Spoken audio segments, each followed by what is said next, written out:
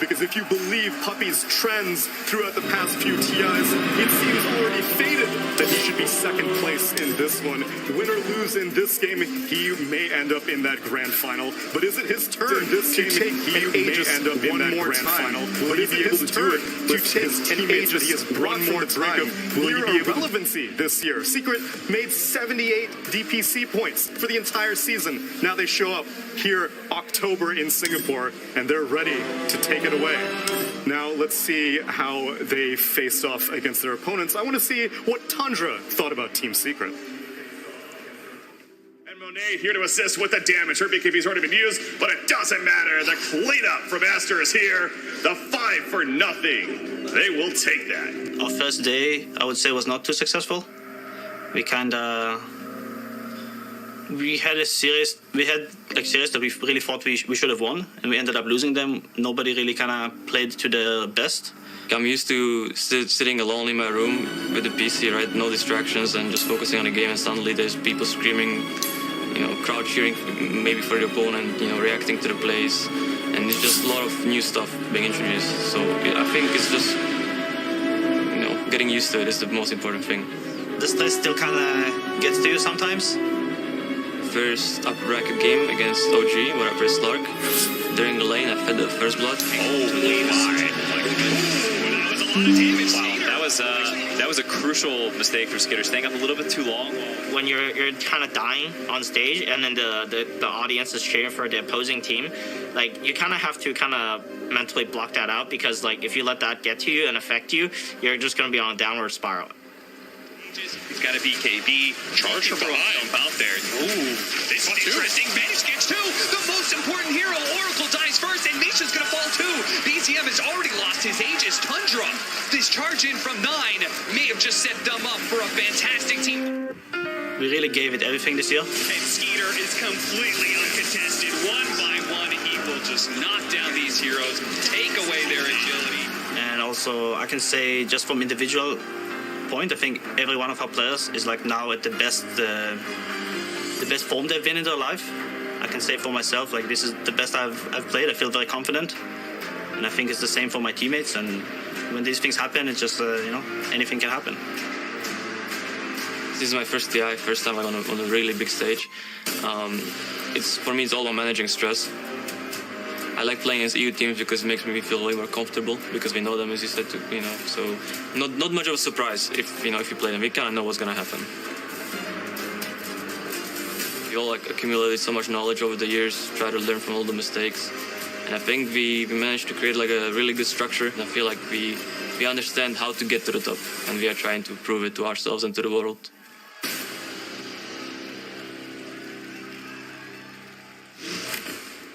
Diamonds are formed under pressure, and what higher pressure is there than being in this situation, being in this arena, being in front of this crowd right now?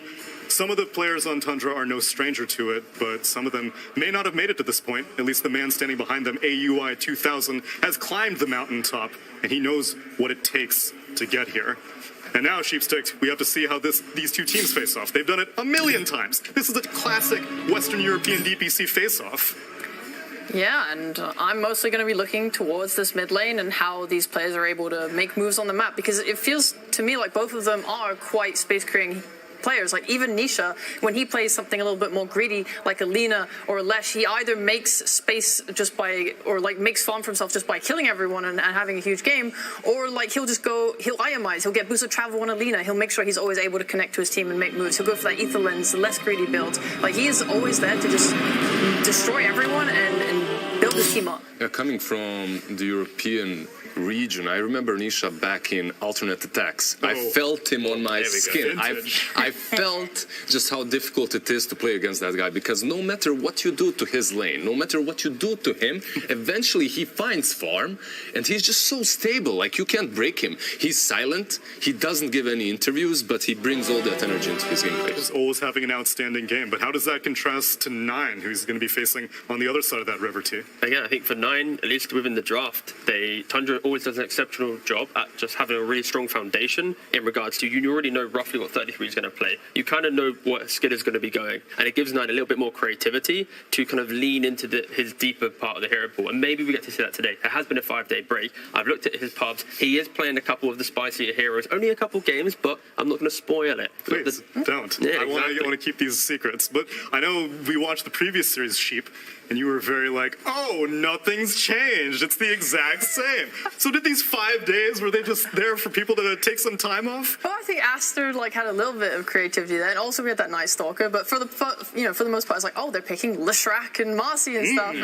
But I like what you're saying. Nine does play creative stuff. I think that's cool. He probably might bring something else out, and he makes them work. Like his Tusk, he maxes Ice Shards and Snowball, and then he'll just go and gank somewhere, and then farm through the jungle with those two spells back to mid, and he's always keeping up farm that way. To hijack Tsunami's question though, they had 5 days, and Tundra, they're a known team for, maybe... Say it, Lizard, don't sugarcoat it. Yeah, they flake at plans, right? It gets a little bit difficult. Do you guys think that these 5 days break might have been rough on them? I actually will go overthinking. I'm going to say the opposite. Okay. I think that the 5-day break will give them the confidence and kind of the learning requirement to bounce back. But they were good already. Yeah, no, but I mean more so they were dominating in Stockholm and stuff, right? And then the intensity and the speed, then they falter, right? Okay. But now it's like, you win, you get top 3, you take a 5-day break, you get to kind of reassure yourself, this is why we're doing well. Let's maybe think about this at Spice. Are you telling me they don't go to sleep dreaming about Puppy staring at them from across the stadium every single player does. So that's true. I don't know. I feel like I saw people going around saying, "Oh, Liquid, their momentum stopped. How could they possibly win?" And they won. So, does Secret's momentum here count? Maybe Tundra don't win here, or maybe they do because they're just very smart players. Who do you have higher expectations of? Who do you think that you come to this point and they're like, "Oh my God, we're at upper bracket finals TI"? Is this Secret getting rattled? Coming to this point, at this stage, basically the pinnacle of esports in Dota 2, right? Exactly. I believe you're looking at Puppy, you're looking at Team. Okay. They must have prepared something really nice for Tundra, because Puppy is that stoic Estonian. He doesn't mess around. He's like, if I'm correct, we win. If I'm not, we lose. And I'm sure that he figured out the correct way to play this series. Puppy loves ideas. He talks about it. He's like, we don't think this team is better or worse. We think that they have different ideas to us. And these matches at TI, it comes down to who has the better ideas. And they're going to be confident, right? They've figured out Entity. That was one of the roadblocks in their way that forced them into being a better team, through that last chance qualifier. And Tundra, they also talked in an interview in the break about how they think their ideas are the best coming into this final. So I'm super excited to see them put that to the test. Yeah, and if compare the captains, right? Snaking versus Puppy. So far in their careers, I think Puppy's won 26 games, Snaking's won 25. So in regards to the captaining side... head-to-head? Head-to-head. Okay. Just player to player. Not talking about teams, just purely head-to-head of the captains. And, maybe Snaking, he understands Secret and the Puppy kind of style of play because, statistically, they're pretty even on the captaining side.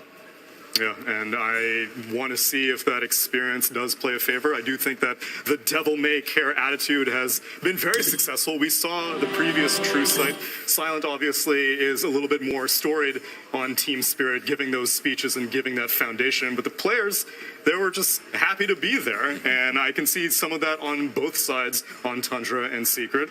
If they have the strong base, you brought up Crystallis Lizard. This has been a glow-up story for him.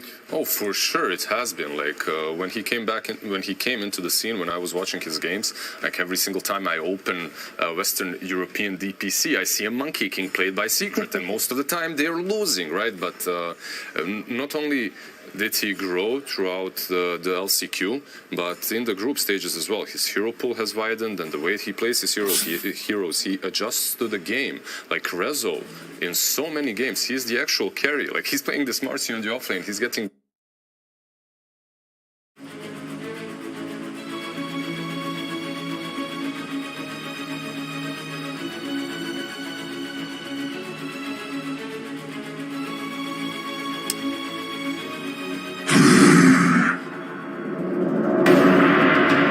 Quinn, as well as Fly, are going to be joining me for the draft here of this opening game.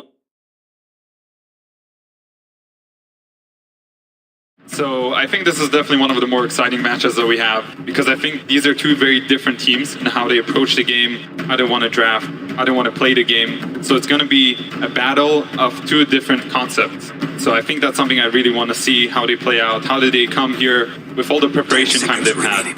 Yeah, I mean, Sheep talked about the differentiating ideas and like the playstyles, like Fly just said, and like the hero pools are just completely different. Neither team even dips into the other team's hero pools. The OG series against Tundra, where they're trying to steal each other's hero, like this mishmash of stuff. Like they just pick completely different stuff. And we already see where the bands, right? Lishrak, Team Spirit have won their last 4 games with this hero. Tundra, I don't think they touched it forever in the tournament. Same with Doom and CM on the flip side. But I tend to agree, these guys have very different hero pools. They use them in very different ways. I'm kind of curious what Secret chooses to leave in. Obviously, they're chosen to ban this Doom strategy, which I think was one of the underrated strategies Tundra's actually used in this tournament. But again, you're leaving all of those Zoo heroes for 33, and you're also leaving some of Sox's best heroes in the Tiny, the Hoodwink, some of these low CD stun skirmishes. You have to be able to deal with these, and I think in some ways, Secret have to understand where these strategies are going to come and already have the preparation done. Yeah, it makes me wonder what the pretense behind this Tusk pick is.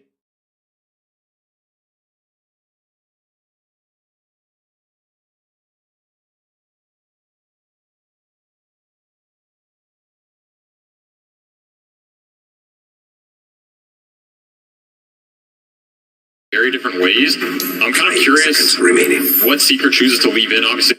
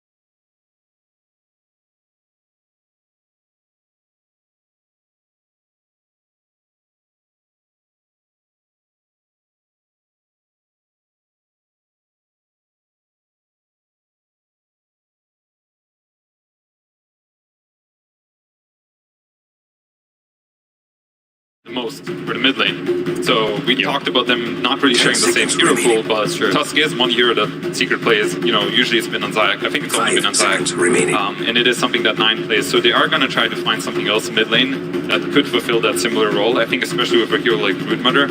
Like you guys said, it is important to have some kind of stun. You have a Marana and a Broodmother. They might look at something like Primal Beast for mid lane for 9. What else does this guy play that, you know, could do this for them? Yeah, I mean, there's the Spearburger. He's played like a Void Spirit in the past. A lot of these, you know, sort of unorthodox heroes he often. Avery talks about the Brood and Hotted being sort of awkward, but I think there's similar dynamics with Tusk Monkey King. Generally, when you pick a Tusk first phase, you balance it with some magic damage, ranged hero with a lane with it, and they pick the Monkey King instead because they're getting that response to Brood. So you look at a first phase, both teams have heroes, but maybe themselves in terms of the way they interact, which is a bit unusual, which I think adds to like how will things turn out, because it's not very common hero pairings. Yeah, so these bans are a bit telling, right? Because Secret is banning Slark, they're banning Ursa. These are heroes that are good against these melee types of offlaners, so you can kind of see that they're planning something in the next phase already. I don't think these bans have anything to do with Monkey King necessarily, right? They're kind of planning their second phase because they are first pick. They're going to have to pick blind. They're going to get counter picked. So it's interesting to see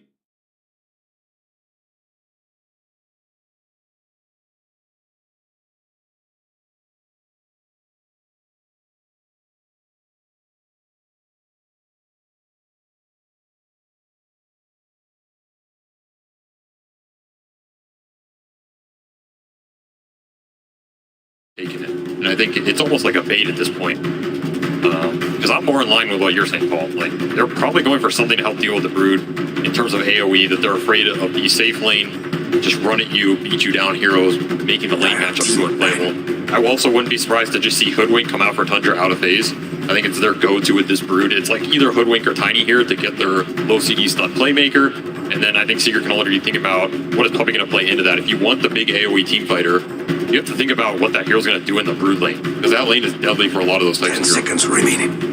Yeah, I mean, Tundra pre-picks this bottom, so Puppey may be less likely to want the Chen. 5 seconds remaining. I think the interesting thing about a lot of these bans is they're not really banning, like, or like super ideal for the specific. They're kind of just like going down the list of, hey, this team likes these heroes, let's ban them, because both teams have a very specific hero pool, and they're like, you know, there's a Kunkka ban, you know, that against any other, you know, there's this like Dirge ban, they play with 4 Dirge, there's like, you know, a lot of really specific. Yeah, so I think we are going to see, I'm expecting something like the Tiny, like SVG said, for Tundra. We're going to see, because this is going to be one of their setups, most likely, and then the whole draft is going to be revealed from Secret side, and Tundra is just going to get to respond. So they're thinking pretty hard about this ban. They're taking a lot of time, because they're going to ban, they're going to pick their hero here. But they ban the Pangolier, another hero that's pretty good against Broodmother. Okay, it is a Tiny.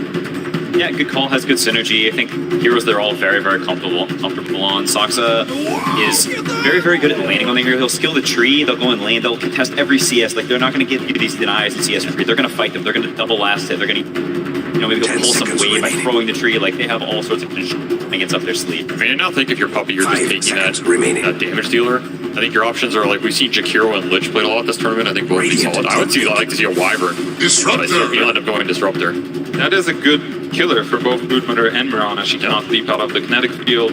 It's also, if you ever get to see Broodmother, you get to glimpse her back and you get to contain her, because this hero is very hard to kill otherwise. So it is one of the best Brood killers. And I think this other pick is going to be something along Tidehunter, Mars. Those are what the bans indicated to me. So something that deals with Brood again, because you do have to address this hero. There you go, Magnus, actually, that's a different one. That's a very interesting choice here. We actually, if we were looking at pub history, Rezo was playing this a bit in pubs over the break. So this could definitely be some mag strat they built and have a good idea going in, like, hey, we're going to get second phase Magnus. Nobody was going to ban mag going into this game 1, right? I think it's also not out of the question. This is a soft flex. Niche is a player who can play practically any hero in the game. Nine's not a player who hardly, so likely something that's somewhat playable. If they get some Viper or some sneaky hero last pick that makes Skitter's lane almost impossible. Yeah, I think that's a really good call, because it is something that Puppey as a captain has always taken a liking to, being able to flex his heroes, whether it's a Monkey King that can go middle or safe lane, in this case the Magnus. They are willing to put supports in either lanes. See the response, Nagasiren. Okay, how do you guys like that? The Skeeter classic, right? Manta Orchid hard, free game, push the tempo, abuse the early team fighting. It's also an arrow setup. You get this sleep and that combo, which is really nice. The lane always feels good because you get the minus armor with the extra Mirana right clicks. Again, I think the more setups you have for this Mirana, it's nice. I think it's also a combo they've abused vision-wise a lot this tournament. Like Naga's pushing in the lanes, making people show, sending illusions in the fight, and then at the same time you have this pot of multi that's hiding your backline. It's super deadly in these team fights. We're talking about a team fight from Secret, which might be predicated around glimpses or big RPs. Suddenly you have illusions going in, and you can't see anybody through the Mirana hole. It makes all of those spells tremendously hard, right? I mean, I think the theme of the way these team fights play out is super Depending how the early game goes, Secret has an impenetrable wall. They're chasing you. You can't glimpse you back. They have this RP waiting in the wings. Really fat Monkey King in another world where Tundra has all this garbage running at you. You can't see anything, and they see you, and they kite you, and they poke you, and you have Disruptor playing on the defensive, which is generally not what you want. They're basically the zookeepers here.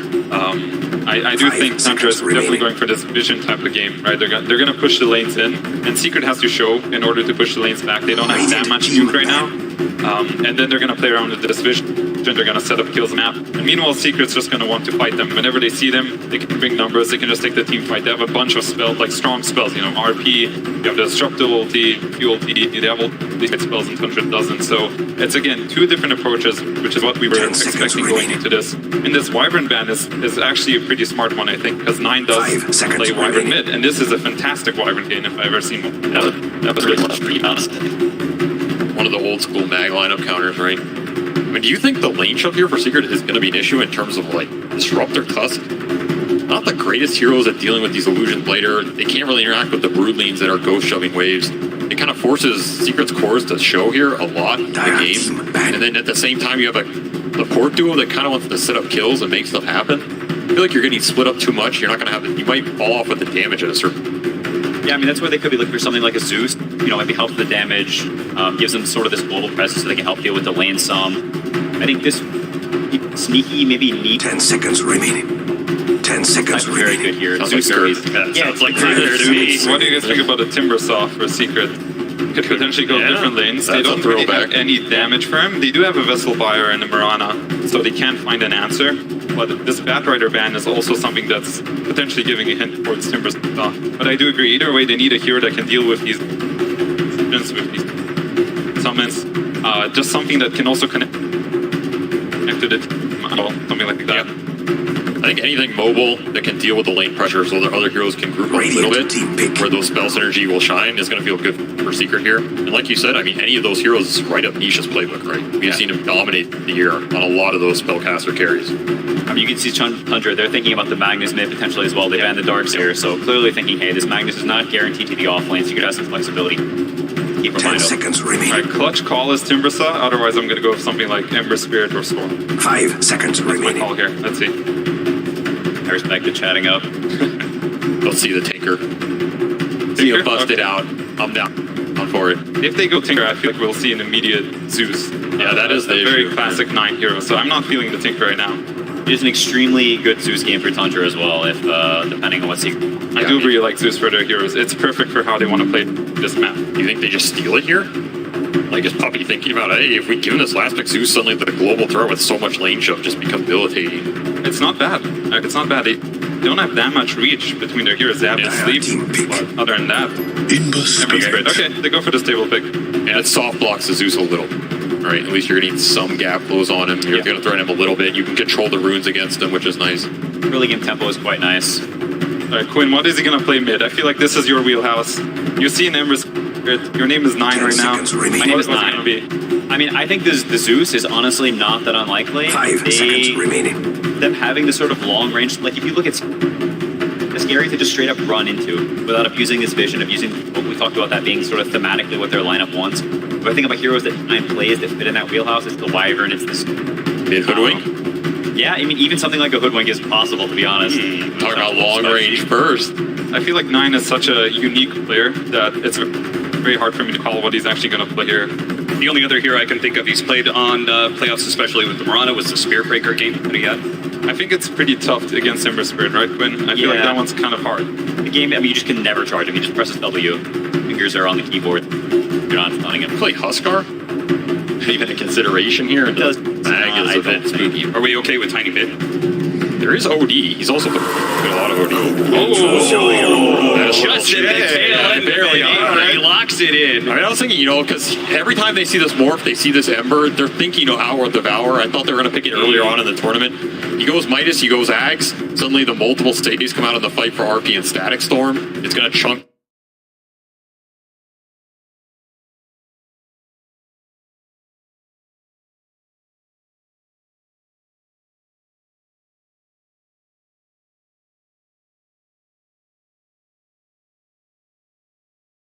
Go with Secret on this one still. I think they have a really solid lineup. I think Tundra has to play a very concept style of game. Like it is their view of Dota, and they have to really make it work this game. But I think Secret has a easier understanding of how they're going to play this game. They can just brawl. Tundra has to be very smart about which fights they take. Yeah, I mean, ease of execution is definitely on side. As the game progresses, this Ember and Monkey with Empower, your Broodmother impact starts to dip a little bit, Nog Illusions start dying. Suddenly you don't have this vision advantage anymore, and just terrified of this RP all the time when ODU can't hit your screen. So you're both favoring Secret right now, right? I'm favoring Secret. I think so, yeah. Avery, last one on the panel, and I'll just remind everybody, 100% win rate, 9 OD. There have only been 4 games, 3 of them have been Tundra. They've won all of them. But you're convincing me with every stat you throw. I'm going to stick with the stats, Avery? I think Tundra might take this just because this type of playstyle with the lane shove being super obnoxious on the map, so many summons, so many illusions. You lose one hero, your map starts to crumble. It's so annoying in a game 1 scenario. I think that's when you're the least mentally prepared for it. Like, you think you're going to deal with it, but then you get halfway through, you're like, little too many things on the map right now, you know. And this exactly harkens back to what we said at the start. This is a clash of styles, right? You guys said that Tundra has a very set style. Secret, they need to find a way to counter it. This draft pretty much spells that out, right? Yeah, very much so. I think this is exactly the type of lineup you want. Great against Tundra. All right, Fly, any last thoughts? I mean, what do we need to see from the side of Tundra? I think Tundra has to do well in their lanes, especially when they got to counterpick their lanes. If their lanes go well, they can slow down the grouping up tempo of Secret. I'll cut him off with you. They're good to go. All right, Avery, and the side of Secret? Don't feed too many kills around the map. Make sure when you take the fights, you drop the hammer on the OD instead of the other way around, and you get the big RP with your BKB timings. Secure Roshan. Make sure you fight around good areas with your vision. Don't get outclassed by that Mirana ulti. All right, everybody, I know you want to be able to see Secret versus Tundra, but of course, we got to be able to check in with our favorite man on stage. It's Interaction Slacks with the coach interview.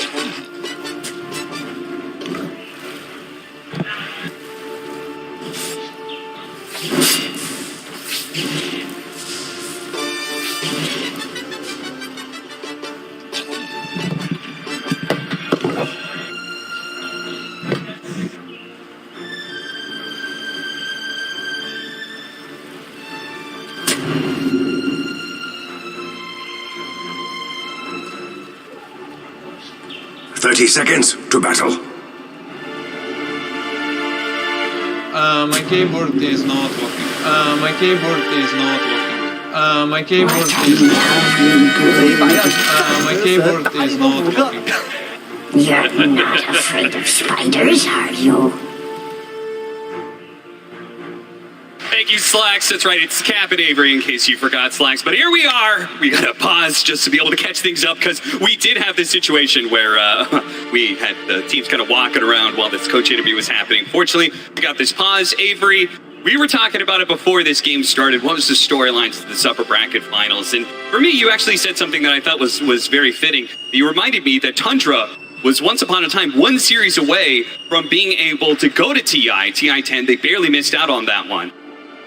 Very true. Second chance for them, right? At being able to be here at TI11, and they made the most of that chance. They've gone very far through the tournament so far. And Secret, of course, everybody knows about that. There's a huge second chance right there. They had to go through the last chance qualifier. That's the ultimate second chance right there. That's all you get. After that, there was no other opportunity. They've made the most of it, right? I mean, these two teams, second chances, they still have one in the bag, too. Upper bracket. Makes you feel a little bit more comfortable when you know, hey, if things go wrong, we're still in it. Yep. That said, I don't think either of these teams wants to drop down, and they definitely don't want to lose the dominance in terms of the meta, right? Both these teams are trying to define what's going to get them to the finals. You get there with that definition in place. Gives you a bit of advantage going into those early games, because now you're saying, hey, no one has broken what we're doing. Yep. And especially for Tundra, who I feel like has just had one of the more unique styles this tournament. Banking off the zoo, banking off the lane shove, Outworld Devourer. Who else is playing the mid heroes that 9 is playing at this event? Nobody else. I'll answer it for you. This is a team that really wants to keep that momentum going and not have people kind of break that strategy and make them second guess, hey, are these things as strong as we think? Because like I always said, right now, they're just playing what feels good. I was telling Bruno backstage, I was like, I feel like this game, this series could be just like just a stomp of a 2-0. I don't know which side it's going to be, but I feel like it's definitely two different ideas matching up against each other, and somebody's going to walk away right, and somebody is going to be a little lost mid-series in figuring out what to do. Definitely possible. This is a make-or-break situation, and Puppy, the all-time experienced captain, he has made or broken a lot of teams. I wouldn't be surprised to see it go that way. That said, early laning phase, another situation where you have to play versus Tundra offlane, one of the most annoying offlanes in the game. You're always pulling waves, always disrupting the equilibrium. It never seems like you get that 2v2, so Puppy's already doing a little shenanigans with Sox down here, chasing him down, trying to meet the waves. Of course, this will give solo XP to the other two, but Soxa does not want to run through mid. And this is kind of what Puppy was talking about when he was saying that they're just kind of like, I like to refer to Tundra, I'm not sure if I would call them dirty cheaters, but I would say dirty and nerdy. That's the combo that I think of when I'm like, what is Tundra? What makes them dirty and nerdy, man? These guys are the guys who break down the game to a science. They know every little mechanical interaction. They know every little dirty thing you can do in lane in order to swing a bad matchup, and you're seeing it right here. And Secret, they also know that, and they have come up with a plan to be able to deal with that. Puppy's trying to, as you said, meet the pulls together. I mean, you can call it dirty and nerdy. I don't know. If you're in top 3, I call it just good Dota. Yeah, that's a good. Figure out the mechanics, abuse them better than your opponent. One of these things that these guys do the best. Meanwhile, Secret, they're going to have to play with that double melee off lane. So Skeeter's going to have a really good early game. He is going to have very nice timings on this Naga. He's playing into mag. You have to keep in mind this Tundra lineup, they have a couple save mechanics built in versus the big AoE teamfight that Secret's trying to push down later, right? You have to sleep to counter-initiate. You have the Astrals to counter-initiate. It's a lot of time you can waste for this BKB duration that at some point Crystallis might end up going here and trying to take the Roche fights with already queuing up Maelstrom. So the more you can deal with the lanes for your supports, the better off Secret's going to feel in this game. I also feel like the damage on Secret isn't like the fastest in the world. You know, like I could see a very real scenario where Crystallis maybe give it a first blood, not quite. But just the damage could just be a little bit slow. There goes that save, there goes the song, and you're going to reset. Like Secret, when they choose a target in this game and they choose to go on it, you have to commit, and you have to commit hard. You also have to get out of these lanes. Like, we've seen this Brood just destroy some of these side lanes. 33's having a pretty good time. He's not had to invest a huge amount in regen. Normally, these super early waves of where Brood struggle, especially in these core matchups, like Monkey, that tend to abuse him. Oh, 9! It's got a fairy fire. Just we showed the stat there of how successful OD has been at TI, and specifically, there it is, the 9 OD. The only other team to try out this hero was Team Spirit, who ran it in the off lane with Collapse. Didn't quite work out for them. It is interesting, though. It's the first time they're going to be playing Dire side OT. Wonder how much that changes. Quick TP mid. Yeah, an early rotation that's going to catch 9, perhaps. As he ended up on the wrong side of the cliff. 9. I don't know if that was intentional or what. Maybe it was just good old-fashioned luck, but close enough to the cliff there that it puts Science on the wrong side. Nice little move. They'll sure it up. Still at Fairy Fire. I'm not sure he goes down. There's just not a huge amount of mana in the tank for there either way, but I think they're happy to get out of this lane in a pretty good position. Butchered. Some animals were harmed in the making of this battle. Courier. Not gonna be too happy about that one. Radiant's even worse. under attack. Our Ember Spirit did not actually get a chance to refill his bottle, so talking about being low on mana. It only gets worse. Looks like Sand King Edge is gonna fall. Resolution. It's way too hard with the 2-2-0 build he's got going on. Yeah, this is the buff to Shockwave, right? This Mag hero is pretty strong on lane. Like, he's just chilling here with the ring. Outside of Mirana Nagas, you can't pressure super early. So Rezo's just having the time of his life up here. Even CS with Skeeter, first blood goal on top, even more unstoppable. And him having a good game is really nice, because he has the most flexible item choices to some degree. He can go more early utility. He can go the Vanguard, Arcane Boots, Mech. Some of these early items can help them skirmish, accelerate the tempo. At the same time, he's going to scale his other 2 cores. He steps a little bit too far forward. Crystal's going to come in, trying to help his buddy out here, but it's not going to be enough. Too much damage from 33 in Doxa. As I believe Puppy thought he was doing a little bit of pulling. 33 is going to take some damage in return. He can jump into the trees and make a go for it. As you can see, Suxa was even trying to cut down trees to make sure Crystallis gets caught. But ultimately, feels like just pushing the Broodmother out of lane is good enough for him. Yeah, honestly, giving Monkeys up solo XP might not be the worst. I don't think Puppy wanted to stay out here too much longer. That was a close call. You see that 9 tried to stop Nisha from being able to pass over the bottle over to the Disruptor. But it did go off and he did get that refill. Every little thing on the main stage adds up. Puppy's lingering around here, maybe trying to secure the vision for this 6-minute rune. They would really like it to go the Emperor's way. Since this OD, of course, not one of the bottle mids. This gives an opening for Nisha to really get these 6-8-minute runes power up on the map. If it's haste or double damage, he's going to be in heaven. He's got 3 mangoes at the bank right now, and he just needs 1 creep to die, and he'll have level 6. And that's where that kill power, the OD especially, as he's been ramping up all those imprisonments. So this is a dangerous situation. There's 3 Sox's gonna cut over that 1 creep. It's going to die right now. He's going to get his level 6. Now they've got the ultimate to drop it if they want to, and there it goes. They kill the Ember Spirit. Now look to be able to chase down Puppy as well. Puppy, with a spiteful last breath, kills the Arcane Rune before he does die. But a successful rotation by Tundra, picking up 2. I see that 6-minute rune getting the level advantage on OD. Those little lane things matter. And 9 will drop that first hammer and cement his fate. No rune for Nisha. That was one he really would have wanted. We can also see like some of this minor synergy. You're going to have to care about the Astrals a lot more in this game because every Astral means a free arrow for Snake. In the fights and the skirmishes in the river, we didn't really talk about this OD Potom combo, but it's a classic for a reason. We end this today! Uh-oh. Chrysalis. Eagle little bit too far forward here. He's trying to get the Jingo stacks up and then be able to swap over, hit the big swing that gets him back up to full, and at 33, who thought they could challenge the Monkey King? Step to the king, Avery, you best not miss. Damn straight. That almost pushed him to level 6, so Ball's having a pretty good time down here in this bottom lane. Like, he is really taking it to the Brood, which is exactly what you want to do. Found this Brood's level 6 timing as much as possible, because that's when he can start to ignore your core matchup, get into the jungle, cut waves, accelerate the farm, get into that Wraith Pack pipe or whatever utility he wants to go. That's what unlocks Tundra's 5-man team fight. All that gets slowed down because your Monkey King is killing the Brood early. It means your time to get to this Mag and power ramps up considerably. So Secret, I feel like they're having a pretty good time on lanes here. This is probably in the upper band of what you would expect or hope for, especially from a Mag lineup. Talking about that, Mag, when you talking about, okay, more time for the Empower to kick in for the Monkey King and the Ember Spirit, do you think that also means that they feel very comfortable going like pretty far into the late game against the Naga Siren because they have these big steroids coming in? Bottom lane, 33. He's going to be kept in place. Not long enough, though, for the Monkey King to get those stacks. I mean, I think you're always confident going late game with a triple melee core Mag lineup. Like we said, Tundra does have some of the saves utility to play around with it. He should jumps over to his Remnant. Didn't have enough mana for that one. That's a DD. They can skirmish around mid. Yeah. There's a lot of damage coming in. Max Slight. It's dangerous, though. The imprisonment, the self-save underneath tower. They get one last hit. He's going to go for it, Nisha. He wants his kill. 1 second for Slight. The guard up away, he's out of range, and now they've got the toss up in the air. Oh, into the snowball pickup, dodges the arrow nicely. They are going to be able to get another round Slight. Look at 9. He's creeping in on the side. He's going to come in at the last second to be able to bail out Soxa and get the kill on his Zayats. Tundra bringing the numbers again to shut down this Ember's momentum. That's a huge rune. We can see the damage coming through. And of course, the whole time that flies out, 9 gets to complete his Midas.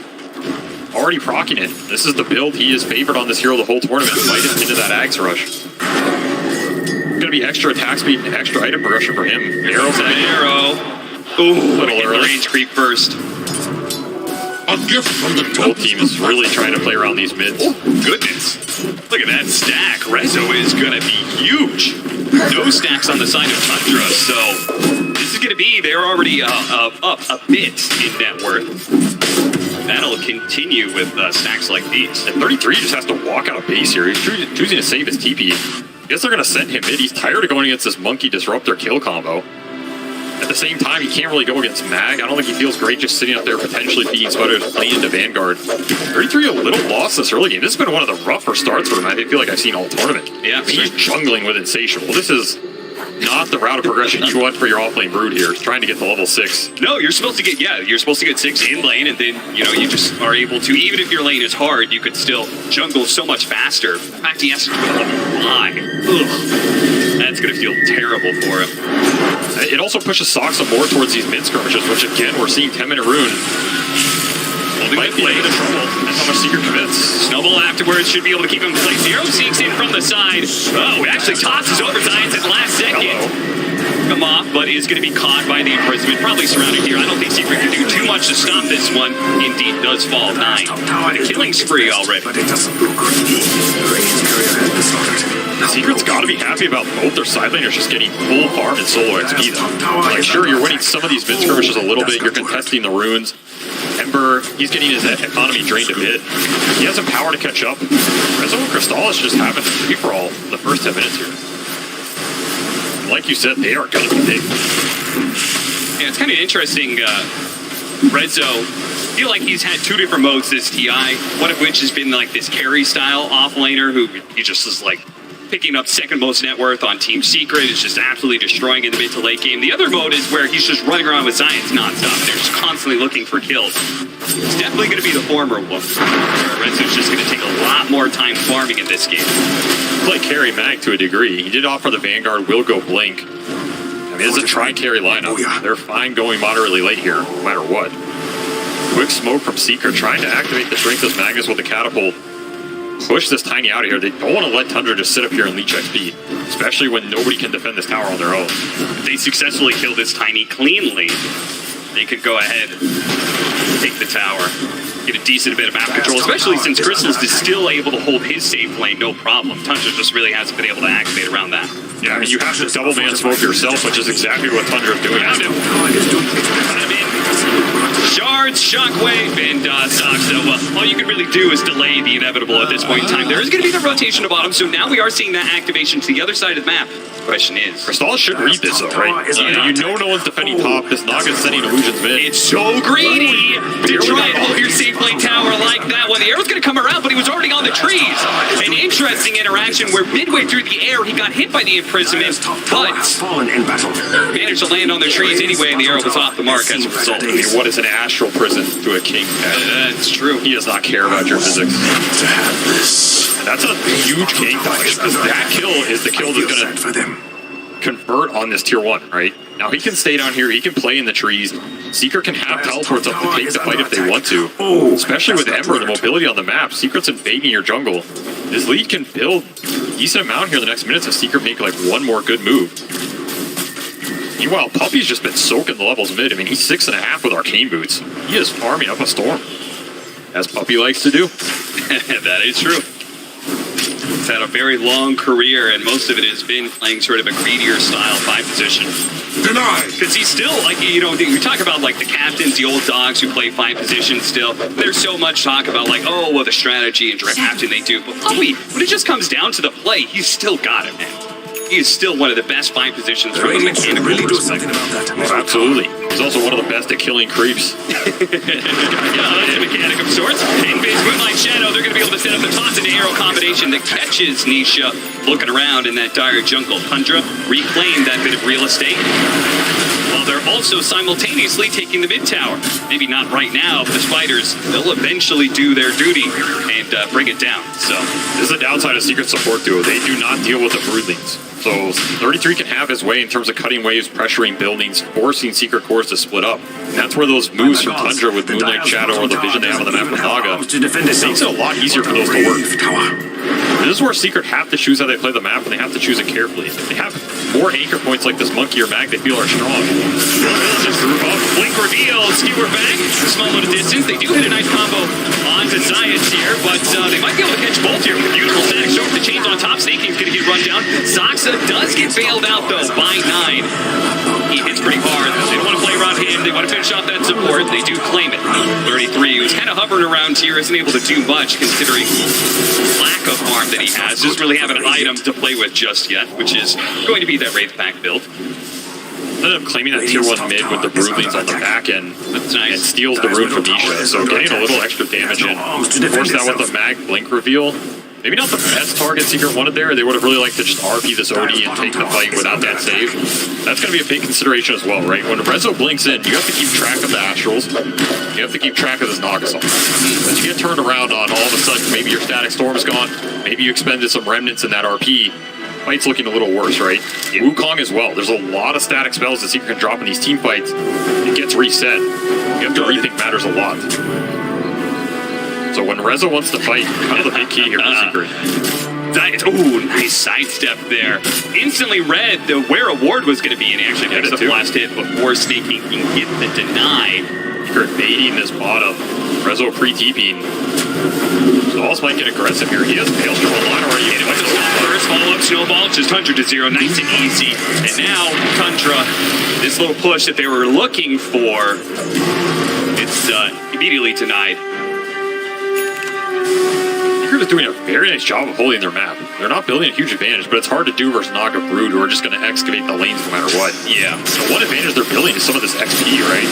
You look at Rezo, he's level 12. Compared to some of the Tundra cores, Skeeter just got 10. The Brood was suffering for a while, it's still only 9.5. So Secret does have a decent level advantage here, especially on their Monkey and on their Magnus. Here's another smoke looking to use Magnus' strength right now. Convert it into some map control. Cleared out that bottom right-hand side of the map. Now they're going to sweep through the map and try and catch somebody the very opposite end. The problem is, this Naga Siren's pushing in so aggressively. It's no heroes are showing on the map. Tundra's just playing safe. This is going to be the name of the game. Like, if you can get these smokes to land, they're crazy valuable, but good luck. Right? How are you ever going to catch anything in this map when Tundra can always just force you to show? Now you showed Rezo back on his own. Here's the setup. Into arrow, Snaking. Perfect perfectly on point there, and before the mag even wakes up from that stun, he is dead.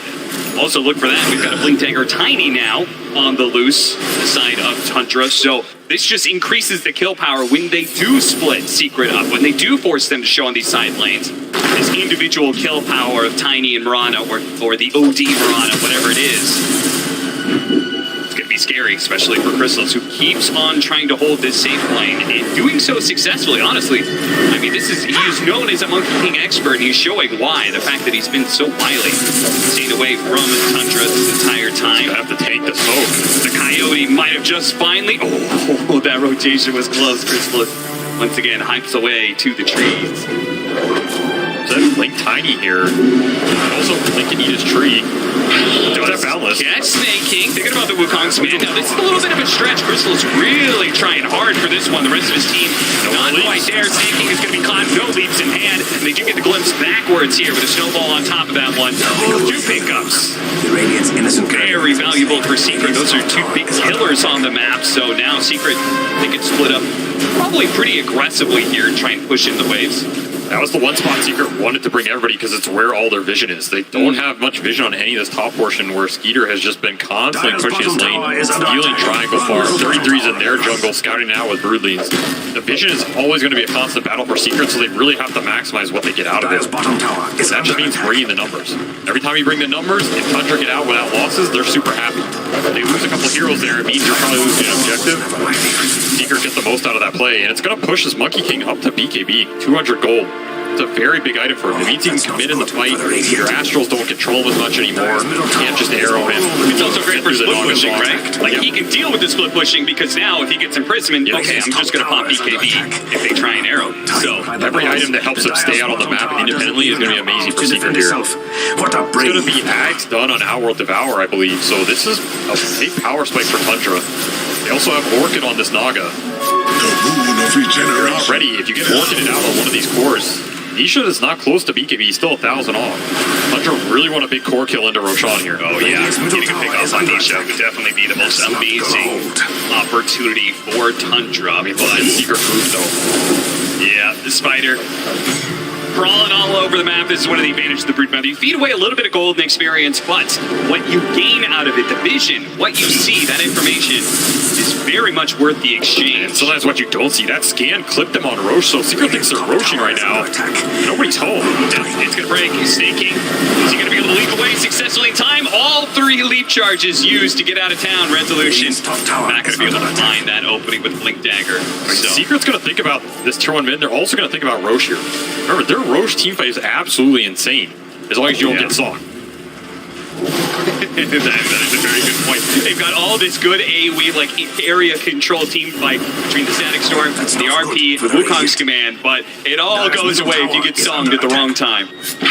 But I feel like you man up for it here if you have the Ember BKB. Yeah, if they're 200 off this, might be why they're hesitating a little. I think if you had that BKB plus the Monkey BKB, that contest is just not there for Tundra. You just BKB up near the end of Roche, or go any type of Song contest, and you're super happy committing for this objective. He's just going to go bottom, try and deal with the split push, which is always going to be a nuisance. Deny? He'll take it as well. Very nicely played, but does he get out?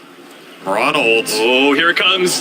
Orchid as well. He has an illusion root, so they know about this. They can't just work at him straight up. They've got to be able to find a way for him to be able to pop that and then catch him afterwards. But Nisha, he held and held and held. He's like, I'm not popping this. I bet the only reason he went to that bottom lane was because of that power root. Definitely that deep, yeah. He would have been out of there way sooner. He didn't have that. Saves his life from the shadows, quite literally. And that'll push him to his BKB. I think Secret is now a lot more confident to force Roshan, and as we see, straight into the pit. They have max tag team out on this Tuskar, so this is going to drop pretty fast. Tundra do have an option to contest here. Remember, they have pretty much everything up, and they have this rate pack on Brood. It's going to be a little too hard to push this middle lane. They'll be an objective for Secret in a big one. Wow. Very surprised they're giving this up with the Naga Siren on their team. But at the same time, if they contested and lost, I feel like that would be the beginning of a Secret would just take a huge lead at that point, right? You would get map control. Absolutely disaster. I just think it's not even a favorable fight for them right now. Fair. Like at the point where both those cores get BKB off, now you have to fight into Wukong, you have to fight into an RP. Rezo can stay super far back. He went 4-staff Blink. So his catch range and initiation range went up a lot. This Force Staff can also help save people from an arrow combo, right? As long as they're facing the right way, force them a little deeper, it forces Tundra to commit with you. That sets up for your AoE turnaround a lot. This is the part where I feel like Secret's a lot stronger as long as they connect and Rezo connects. Cut across the map. Does manage to get the tiny here. 3-man avalanche is going to buy him a bit more time. Actually gets the other side of the shards there. It's going to be the snowball that chases him down.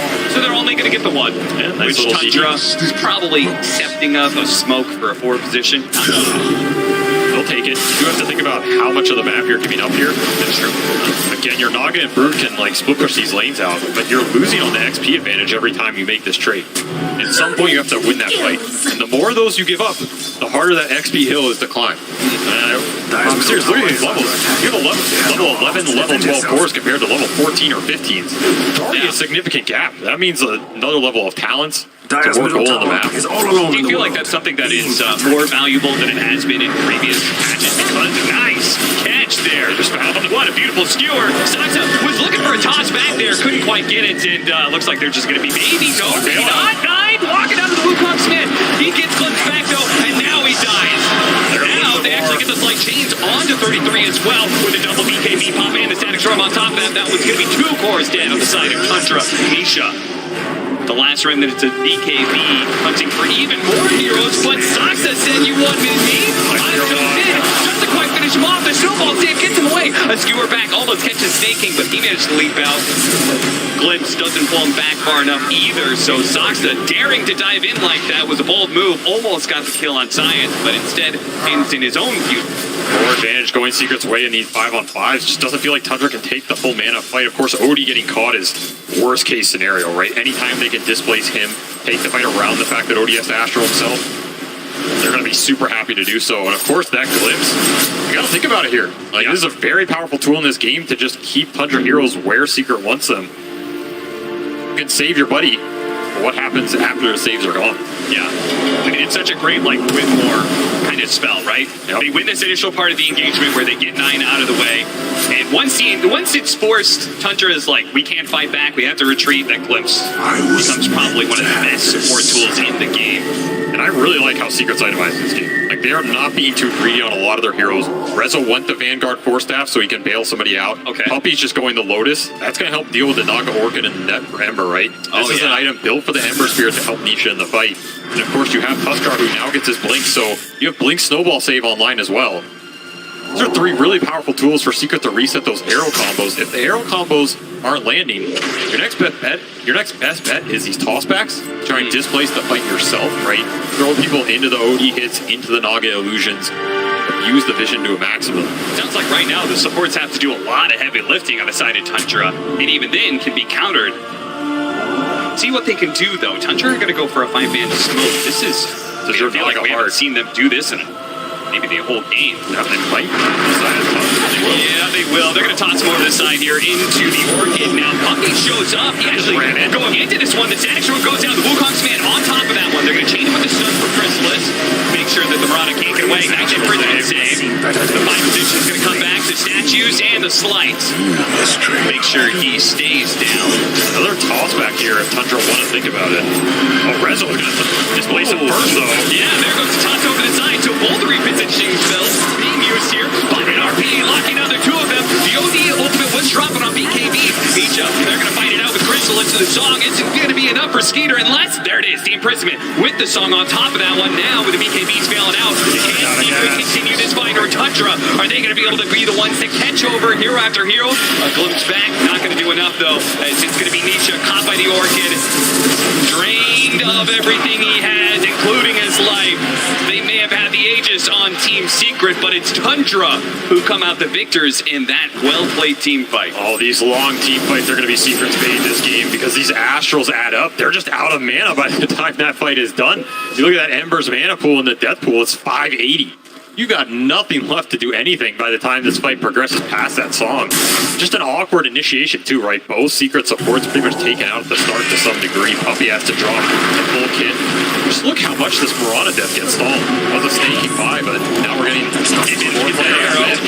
Static Storm's trying to protect him, but it looks like with the imprisonment, it's probably going to be enough now. Zox's life is going to get traded out 1 for 1, but they do have the ensnare on the monkey king here. They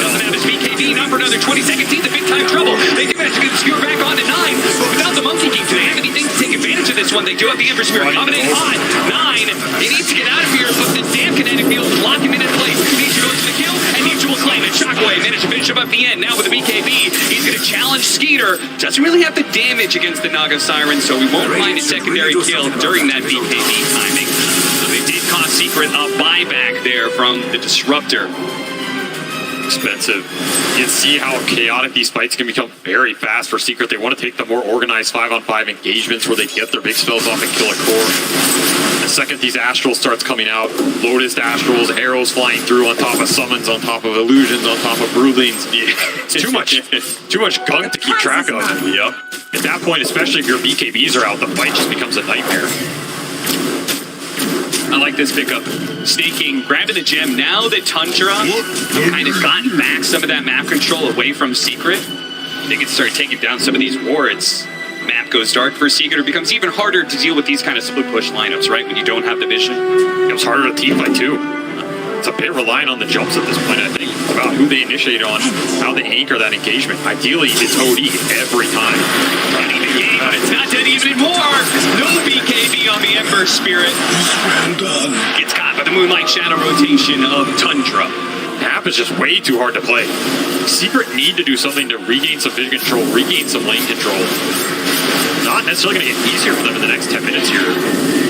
Again, there's just so much ghost push happening on the map. You have Naga Illusions cutting top, Ruby's cutting bottom. Tundra can group, Tundra can pick you off and not have to show that much to do it. Another toss back mid on this mag. And he forced out. Brisbane reset here. It's going to be a dieback on him.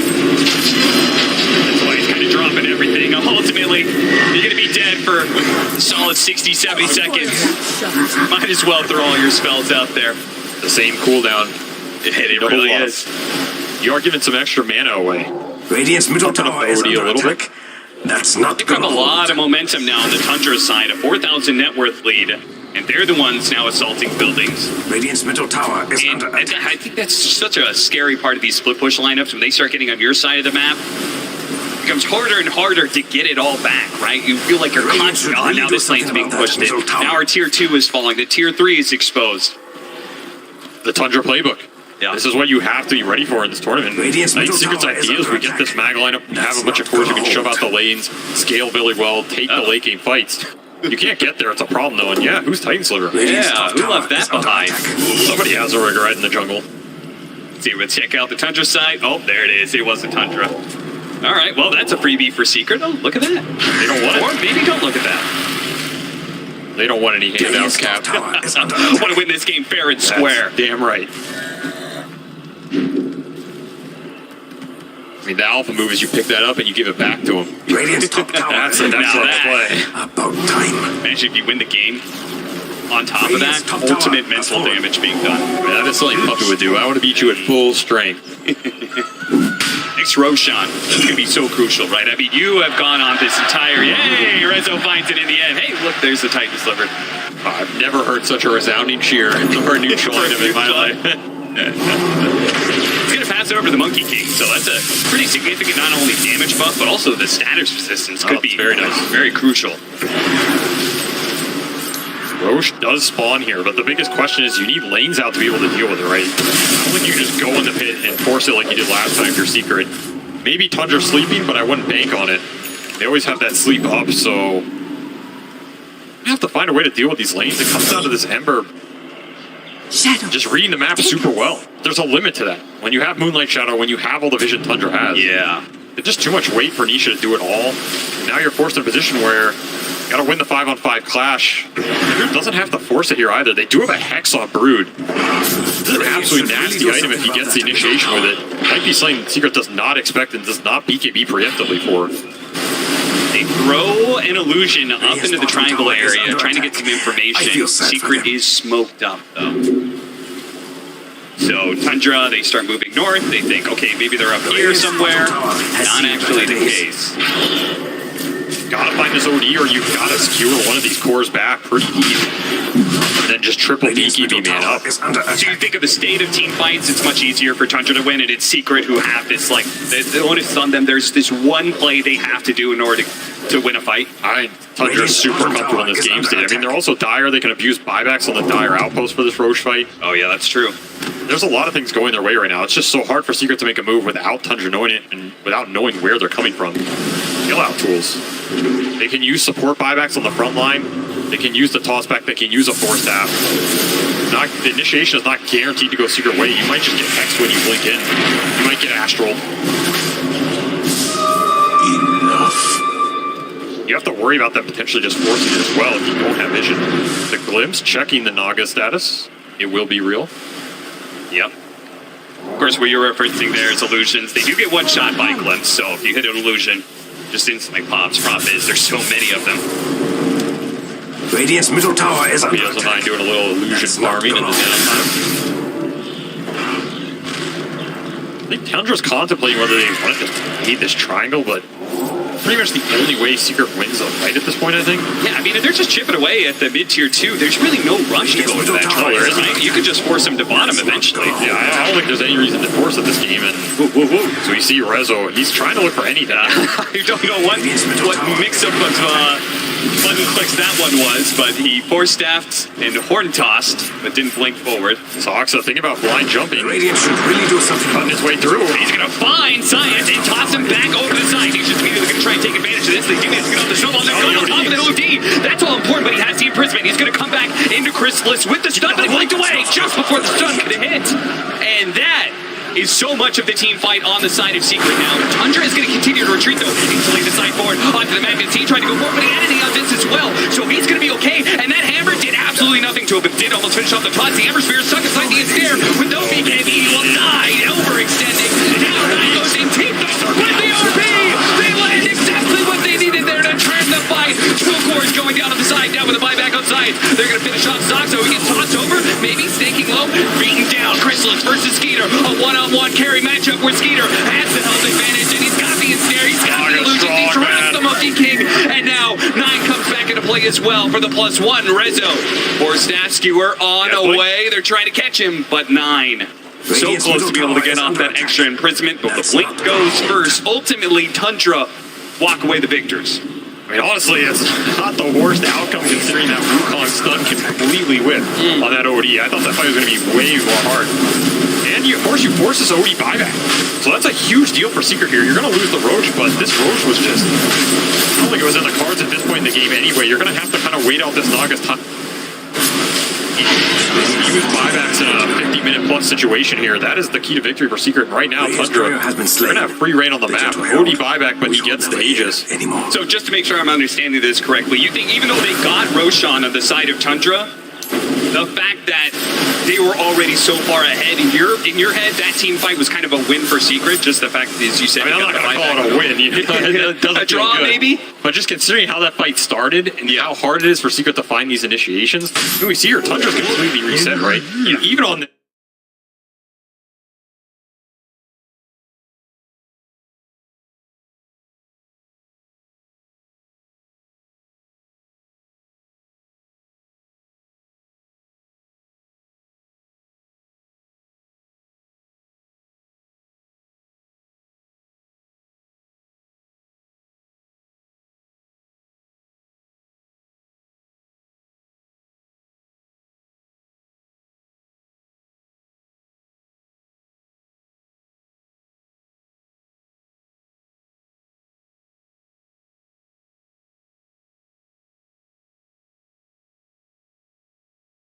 he's just playing for the Astrals. I don't need a high mana pool, you know?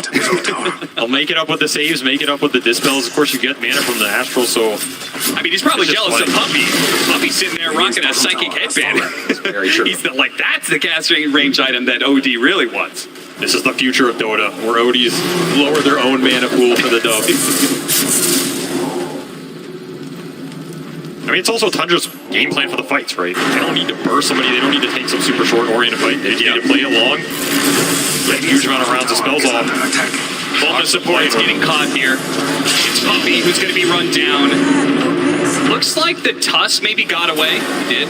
Well, he almost did. Well, resolution is going to be found. Now he's got Skew and he's got Aeon Disc. So let's see how far away he gets here. Is there an opportunity for him to be able to link away during this Aeon Disc, or no? Hit by the arrow. Oh, he still gets it off. As status resistance lasted just long enough, he blocks him and TP's out. What an escape from Rezo. Twice now, the Aeon Disc that he picked up comes in clutch. Absolutely clutch. Doing a little tree work as well. Never hurt anybody. That's a lot of time. And every time Secret buys some time, it means they can get another lane out. Give him some remnant of map control and vision. They're pretty much stuck in the base at this point. Of course, I don't think they have any inclination of fighting this Aegis too much. No, absolutely not. And Tundra's caught up in the levels. They caught up in the items. Skeeter is super far ahead in this game. 30k net worth. Opted for Bloodthorn, Butterfly, and BKB. This is like a man fight build, right? Yes. This is a build where he just wants to run in man fight secret cores. You're not going to be able to out right click me. Allies. Yeah, that Aeon Disc status was able to get away. Backing live, we have the RP, the lands onto the Nagasar, but he's showdown tanky. They need to be able to 100% him there, but they've got the imprisonment plus the shard. So he's going to be able to lock it off. All thanks to that Roshan pickup. Black Light here, though, locking out a bunch of heroes. They also got on top of it. Once again, the OD, they're just walking away from this one thanks to that imprisonment save. They jump back over 33, who look to be able to finish off. He has an Aeon Disc, and now the song reset comes in. Tundra, they built up these imprisonments. Nine's in the position. Arrow goes out. BKB from Chrysalis. Takes that one down. Secret on full retreat here. Are they all going to get away from this one? Tundra, do they have anything left? Nisha, he barely got away. Glimpse back, goes around. They have the Lotus Orb to seal the silence. That part is so hard. I love the Lotus Orb from Puppy, but it's so hard for him to be around this Ember Spirit all the time. Shots away. Skewer back at the same time. The slide and jump away from Nisha. Saxa thought he had an opportunity to trade his life for a big core, but Nisha's Ember Spirit is just too elusive. No more tosses for you. Rezo's getting fed up with these tossbacks, man. He is the ultimate displacer in this game. These fights, they just go long. Gotta save those BKBs. I was surprised Cristal still had his arrow at the end. I thought it was going to be expelled for sure. Very patient here from Secret, and of course the tactical retreat. Not losing anybody in all of that? That's pretty crazy. Even Puppy was on like 10 or 20 HP there to Broodlings in the back. Managed just to walk it off. Fluffy Hat. Sometimes the 40-minute Fluffy Hat comes in pretty handy. Don't take away. Took it straight from Zions, probably. These Astrals are going to be a problem. Like, Puppy's building towards Ags, but of course, OD Astral doesn't care too much about the Ags unless you're catching him in it, right? Yeah. That's true, which you kind of need to. Ooh, that skewer. Didn't have any stuff to follow it up there. CRP right for the tier during the static storm on top of that one. The imprisonments, once again, the BKB is going to go out from Skeeter, and he gets the song off. Once again, they find this beautiful initiation, but Skeeter's Naga Siren is too tanky. He doesn't die fast. We talked about that from 30 minutes ago. They do not have the ability to burst down heroes, in which case 9 is always able to take his time getting the imprisonment saves. They just need more damage in order to convert on these finds, because they're finding them. They found the real Naga multiple times now. Like you said, just not enough damage to kill him. There's going to be an Astral save. There's going to be a song follow-up. At that point, he just walks it off. Initiation's so difficult. Now you're getting turned on. Bloodthorn going to work here. Shredding Zaya. Definitely no shortage of damage on the Tundra side. You have that Bloodthorn. You've got to be able to check the OD on these other initiations or find him. You have to do both things at once, right? Yeah. Finding the Naga, finding the Brood, that's great. But if they can just walk it off every time, Tundra's not losing too much on these ghosts. You're heading into very late game territory here. So who are you assigning, like, who has what duty? Do you assign Rezo, like, you just look for any good initiation, and then, what, Chrysalis, you try and jump onto the OD, or what's the play here? I'm not sure. It's not easy. Depends who thinks they have nice damage. Force Stab! Cuts the king down from his perch here. Does have BKB if he can get it off. He does have BKB, but he may not have an opportunity. Imprisonment at the last second. He's got some regen coming in. He's going to survive through this and get out the BKB. Throws out the stun. Huge shield with the chain panic. Now the Wukong's command. The imprisonment once again. The Song of Siren. Doesn't want to. He needs to be able to jump out, but they're going to go back in to find him. He's a tree right there. He's right there in the bottom. They hit him. He's not going to be able to jump onto the trees. He's still inside the Wukong's command, but Skeeter doesn't care. He's got his delusions. He's got his whole crew. Signing up for duty to bring down the Chrysalis Monkey King, and he's dead for 80 seconds. A huge opportunity now for Tundra to perhaps break open that high ground. No buyback for 150 gold.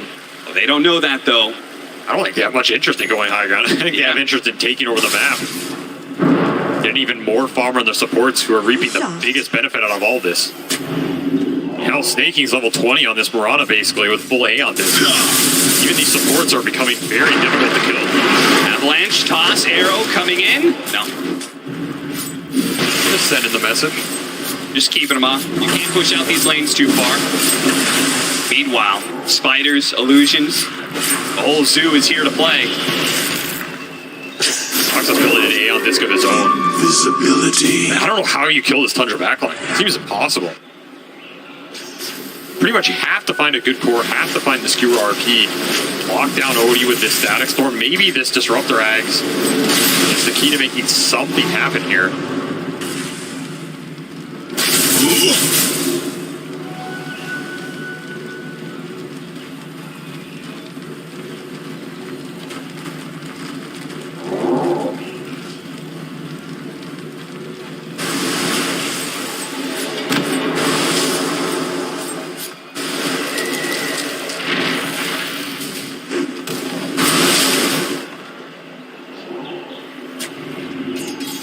Just very calm, clear communication from Tundra.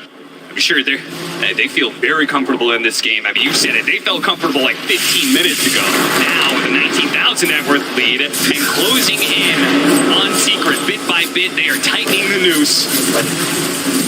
You see everything. What's there not to be comfortable with, right? You know where Secret are at all times. You have control over where the fights take place and how the initiations go for the most part. Secret pretty much are only going to get the jump if they smoke out, plant a ward, and just see everything off it. Now you just get Roshan here. Absolutely no contest in the books if you're Secret. It's going to be Refresher Shard. Do you think they had a preference there? Negatives or Refresher Shard? Honestly, maybe your Refresher here. I mean, you already have like tags on the heroes you wanted, right? Even this Naga has one, so... In which case now we can drop double Sandy's Eclipse. I mean, we can get 4 imprisonments pretty easily. I mean, double Hex. You could hit a 4-man RP on the side of Resolution. It may not do anything if 9's not in it. Do absolutely nothing. He'll just drop the double hammer, double Hex. He's going to turn the fight around again, so you have to find the angle. Skewer away! The long one, Snake blocked by the kinetic field, actually. The second one gets around it, and on the side, we're going to see Puppy pay for that kinetic field. Perhaps the spiders look to be able to chase him down, and the hammer gets dropped. 9 turns around, imprisonment, refresh, second support goes down. Rezo looks to try and flank forward there, get the skewer back. Meanwhile, we see Nisha. He's forced to bop his BKB, the Bloodthorn. Managed to get that one out of him. They've used kind of everything they have on the side of Secret. They're going to have to full out retreat. They may just have to give up a full lane of barracks. Structures are fortified. This game is looking rough. There's just not enough damage in the tank. I think even at this point, if you land everything on this Naga, and he doesn't Astral, does it matter? He still has Aegis. He still has the Butterfly evasion. He's not cutting through enough of this. You need really deep skewers. Though, the skewers are always an opportunity. 9 in turn throws out the imprisonments. They cannot seem to be able to lock down these one heroes because 9 is always there with the field to get the save. They have that buyback though on the disruptor. They need to make it worse. It's something here. They get the low back, but again, the actual imprisonment, they keep on going down. And this is still the first life. Toxic with the tops over on Anisha. He doesn't have BKB. He's caught with the side. And now the song, wake him back up. And there's the second side. Wait, in the vulnerability over and over again, but he couldn't get away. He does have a buyback. They're going to try and get the dieback on the Puppy here. Lotus Sword bouncing back some spells. Another skewer over the side through the kinetic field. They caught 9. They hit him with the stun. The Kaiser, he's dead. All important. Finally, the OD is the one that gets caught in the initiation for Resolution. Gets caught in the trap. And now the rest of Tundra. There is no song. There is no imprisonment. OD by. OD coming back. Oh, they cannot afford this Nagasarva to die. Optimistic. Dodge arrow. The stun. The arrow coming in. Goes wide. He's focusing on Resolution. He does not want to get skewered any longer. The BKB is going to wear out soon. They've gotten on top of 9. Well, it's maybe just the touch who's gotten on top of 9. Each has the second round of BKB. There goes the imprisonment. Crystal have to get OD here. Follow up of this one side. Oh, that skewer is off the mark. He blinks away first. And that, without being able to catch 9, so much of their extension here on Secret is being ruined. Again, the imprisonment's going down. Nisha throwing out the damage. Just managed to jump back to his remnant. If they can reset here, ultimately, they still got a buyback out of 9. There is still a buyback Skeeter, but both 9 and 33 use theirs in a losing game. That is a glimmer of hope, Avery. That is more than a glimmer. That is like best case scenario. You're fighting Aegis. You're fighting so many saves, so many of these skewers on point for resolution. This is the only reason they're still in this game. It's just dragging them insanely far back with the talent, with the Aether lens. You can get them real deep. And of course, that's a 3-for-3 buyback situation. I don't even think you're too sad if you're Secret out of this scenario. Yeah. We saw a whole lot of this guy at TI10, the Magnus. The hands of collapse now. Channeling Resolution, channeling his fellow countrymen in collapse, trying to show off. You have to fight these tossbacks as well. Skewer, man, crazy. I mean, it's another scenario where your Wukong does absolutely nothing. If anything, Naga's just healing for it. Your Ember's dying to the hexes in the back. Yeah. We do see, though, this Odie, if he gets caught, I mean, what a horn toss skewer here. Yeah, they got stuck on the static field, but I guess it just gets overwritten. If you can find that Odie and take him out, all of a sudden, Tundra have to rout. Like, their saves go away, a lot of the chip damage and the glimpses and all of this become way more powerful for Secret. But you have to be able to find him, and that is the trick of this game. Yeah, like, Secret, they may have gotten the buyback out of them, but I feel like they're not going to be able to take advantage of it. I think they're going to be stuck inside their base. There's no way they can go for some crazy all-in. It just comes down to one team fight sort of play. I think Tundra's just going to lock them out. Just wait for the buybacks to come back up. How low can you get? That's why I said this game is going to go late, because I don't think Secret's giving up their base easy. And they're ready to defend it. At the same time, Tundra's building damage is very poke-oriented. They can't just force the throne in a buyback situation, right? Yeah. That fight does not favor them, especially when you start getting skewered into the fountain.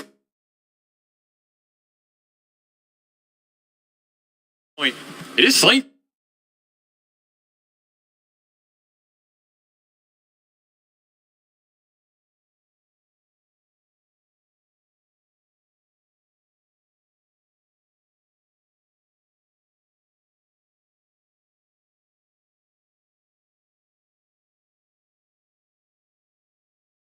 Maybe they don't even need the fountain anymore, because now they've got an negative scepter disruptor. So you hit 9, he's done so. He gets the static storm on top of him. He's not going to be able to do anything to stop him. He'll just melt. If you hit him, beautiful. Even if you don't, you're doing that to make the OD show. Yeah, that's like, true. 9 has to think about when he shows in these fights and how he's doing it. If he commits to try and get the save, he opens himself up. Right. That's when you get chains into a static storm, something like that. If you remember, this OD has been playing this whole game without BKB, without a huge amount of defensive items. He's even gone Moon Shard. You can't get much more aggressive. You get caught in the static storm, you're pretty much done. There is no save to bail you. You got other than the song, but Ray, it's enough. Overwhelming blink. Why not? An arcane point. Stronger. That it is literally strength. No ball in.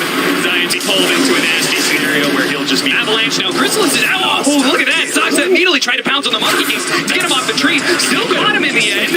Is he going to be able to get off the BKB? They've got the Lotus Orb to be able to help him out. He pops the BKB now, turns Static Storm. There's no real Naga Siren there. They've also caught Puppy in the side. So the two supports will die. Neither will have a buyback. Skeeter. Soxa almost catching the Monkey King again. Chrysalis barely managed to jump away. These retreats from Secret have been on point this game. These are not easy scenarios.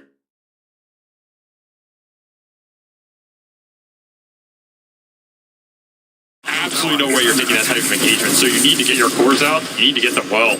I even feel like sometimes Puppy's just running in to try and take some of the spells, get his cores out of that situation. As long as all 3 Secret cores are alive, they can take a base defense fight. They last showed on the bottom side of the map, so they smoke over to the top side, see if they can get a pick here. Maybe an Ember Spirit or Magnus out of position, failing that, okay. Don't find that opening. No BKB on this Monkey. Skeeter, he's up to Bloodthorn. No, there. Inside being used as he blinks in. Aeon Disc gets just wiped out. The Nullifier completely disrupts that one. They do have a buyback on Toretto. They're probably going to have to wait out the supports, though. We're almost up here. Chrysalis, you gotta be careful. He's BKB, still not back up. They're gonna go for the buyback now. The Magnus needs to be able to bail him out, but there goes the Saw. Perfect timing. Can they get out of the glimpse range, though? Puppy is going to be able to force that one. The man to dodge or the imprisonment. No, we got the dodge out. Nice illusion dodge there. And the arrow. Now the chamber's being dropped. Almost finishing off the monkey. He turns around. Pops Satanic. Gets a little bit of heal. Not very much, though. Secret. They got to get back to the fountain. Any more glimpses? No more glimpses, apparently. Oh, he needs to heal. Oh, Zayats, he got songed on the blink in punch. That might be a very different fight if that happens. And of course, some sick Manta dodges from Skeeter this game. Yeah, very well played by Tundra. Nice reset by them. I mean, they are just playing this like Secret. They're holding on by a thread, and they're playing really well to keep this game still going on. But Tundra, very disciplined. They keep on poking at him and poking at him, giving a little bit more resources out of him, a bit more. They're saying this is fine. We love this game state. You're losing range barracks. You're losing melee barracks. You're losing Magnus buyback. Yeah, Magnus buyback. Like you will eventually run out of resources. We are going to drain you dry. Even if that doesn't happen, they still have full control of Roshans. They can still infinitely farm. And they just keep sending the Broodlings in, too. Like, you just watch these mini-maps. It's just dots of every color going into Secret's base, pushing the waves in. It's a very tough spot to be in. Yeah, even if you did ever push out the lanes a little bit and 5-man smoked out, like, it would be so obvious because the illusions and the spiders are always inside the Secret's base. Game has gone on that OD buyback is up. So that 6 or 7 minute window that Secret had to maybe abuse that. No way to capitalize on it. That they had a quick smoke bottom. And break. Changes the OZ when that shadow goes down. It almost seems like Secret's just making a break for trying to kill as many creep as possible and get back to base in time. Lincoln's on Nisha. Gonna help him a lot this game. Not get Hex, not get Astral. Be able to commit in the fight. So many spells at the same time. There's a lot. So the Bloodthorn, Sight Devices, the Imprisonments. And we saw like the Nullifier, right? The because now those on this not helping you on the mag. A lot of this stuff off. Becomes even more obnoxious to jump. Sox has got a full Octarine core. These Tundra supports are so fun and they are so annoying. Who's going to do the Aghanim Scepter? Going to be the Broodmother. So now, talking about the spiders being in the base, and now you're going to have these spinner snares just sitting all around. If you ever try and step out of the base, there's probably going to be like 10 spinner snares you're going to be running into. Starting to feel like we're at the point where they need 5 or 6 Lincolnses for the mag. You know, are we at that point again? This man get the skewers off. They kind of do. They kind of need just that. Or BKB here, but it's just so far from it. Setting up, Sasha, fight initiation, 2-man avalanche with a toss back. As well, they do manage to get a skewer back into the tier 4s. So as long as nobody dies on the side of Secret, it's going to be okay for them. They did use an BKB, and Saxa was walking off with the Aeon Disc, the 4-staff away. Now the Song of Siren allowing him to get out. So he forced a BKB. I think Chrysalis used his. How do you kill any of these heroes? I don't know. If you're not killing him in that scenario, I mean, you need Nullifier. You just need it.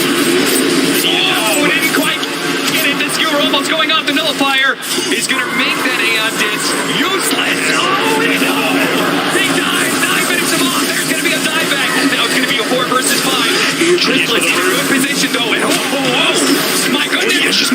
That just exploded at 33. The spot fighter as well. The dual buyback, so Secret got to be careful as they push up, but they really want to be able to force more. They want to be able to stop these supports. There goes the buyback. The Bloodthorn's there. Onto the Ember Spear. They need to help them out. Here comes that. They've got the sight. The imprisonment going down. This is maybe the last stand from Secret. It's all up to Chrysalis. They need to be able to fight through. Skeeter, he's going to fall once. 9. A dive back on him. They just changed the game for Secret, but Chrysalis, he's not sure if he can go for it. They're going to stick on a Skeeter instead. Sasha comes in, lays down a combo. Almost enough to finish on the monkey. And he does die. He goes down. The 1-on-1 against Nisha. Now Sinking joins in the fray. He jumps forward. Nisha, he must get this kill. He needs it so badly. Another round of slide change. Not quite started, but the double slide gets him. Before he dies, he finishes off 9. He gives Secret a small chance. Tundra are going to go high ground with 4. Just the 2 possible for a hold here from Secret. It's going to have to be some sort of crazy tier 4 defense. All up to Chrysalis and Puppy. This is one BKB. That's it in the tank. The Puppy 5X. Static Storm in 30. He's getting Snare, getting Illusion. I don't think the Monkey King stopping this, but he has one last Wukong in the tank. The most veteran TI captain in Dota history, and the newest kid to the block, Crystallis himself holding against core of Tundra. The tier 4s are down, the throne is exposed, they gotta get in there soon. He pops the BKB, he starts charging in Tundra, but they just keep their distance. He's gonna blow the Wukong's command, he tries to hold, he needs 15 seconds. Crystallis, can he hold 15 seconds for the Magnus to come back and start getting those skewers? How long is this Wukong? He's praying for it to be as long as possible. He needs to be a little bit longer, but he gets tossed out of it, and now Tundra, they found a second round, a refresh, a double down, a static storm. They're trying to hold, they're trying to get out of the static storm, but are they going to be able to hold this one? The Mando away, the Saga Siren out, step, TV out, and Secret holds! Crystallis and Puppy, they managed to hold somehow, somewhere. This game will continue. The pressure on the Monkey. We said that Wukong has to last longer. Well, two of them was the way to do it. Tundra just didn't want to commit for that throne. Choosing to send the core heroes in at the end of that fight. Skeeter says, out of here, man. I am not going to push the luck and force the buyback. And you don't get another chance after that one. Divine. Time to go all in. A Divine Rapier for Crystallis.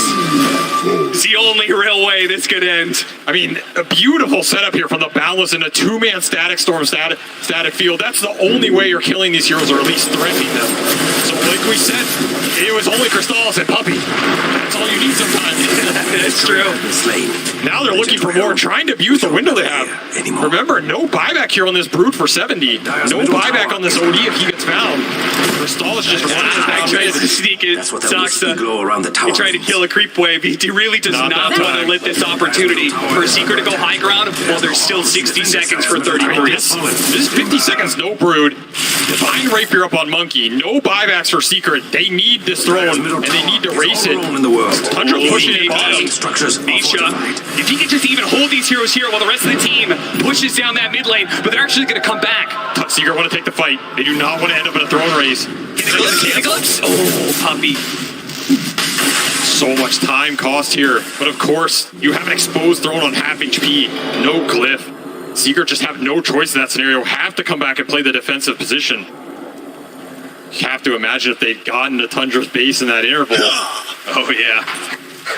What is this? Now this is absolutely next level. What did I say? Nerdy and dirty? That's the only way to play it right there, Tundra. That is nerdy and birdie to the best of degree. Pulling the creep wave with his courier, and he keeps it alive too. Goddamn brilliant. Run, little bottom Tundra. Run. He didn't have anything else on the map. He could have done that with. It's getting hard for Secret to get these lanes out. It is beautiful stuff. Illusion. Just when you thought you had to fight everything, they throw a little bit more your way. Yep. That said, Secret, they are smoking up mid. Remember, no buyback on OD Brood. Divine Monkey might just one or two shot some heroes here. Refresher coming up in 15. Oh man, a double strike would actually just go shot some heroes. Glimpse on the first thing, fine, 33. Instantly, he goes down to 2. 9 with the save though. 9 is being chased down by the snowball. Gets a first step away from Stock City. Locks down the 2 supports and bam! There they go. There goes one hammer. 9 setting up for a little bit more. Gets the reset of the song. So now it's just the cores alive. They're trying to get out. They can keep their distance and maybe get out fully. Saxa, not so lucky. That is going to be very bad if he dies here. Another hero with no buyback. Again, Secret, they have been down and out this entire game. Anything that resembles parity in this game has got to be a win for Secret. They are just like stuck inside their base for like 90% of the game. And now we've gone to a point where we're kind of even, and there's 60-minute items. Secret can actually get out on the map and pick up these 60-minute items, which are a game changer. Apex for snaking here.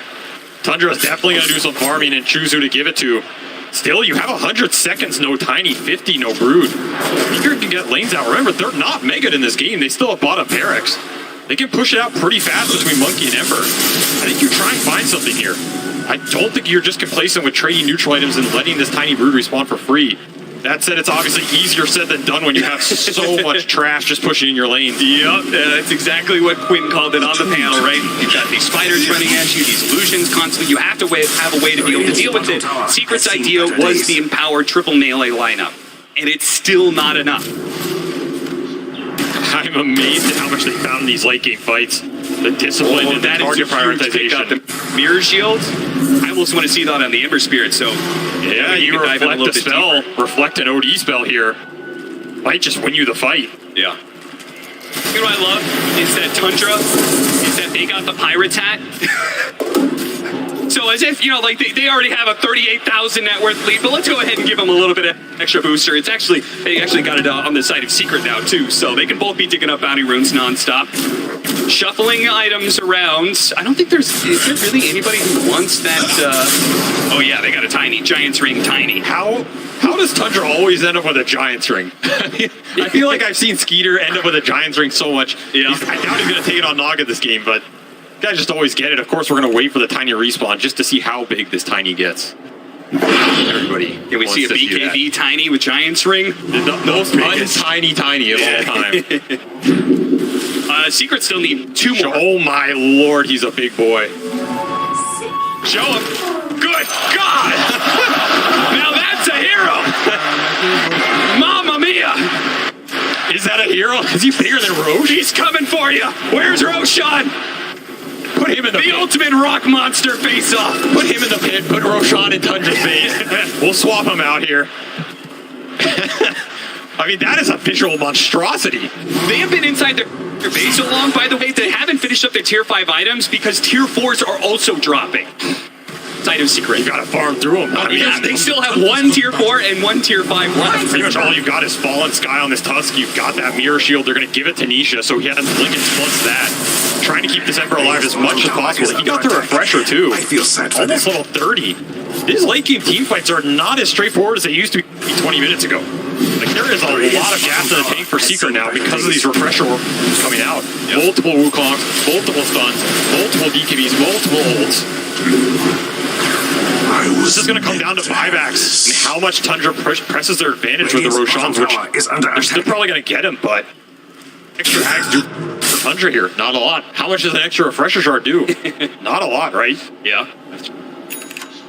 If you're just now joining us, we're 63 minutes into game 1 of the upper bracket final here, Secret versus Tundra.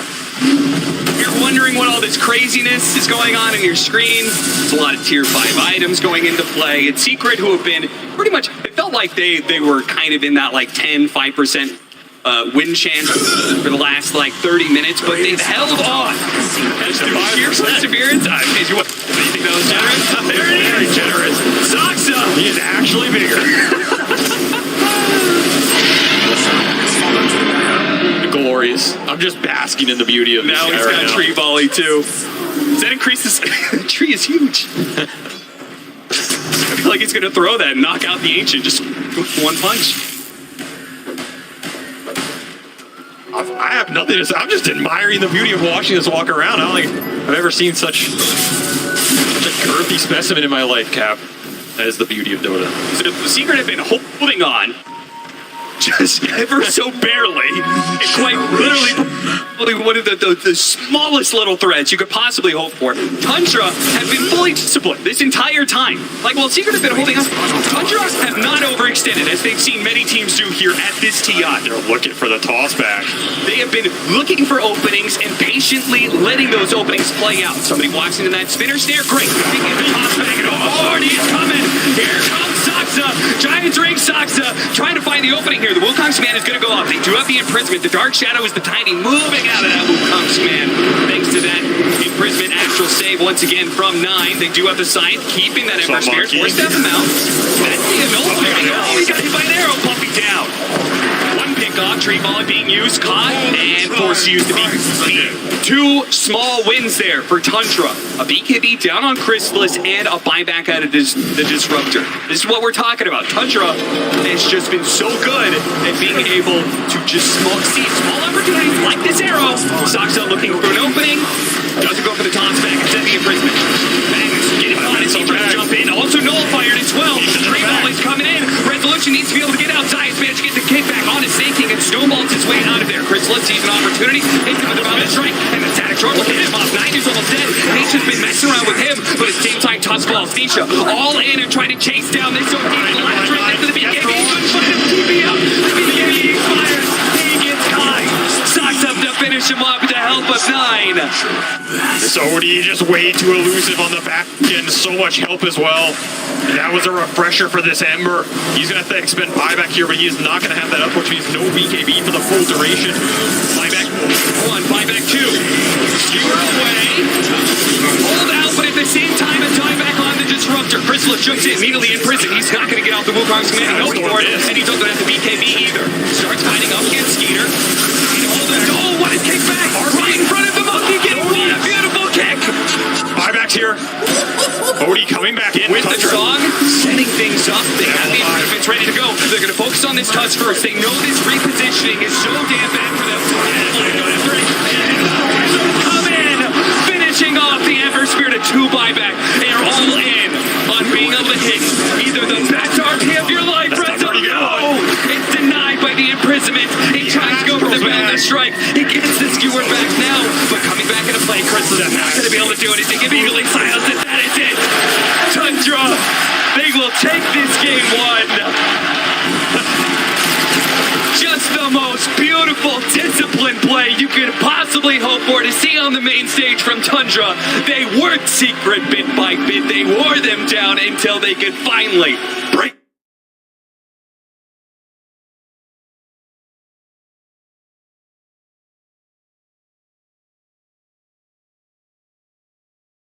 One was more annoying than the last. There's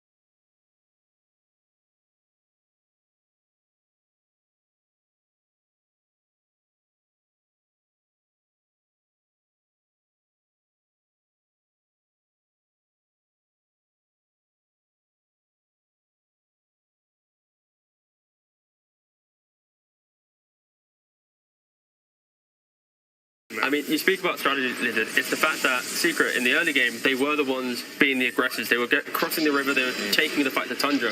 But they take that one fight in the top lane, where they utilize the OD, go get those imprisons, and since they then win it and get a cross river and set up their kind of aggressive positioning. You have Skidder with the Naga illusions pushing it out, 33 with the Spiderlings pushing it out, and like Skidder, he plays over an hour-long game. He doesn't die at all. He's 14-0-24. He's backed up by the OD the entire time. Like 9 really just unlocks Skidder to pop off. It's something like the Dazzle plus Naga, Dazzle plus anything that buys the heart, really, that was played like a month or two ago. Now you have Naga and OD. Astral Imprisonment, get that heart going in after you leave the Disruptor's ulti, then you can heal up, reset the fight with sleep. It's just so nasty, and this is Tundra 101. You have Brood Mother sending her little broodlings everywhere. You have Naga with the illusions everywhere. You just cannot play. I like what Secret tried to do, right? Like with the Magnus, with the Ember, with the Monkey, you get that Empower. It works versus any kind of a zoo. And they said in the interview that they needed to address the zoo. Obviously, it didn't work out for them. It definitely worked out for a while. It was nice because it felt like Tundra really struggled under the pressure that Secret were applying, because you're able to farm with all 3 cores with this Empower, and also they're more aggressive team fight. In the mid game, it was hard for Tundra to fight into it because 33 had such a bad start on Brood. So when Tundra gets shoved into the same side of the map as each other, like Naga wants one side of the map, Brood Mother wants one side of the map, like all these heroes are competing for farm with 3 Empower melee cores. It's really hard for them to find farm. It's probably the best thing that happened in Secret's draft. That's the Monkey King on the safe lane. Like, he generally does not lose versus melee heroes, and he definitely did win super hard against the Brood. Forced her to jungle at her, like, what, level 5? Yeah, he didn't even get his spawn Spiderlings. He was there early on. Yeah, like minute 14, 15, your tier 1 tower on the bottom lane is already standing. That was the moment where I started trash talking Tundra's draft. Like, yes, I recall. It's not gonna work. I'm glad that you exposed yourself, because I was about to call you out and be like, Lizard, somehow I remember a different result coming your way, and you may have...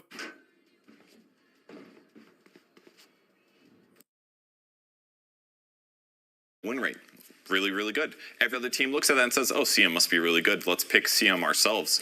And then she goes on to be the most picked hero of the main stage so far, doing really good there. But Tundra, when they get to the main stage, they just say, our favorite support lady, we don't need her anymore. We're just going to pick Mirana every single game. They haven't picked her one time since they started. They haven't even banned it. No respect at all to the hero that they trended in the tournament. We just saw Mirana in this previous game. On top of that, Tundra, the other way that they're setting trends is, for example, their Doom pick. It's been banned against them now 13 times, all in the first phase, the most powerful time to ban a hero.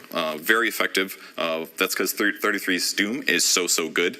The total bans against them account for 1/3 of the total bans against Doom in the tournament. That's 33%, of course. One trend they haven't embraced at all, though, is the Leshrac. It's the second most picked hero of the groups. It's a 76% win rate. Definitely the most broken hero of the patch. They haven't played it one time, and even more shockingly, Tundra has played against Leshrac 0 times in the entire tournament. It's pretty remarkable. They have banned it now 6 times, the previous game and the previous 2 before that. So basically setting trends, forcing their opponents to ban other weird heroes that nobody else is picking, and now picking more weird stuff like we saw in the last game. Secret, on the other hand, they picked Lesh 5 out of 18 matches. They picked it every game in the main stage, except for the last game that it was banned. They had 4 wins when they get it. So it's the hero of the tournament, but Tundra just doesn't care, and now they're just in a great position because every other match that's happening isn't the normal meta, because the information you get from the other games aren't going to be applicable to Tundra, and that's what gives them a really good upper hand in these games. They go to the beat of their own drum, Purge. Thank you very much. Yes, but Wait, one thing that I'm a little bit... Oh, you want to talk? There's one more hero. Oh, tell me about it. I think it's Kunkka, actually. We should talk about Kunkka. Well, tell me about Kunkka. What's he up to? Hey. He's got a really good beard. Oh. The handsome fellow, I gotta say, I'm inspired. He's got 2 masks on. The multi-mask. Wow, beautiful. Why am I even hosting them? We could have done it at AR. Thank you very much, Purge, for that information.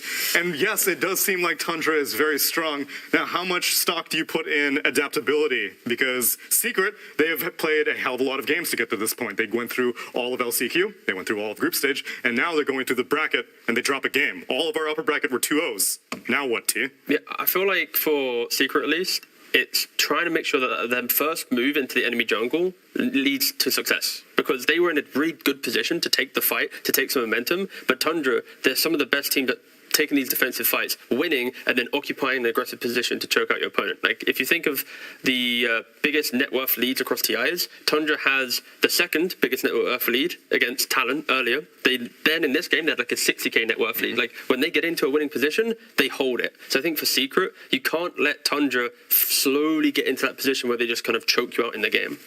Well, I'm still pulsing with excitement, and I can only feel it all the way here in Norway. I wonder how Singapore is dealing with such an exciting game. Let's check in with Slacks. Hello, hello, hello, my friends. It is I, Sir Action Slacks. We're here in front of the arena right now, and did you know you can take a picture with a replica Aegis? Very cool. However, I've always wondered, what would someone do if they just saw someone stealing the Aegis? My friend is here. He's going to pretend to be security. What's your name, sir? Irfan. Okay, fantastic. Now, I'm going to run and try to hand this Aegis off to someone, and you got to go up to them and have them point to which direction I went. I want to see if they're loyal to me or if they're loyal to you. Are you ready? Yes. All right, let's go assault someone that has no idea that it's coming. Are you ready? Yes. Time to go give away the Aegis. Count to 20. Here we go. Excuse me, excuse me, excuse me. Out of my way, out of my way. Out of my way, out of my way. Miss, can you hold this? Please hold this, please hold this. Listen, don't tell anyone you saw me, okay?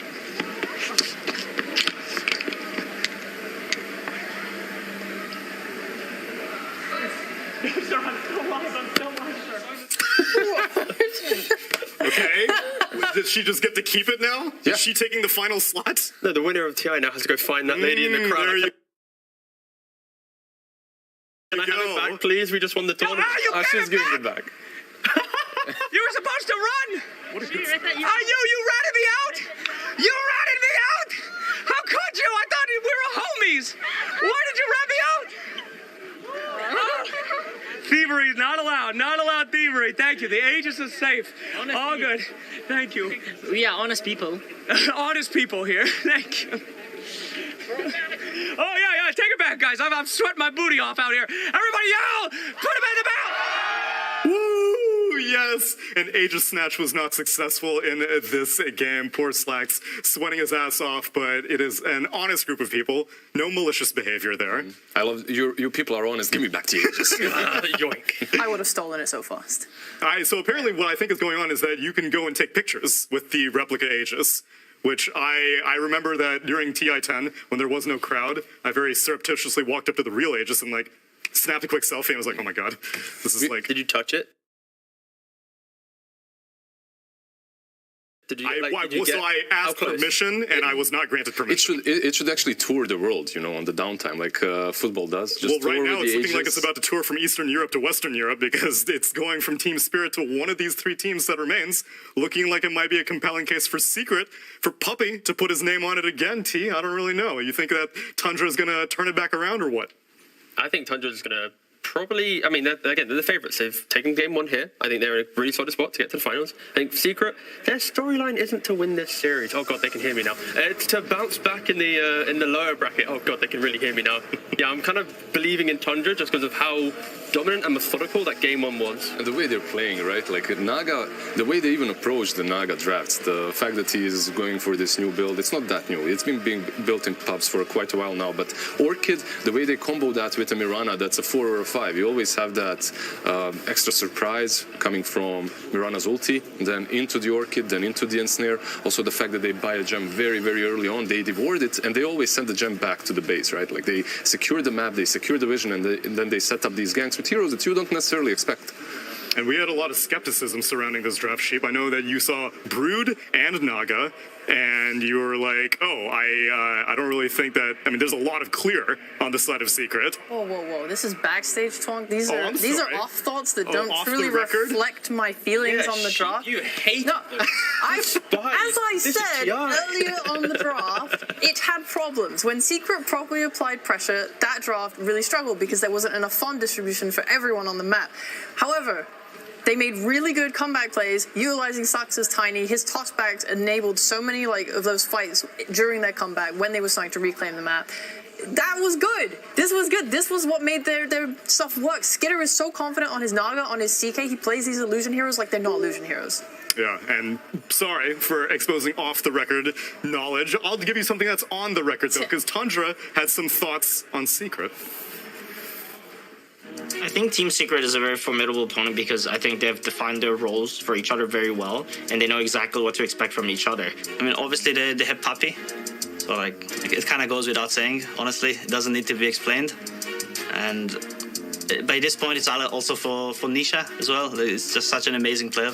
If you were just to think of each of their players, not even looking at any particular game, you kind of have an idea of what each hero will play. Nisha will generally play like a very high damage hero, and then Crystallis will either be some sort of utility or counter pick for the lane, and same thing with the Resolution. They know their lane matchups very well. It's like they play these stupid combos that you feel like the lane shouldn't be strong, but then they know something about it a bit more than you do, or like the synergy is a bit better, that they manage to win these lanes, and like suddenly like they have very good synergy in the game.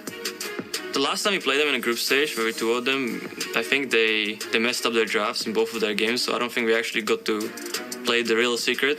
Like going into this match against them, I think we are kind of on even grounds. Like both of us have kind of, since that match, both of us have kind of gone through a win streak. Yeah, I think we are on even footing, and just excited to see how the game will play out.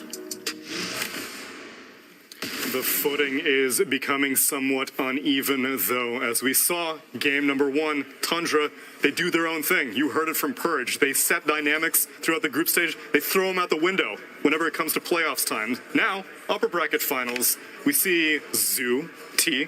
Do you think they go back to the well on that one, or is it too telegraphed? No, I feel like this game 1 was a perfect example of Tundra getting what they wanted. Secret, when you enter that first phase of bans, you kind of know what's going to be hitting you. Tundra, they're not this unpredictable team in regards to their openings. It's normally like kind of 9 specialties. I feel like for Tundra, they just keep doing what they're doing. They won the first game. They're looking good. They're looking solid. You don't need to change up. For Secret, though, it's if we do the same bans and maybe let Brood through, do you want a different answer? Like they crushed him in lane, but the overall game, like losing out on map came presence. back. They made a comeback with the Brood that got crushed. Like you don't see that very often. And also, if you're Tundra, you're probably feeling really good right now, Sheep, right? Because in group stages, 2 games lasted 60 minutes. It's true. Now you win with even the tier 5 items coming into the play. Yeah, I think they should feel confident but not cocky, because like we talked about, Secret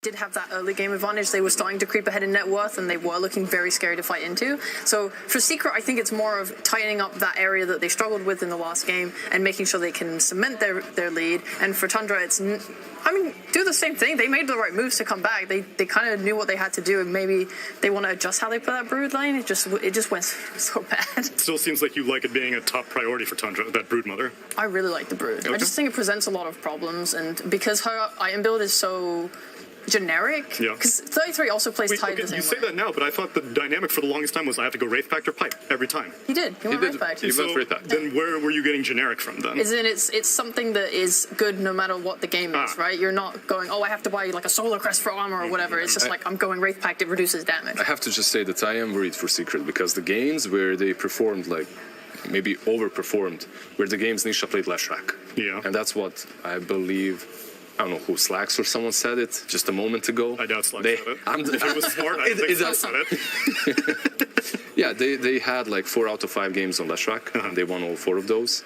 So Lesh is their comfort hero, and it's also a hero on which Nisha can definitely just put them all on his back and carry it. That's probably not getting through the draft, right? Yeah.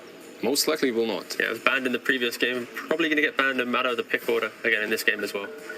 Well, let's see how these priorities pan out as we get into game number 2 of Tundra versus Secret. Team Secrets turn to ban. Tundra Esports versus Team Secret. Game 2.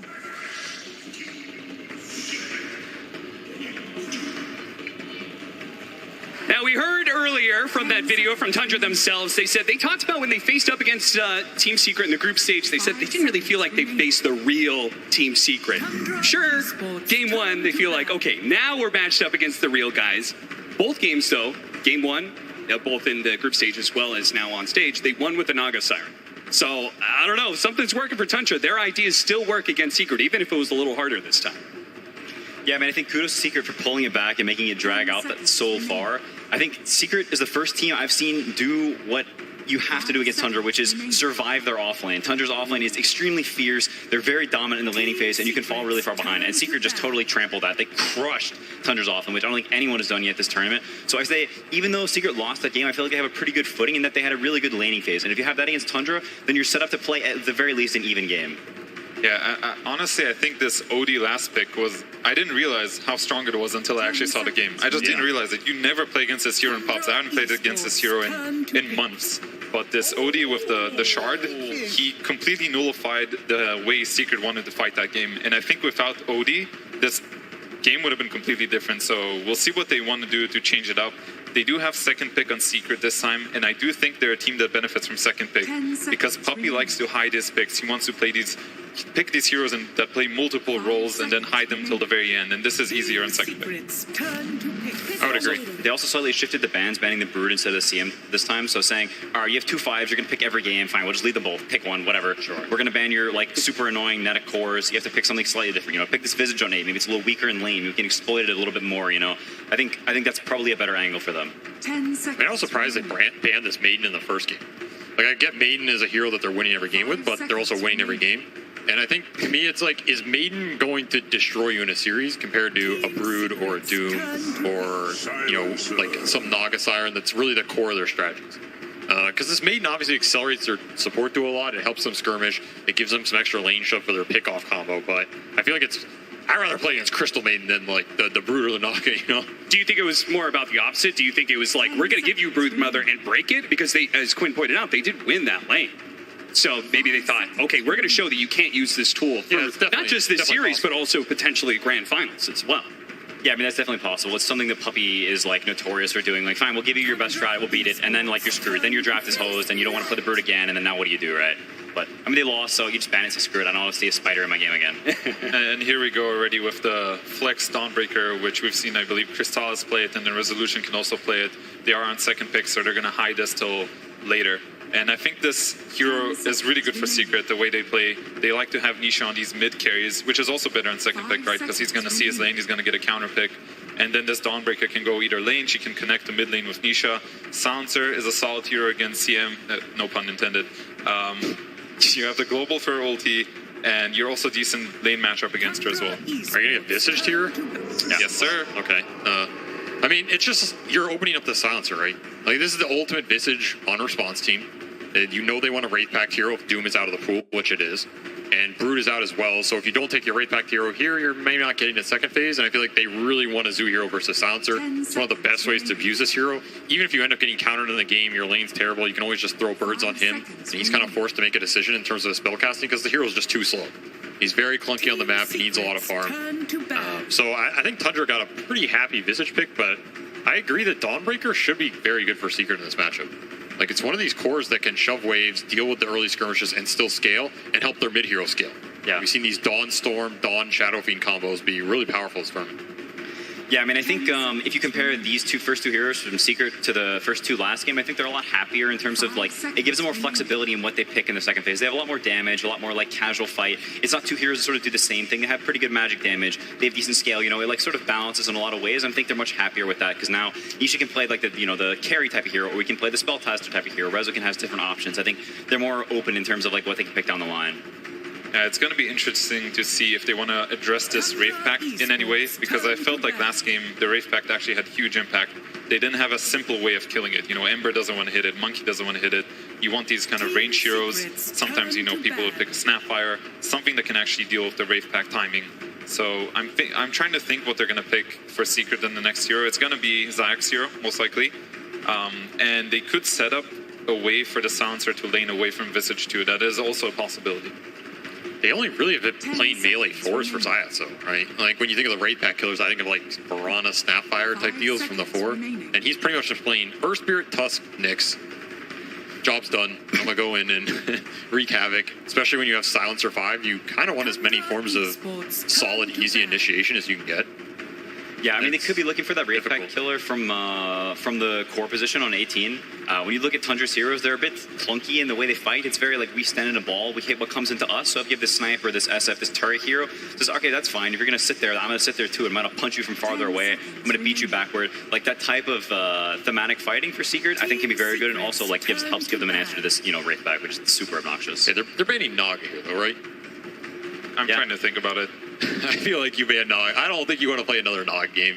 Even if you're confident you're going to get the cores, I feel like it's another hero that makes the way the fights play out very difficult for Silencer. It's just very obnoxious. He sends stuff in, he sees you, you start getting chipped. I mean, the question is, if you have 2 cores that you can pick against Naga, do you still need to ban it?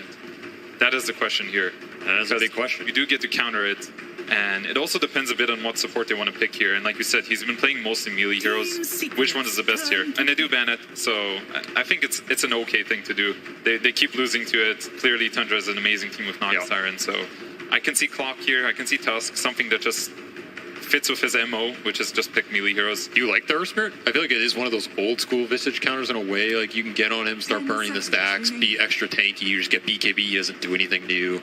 In theory, he is stronger than the other supports in how the fights break out. He is weaker in lane, but you're right. It is a lot about fighting. You come to land Dota, it's a lot about fighting. You know, logic kind of goes out the window sometimes. Very true. That's what happens on stage if, you play in front of this huge crowd. But they do go for Nyx Assassin, which I do think is a weaker hero against, Visage's timings. Yes.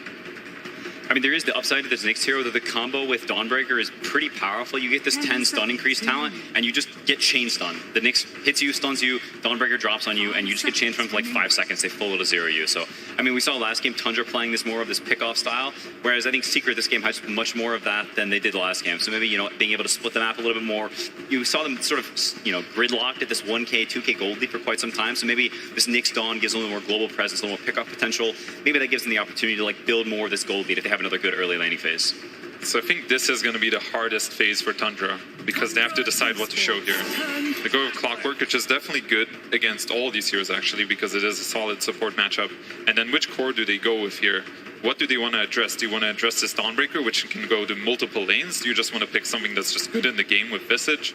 Like for example, they've played the CM Chaos Knight lane a lot, and that's a very hard lane to beat. I could see CK, I could see Ursa. They want something to just go in the Roche pit, trying to abuse the Wraith Pact early. Like your Global's on cooldown, your Dawnbreaker ult's on cooldown. Just go in the pit, start getting the Roshans up. I'm feeling CK. I'm feeling CK. CK? Yeah. I think it just fits their MO, Again, it's also true. summons, it's illusions. Yeah. It's not a Naga Siren, but you still get to throw stuff out there. You could go Ags. Silencer. You can go Ags. You press BKB, you press Ags, you dispel global from everybody else. Pretty nice. Pretty poggers indeed. Very poggers. That was for Quinn. Thank you, I appreciate it. No, I mean, I think this, Secret may have the more pick-off than they did last game, but in terms of just raw single target damage, okay, so they do go for the 9 hero. I mean, it's definitely, it's not the worst of Primal games. I wouldn't say it's the best either. It sort of has back and forth matchups against a lot of these heroes. I could see their ideology being, hey, Secret has a lot of these magic damage, not super scaling heroes, and we see, potential carry options that could be good on 23. We just need to see that one extra pick. Maybe we get to see a lane, or we know the Dawn's going, we know the carry matchup, and we get this really powerful carry pick. And maybe they feel we're gonna pick 9-0 anyway. It's gonna be some melee dude who's gonna go do some stuff for us. He's gonna run in, so they're like, just pick it now, whatever. They'll counter it sort of. Primal's not that easy to counter in lane, and we'll get this slightly better carry pick that gives us better game matchup as time progresses. I think it's pretty smart in a way because it fits in how they want to play the game on Tundra's side. So they want to open up Visage's lane right when he hits 6. That's generally what they like to do with Zoo, this team. And Primal is one of the best hero at rotating to your lane. He's just fast with trample. He's always going to get on top of somebody. And when Visage hits 6 with Primal Beast coming in there, if he's not too far behind in lane, which is one of the weaknesses of Visage, they can pretty much kick out anybody. So I want to see what Secret addresses here. I think they'll pick their mid hero. Okay, Pangolier. Very, very good against all of Tundra's heroes, and I think it gives them that oomph that Secret sort of needed. They want some dude who goes in and bam, slap, it's some freaking oomph to it. Because they have a lot of casual magic damage, some little bits here and there, and now they have something more impactful that goes in, doesn't care about Wraith Pact. Tundra has all this magic damage and just absolutely nothing to Pango. It is a very, very good Pango game. 5 seconds I remaining. like this Pango Dawnbreaker dual core. I think these are the types of heroes you want versus Tundra. Heroes that can fight early, you don't fall behind on the map, deal with the lanes, deal with the skirmishing. At the same time, you're happy going late game with them too in a 5-on-5 ball scenario where the damage is going to be enough to cut through the Wraith Pack pipe scenario or whatever you're dealing with. I also think this Nyx Primal Beast interaction is like very weird. So I think we've seen it a lot this tournament. Like when you press BKB on this hero is the one thing that I think isn't always super obvious in a lot of the fights. Like you BKB before you charge in, or you just charge in, you're getting carapissed, is something weird happening to your hero, right? You have a global, like if you BKB early and you get global, then your ult is screwed. So this I don't think this Primal Beast initiation is that easy for him in a way. I think it's kind of murky to me. I do like the Pangolier, like you guys said. I do think it's mainly about this Pangolier answering the pressure from the Visage and this Primal Beast, because I think he's going to want to match them. So if they're going to go somewhere together, this Pangolier is exactly the hero you want that can deal with that lane. He can go there, you know, with Dawnbreaker ulting in, you can actually fight them. You can fight their timing. And, you know, like I said, this is Land Dota. It's about fighting, right? Even Tundra last game, you know, they push all these waves. But to what end? They want to be able to fight. They want to be able to see somebody and start casting spells, start poking them. And it's a similar thing, right? They have Clockwork with the Vision, the Visage. It just fits their MOs for both of these teams. 5 seconds remaining. Yeah, and we can see Secret this game with another smart ban. I think banning the CK, like you were talking about, you know, it's just like very, very comfort. And it's sort of an interesting dynamic whenever you play a team that has such set-in-stone heroes, is you can sort of get in this thing where like, hey, we can counter this hero, but they also really like it, so do we want to just ban it to put them out of their comfort zone? And so you can sort of go back and forth on that, and it seems like Secret has fallen much more into the camp of, hey, maybe, you know, it's not the greatest CK game, it's against Pango and Dawn, it's like, it's okay, you know, but they really like it, so we're just going to ban what works for them instead of trying to ban the most ideal hero, which I think is a pretty good ideology against Tundra. Trying to think of this last Tundra hero here. I mean, they made a Darkseer. Tundra Esports. It is pretty interesting, right? Because Secret upgraded their second phase to all carry bans, as opposed to last time they placed up against him. It means so many Skeeter heroes are out of the pool. Tundra really trusted that Skeeter's got something left. I mean, this Wraith King and Ursa, those are like the two that come to mind. I mean, this team is almost always picking something that just goes in, takes all the attention, gives vision to the rest of their lineup, causes chaos, and of course, if you get something with nice lane synergy with CM, you're going to feel a bit better about potentially abusing this Nyx. Yeah, I mean, this is the risk of saving your carry for last pick, is if there's, 15 more billion heroes, carry heroes banned, then you can end up with, questionable options, and you come out and you're like, are we really happy with this? You have to think about their counter pick as well, and is that going to mesh properly? It's not it's not an easy pick. Yeah, I'm struggling to think what he's going to want to play here, because there's always going to be some kind of counter pick, so it has to be something he's happy with. Ressa, okay, Terrorblade. When in doubt. Terrorblade out? Terrorblade out. Yeah. I was just looking. I wasn't looking at fans in the chat.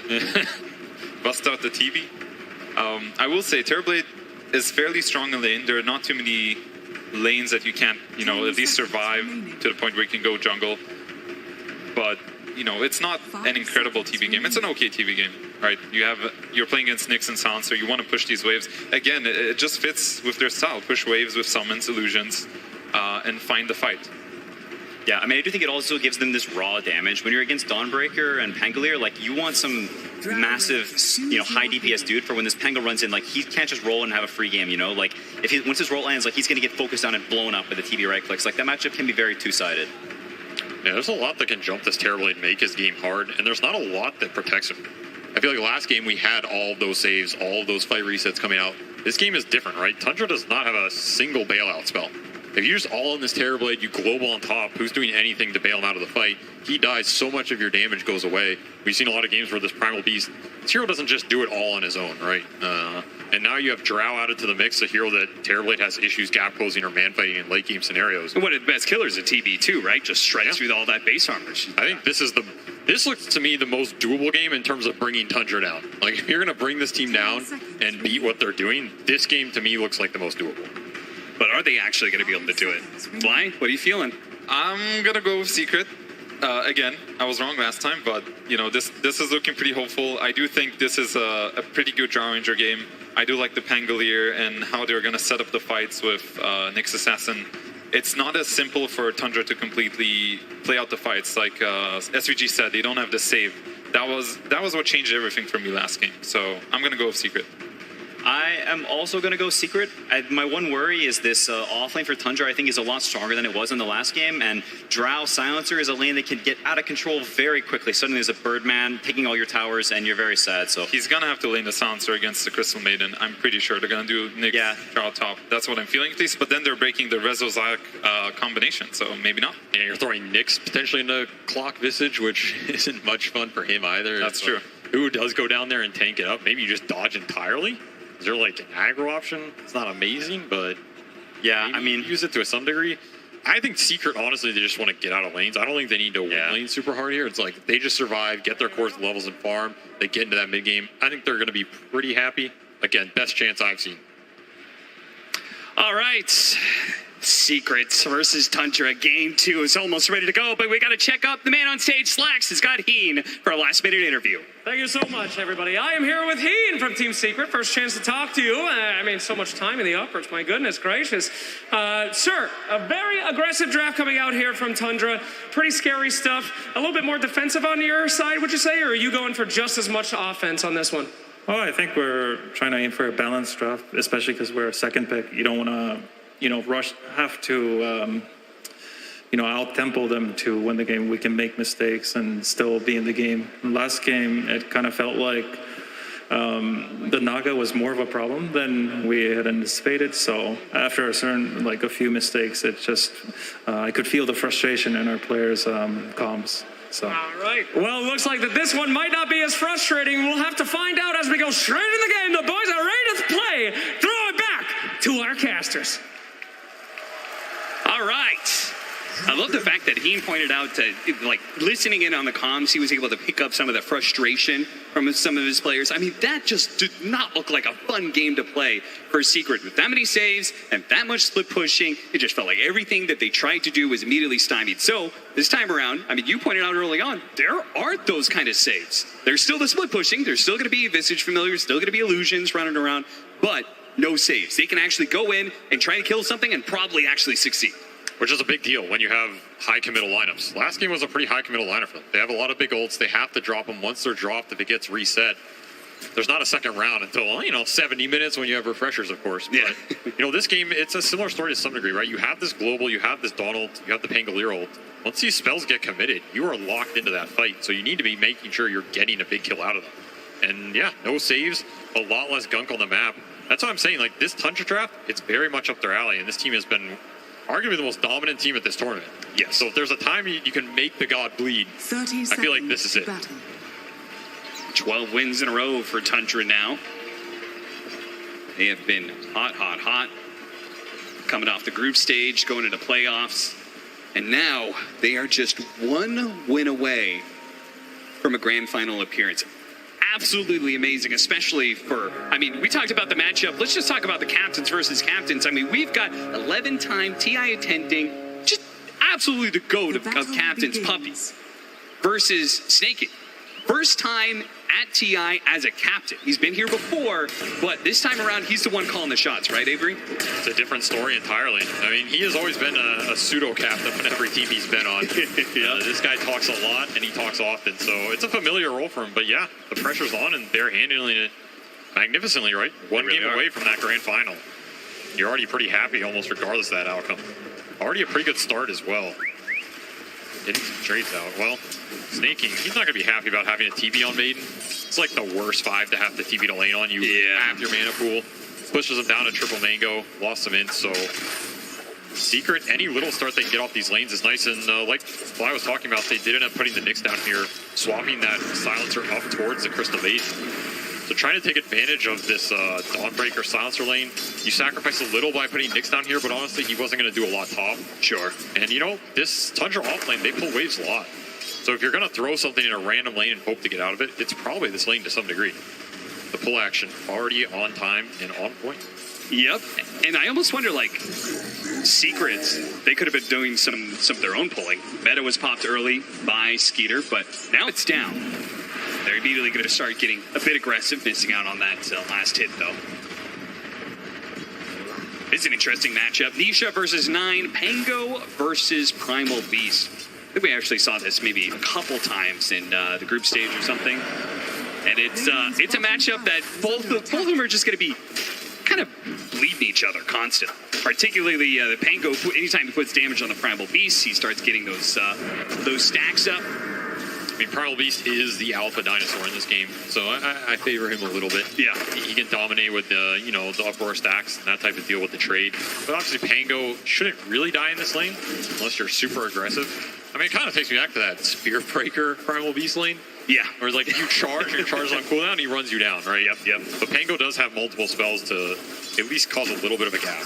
And then when the Primal Beast wants to make some of those early rotations, I mean, we saw even starting the last chance qualifier, the way Toxin would move around pre-level 6 to some of these side lanes. Look for that Pango, who is a little bit more reliant on hitting his ultimate, but he's just a great counter initiator, right? I mean, was it Fly who said he just constantly is going to try and follow the Primal Beast and the Visage wherever they try and put pressure on the map?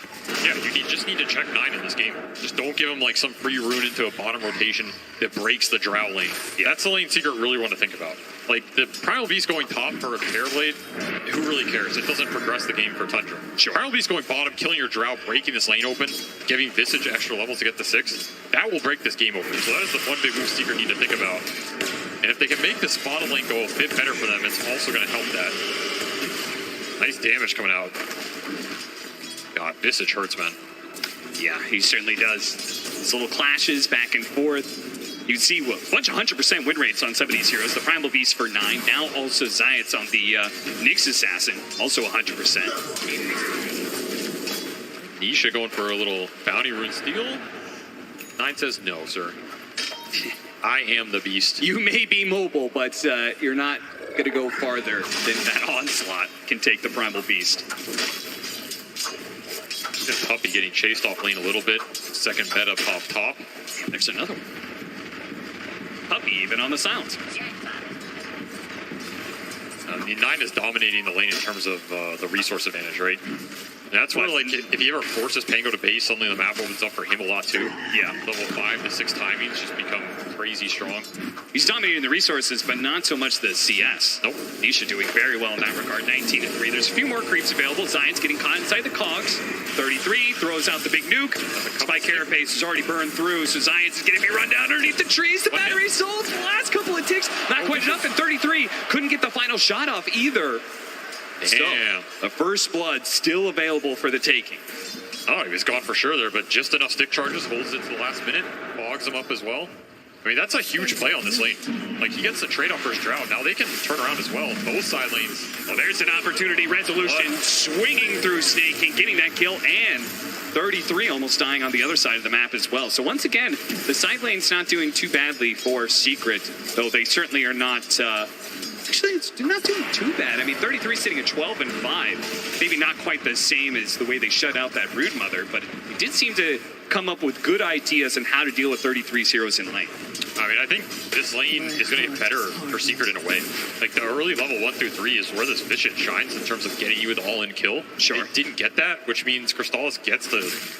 just pull up the extra items. He doesn't have to spend as much on regen. He doesn't be trying to go for the deny. Pops the Fairy Fire last second. Snakies. He held on to the Crystal Nova. Now they do have Soxa. The arrows flying through. Fell a little shy, though.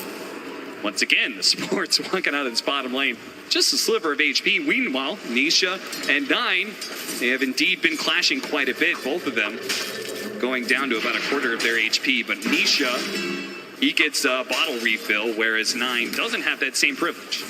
Yeah, so 9 actually ends up being the one forced to base here, and Puppy will spend his death wisely, refill that bottle. I mean, he was kind of playing off the lane a lot top, just choosing to drag some creeps.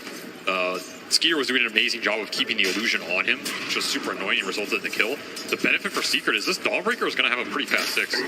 Like, he's already level 5, and speaking of ultimates... Nisha does have his ultimate, but 9, he timed it perfectly. He was level 5 in like 3/4, but he knew as he cleaved through those creeps, he's going to get his level 6, and he gets the kill. A huge nice illusion. That is twice now he's managed to pull that off. Yeah, this guy's just piecing it up on the lane, taking it straight to him. Radiant's middle tower is under You are going to have this Rolling Thunder when you come up, but I don't know if there's a huge amount he can do with it in terms of moving. And Tundra's already moving this beast bottom, so if this Pango TP's back mid, you lose your counterplay ability, which is exactly what's going to happen. 9 just reading. Comes the charge. Crystallis can't get out of the way fast enough. Doesn't have the silence, so no forced movement to try and stop this Primal Beast. And This is the 5-minute catapult, still a live bottom for them as well. Again, Pango has to TP mid because of that kill. This tower can just take a huge amount of damage here. 9 might choose to stay around a little. He's going to go back towards mid for XP. Underneath his own tower here, Nisha not wasting any time, couldn't get off the freeze there. And so with this rollout, should be able to easily collect the kill on Skeeter. So trading out the carries this time, at least when it comes to the top lane, Snaking is going to be the +1. And, well, +2 for Puppey. Thanks to the intelligence seal. Crystal Beatty, you were talking about her mana problems earlier. Yeah. Gonna face the same difficulty. Gotta get them mantles up. Yeah, seriously. I mean, this move was super nice from Nisha. I think this move actually converted a lot more for Secret than the early Primal Beast just because that Visage was in 6. Yeah. That move will get the Visage to 6, but this move just ends up in a dead tier 1 here. Terrorblade has to go jungle. Will plant his own ops. Nice from Skeeter. And meanwhile, Zayat's getting XP on mid, so a decent sequence here from Secret to strike back. Crystallis gets to stay bottom. He's not getting forced out just yet, though now with Visage 6, he'll probably make the rotation. Of course, the tier 1 dying top means he has more space to operate in. So now when he gets kicked out, he actually has somewhere to go. So that move is super valuable for Secret in terms of how they're going to play the map here. Do they have anybody who can continue to hold that tower against the Visage, or is this just long lost? Does Secret just not even look to the bottom part of the map anymore? I mean, you do have Dawnbreaker, all right. You can throw this Solar Guardian in on some random hero down there. It's just, I don't think it's going to be enough damage to kill the Visage, and then you're stuck down here battling the birds with heroes that don't really want to battle them just yet.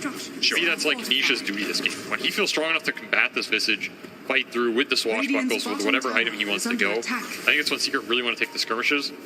They can defend it with him, though, because you have that Solar Guardian backup. Like, if Nisha wants to stay down here and stall this push, it's very viable. So it's just a question of whether or not Secret feels like the risk is worth the potential reward of stalling out 33 any longer, or if they're going to get drug into a fight against the Visage that they're not ready for. It seems like they have made the call. Nisha's going to be hanging around this bottom lane, so it's a possibility still. I mean, I think it's fine to send him down here. Like, he'll still farm a decent amount. Sure. You're going to stall this Visage up a little. At the same time, if you get XP on one of your supports mid, remember, these 2 Secret supports, it's a pretty slow and greedy support duo. Yes. Silencer Nicks, need a lot of levels on these guys, and ideally some basic items too. Hello, Zaksa. Didn't actually punish him there at all. Zayat's not ready to go with the Impale. Oh, double damage Primal Beast. That is scary, but Resolution, he's pretty tanky. They're going to follow him here. Can he get the hammer away? No, he's definitely going to be stuck here in this position. They managed to dodge the hammer stun, but there is going to be Nisha rolling through. Onslaught over to the side here. 9 trying to get out. He does not want to fight into the Pango, but Nisha has hunted him down. They're going to keep him chain stunned up against the wall. A 4th kill for Team Secret. And 4th intelligence for Puppey. Every little mana pool adds up, and especially versus a hero who's pretty small to begin with, right? Yeah, absolutely. So a nice counter kill from Secret. Again, Nisha just reading the map. If this Primal Beast is going to play aggressive, he can turn those around. He'll always kill him on the return. That area is just so deep for Tundra, right? Like, yeah, part of the map. The tier 1's still there. Secret can instantly respond. The trade will be that tower bottom. The downside of Pango, he can't be everywhere in this game, right? Yep. But I think he's had a fantastic early game, and I think Nisha, he's done enough to propel him into a pretty solid mid-game here. Will go that Diffusal Blade. Now you have that deadly combination of, you know, stealing some intelligence. Yeah, that's true. And your mana at the same time. BKB costs mana now, Cap. Yeah, I mean, that Arcane Ring is going to be pretty important, I feel like, for Snaking. Just to keep that mana pool of both himself and others nice and high. Giants with the first move here of the Vendetta. You have the Nyx mana burn too later. Oh, that's true. Mana burn synergy. Where is he headed to? I don't think he really has the power to do anything about the Visage. He can hit him and impale him, and they can follow up with the Dawnbreaker, but... No, he wants to find Terrorblade in one of these jungles or just a free support kill. You do have the Donald that can come in on any of these Vendettas. Yeah. He's just walking over Sentry Ob, and Tundra doing a nice job of warding up the map, keeping the vision. They have very good observer wards up at the moment. Pretty much seeing everything they want to see here.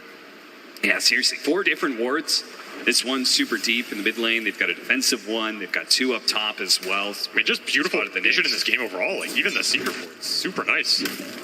Oh, yeah. They've got a nice little triangle surrounding that straight-up triangle. Tundra is actually clearing through ancient stacks, which apparently there was a number of them there. So, drops the freezing field. 9 will help with the trample. Take a page out of Puppy's book there. Do a little high position farming. Little farm, never heard of 5. You guys should take that up in your pubs. No, please don't. How are the levels looking for Secret? That's a big question. Because this Nick's got a lot of levels, but Puppy is still level 5. He is suffering. This global silence is pretty much nowhere near to coming out. Trying to get some Vendetta hit. Ooh, didn't even go for the Vendetta hit. They may run out of damage as a result. The hookshot comes in from the side, stopping the Rolling Thunder. But even then, I mean, the Primal Beast just looked way too tanky there. I feel if anything, they were just baiting out some reaction. I mean, they got this Visage teleport, they got a hookshot. All right, back the farming, right? Remember, this is a Drow lineup for Secret. Like, traditionally, Drow lineups, you're aiming for some pretty later timings, right? This is not a hero that, I mean, this hero can join the fights early and be super happy to clean him up, but she's also pretty happy to just keep farming ancient stacks, getting the levels. Every level in this hero counts for a lot in terms of how her ult works, So much of Drow's impact, though, going into that later game is whether or not she's able to just freely hit people without, stuff being in the way and negating that ultimate of hers. Do you think that's why? I mean, we have Primal Beast, we have Clockwork. There does seem to be a decent number of heroes to get on top of this Drow Ranger, or is that not enough in your mind? Yes, Solar Guardian Global Nyx to bail him out. Here's the first connect with that chain stun. Yeah, they're going to use this nicely. Nisha said, okay, you guys take 33. I trusted you got it. I'm actually going to go for the +1 here. Snaking showed himself, and Resolution with the hammer will claim the double. Bittersweet sunset for you. Very nice double kill for them. This is the type of tempo I think Secret wants to play. Just finding the kills when their ults are up every 70, 80 seconds or so. Connect with a Vendetta, connect with a Rolling Thunder, back to farming. Crystallis gets to clear triangle, he gets to clear top wave. Puppy finally trying to get to his level 6 up here, inching towards it with every CS, so Secret pretty much getting what they want on all their heroes during this time, and every time Visage dies, you're also extremely happy because it sets down the tempo on the map, right? Now all of a sudden, the Tundra doesn't have this Vlad, they don't have this Wraith Pack that they're getting to that's going to exist in the space and be occupying your mindset. And we saw Snaking. He went Arcane Boots, man. This guy is also thinking about it. I'm telling you, he does not want to run out of mana this game. No. Go for Force Staff next, which is certainly going to help out a lot against, I mean, they have so much where the Rolling Thunder on in with the Dawnbreaker ultimate on top of that. They want to be able to get people out of these AoE stuck situations where they're chain stunned. Yeah, Tundra almost always buy double Force Staff. It is 90% of their games. They like to be able to reset fights, save people. I mean, the Arcane Boots is another form of save this game, right? If you Arcane Boots your Terrorblade, Arcane Boots your Primal Beast, you might get Sunder off, you might get that Onslaught off. All of a sudden, that counts as a reset. The Tundra always thinks about these itemizations in terms of how they can prolong the fight for their cores and just get multiple rounds of spells off. That's where their lineup shine. What do you make of the Veil, though? Saksa has that Force Staff. He's definitely going the double, but he also has the Veil queued up. If there's one team that's going to buy Veil, the AUI team. I mean, this guy's been buying Veil for almost a decade here. This item is efficient. Like, you get the mana regen, you get some aura. It produces a significant amount of damage increase in the early fights. The question I always have with this item is if you don't get the early fights, does it feel that good going into the later game, especially versus BKB cores or cores that jump you on the backline, right? Because it isn't as much survivability, it isn't as much tankability in those later durations. So to me, this tells me, again, Tundra want to hit a like 20 to 25 minute timing here, where the spell damage is just going to be too much for Secret to deal with. It is kind of interesting, though, because they're matched up against 2 cores that can go Magic Immune. Yes. You know, we're going to have that Dawnbreaker. Science found the opening. The Rolling Thunder is on top of it. The chain stun, here it is. No opportunity for a Sunder. Now they back up through, but the hook shot is on in from Saksa. Now Puppy. The rest of the team of Secret is going to come through. They managed to get off the global ever so barely. And look at Chrysalis. He's just standing and delivering on that high ground. Now they come back in with Nisha from behind. They almost claimed the kill on a Snaking, but now he's been grabbed by the Primal Beast. He needs to jump away. The Swashbuckle gets him a little bit of distance, burning through the mana of 9. He's got a lot of sick charges. Nisha actually, with the Haste Root, is running around. He spotted Snaking. Hey, look at him. You're not getting away from this one. He knew it too, even with the high 5 taunting Snaking into his death. 33 chase downs done into 1, and now they've got Crystallis to clean up the kill. Just like you want any Drow Ranger to go, everybody else is engaging, and the Drow Ranger is sitting in the back, throwing out the physical damage and collecting in the kills. Echo Saber timing for Rezo doing a lot of work there as well, and that's a huge amount of levels for this Secret lineup that uses them amazing. Of course, Haste Rune on Nisha. He is just doing the best Pango dance of his life, cleaning up the back of the fight. Gets a huge shield crash off as well, just taking so much up. And all that was started with this Terrorblade pick, right? This is the exact target they want to find with this Solar Guardian Nyx Vendetta combo. It's going to be deadly for Skeeter all game. It'll bypass the vision that was such an issue for Secret last time. Nyx doesn't care if you have wards. He doesn't care if you have the Terrorblade illusions because you cannot sentry everywhere. That's going to give him a window to start a lot of these engagements with the core down, and just beautiful teamfight execution here. Again, the Carapace messing with these heroes, the mana burn in these early fights, doing a decent amount of work, and Nisha just playing with him, man. Put the high five up at the end. See you later. Yeah, he's feeling himself. Even after a game 1 loss, Nisha showing that he does not lack in confidence on the main stage here. I want to point out the fact that Wraith Pact was alive that entire fight. That cannot feel good for Tundra that they recently picked up this item. If they used it to the full extent of its abilities and they still lost. It's very true. Zayas, you got to be careful. Oh, 33. Drops the Familiars first. Narrowly escapes that vision. I think it was really close to just dying there. He has full wand, but that was a bold move. Tower is under attack. Very bold indeed. Maybe just about as bold as 9, who was thinking about Puppy showed, maybe diving in and trying to get a quick kill and get out. It's pretty hard to out-farm this Tundra team, but I do feel like Secret, they have a decent advantage right now in terms of the actual 5-on-5. Outside of that Wraith Pack, they have their Diffusal, they have their Echo Saber. Solar Guardian's pretty powerful for giving you the numbers advantage.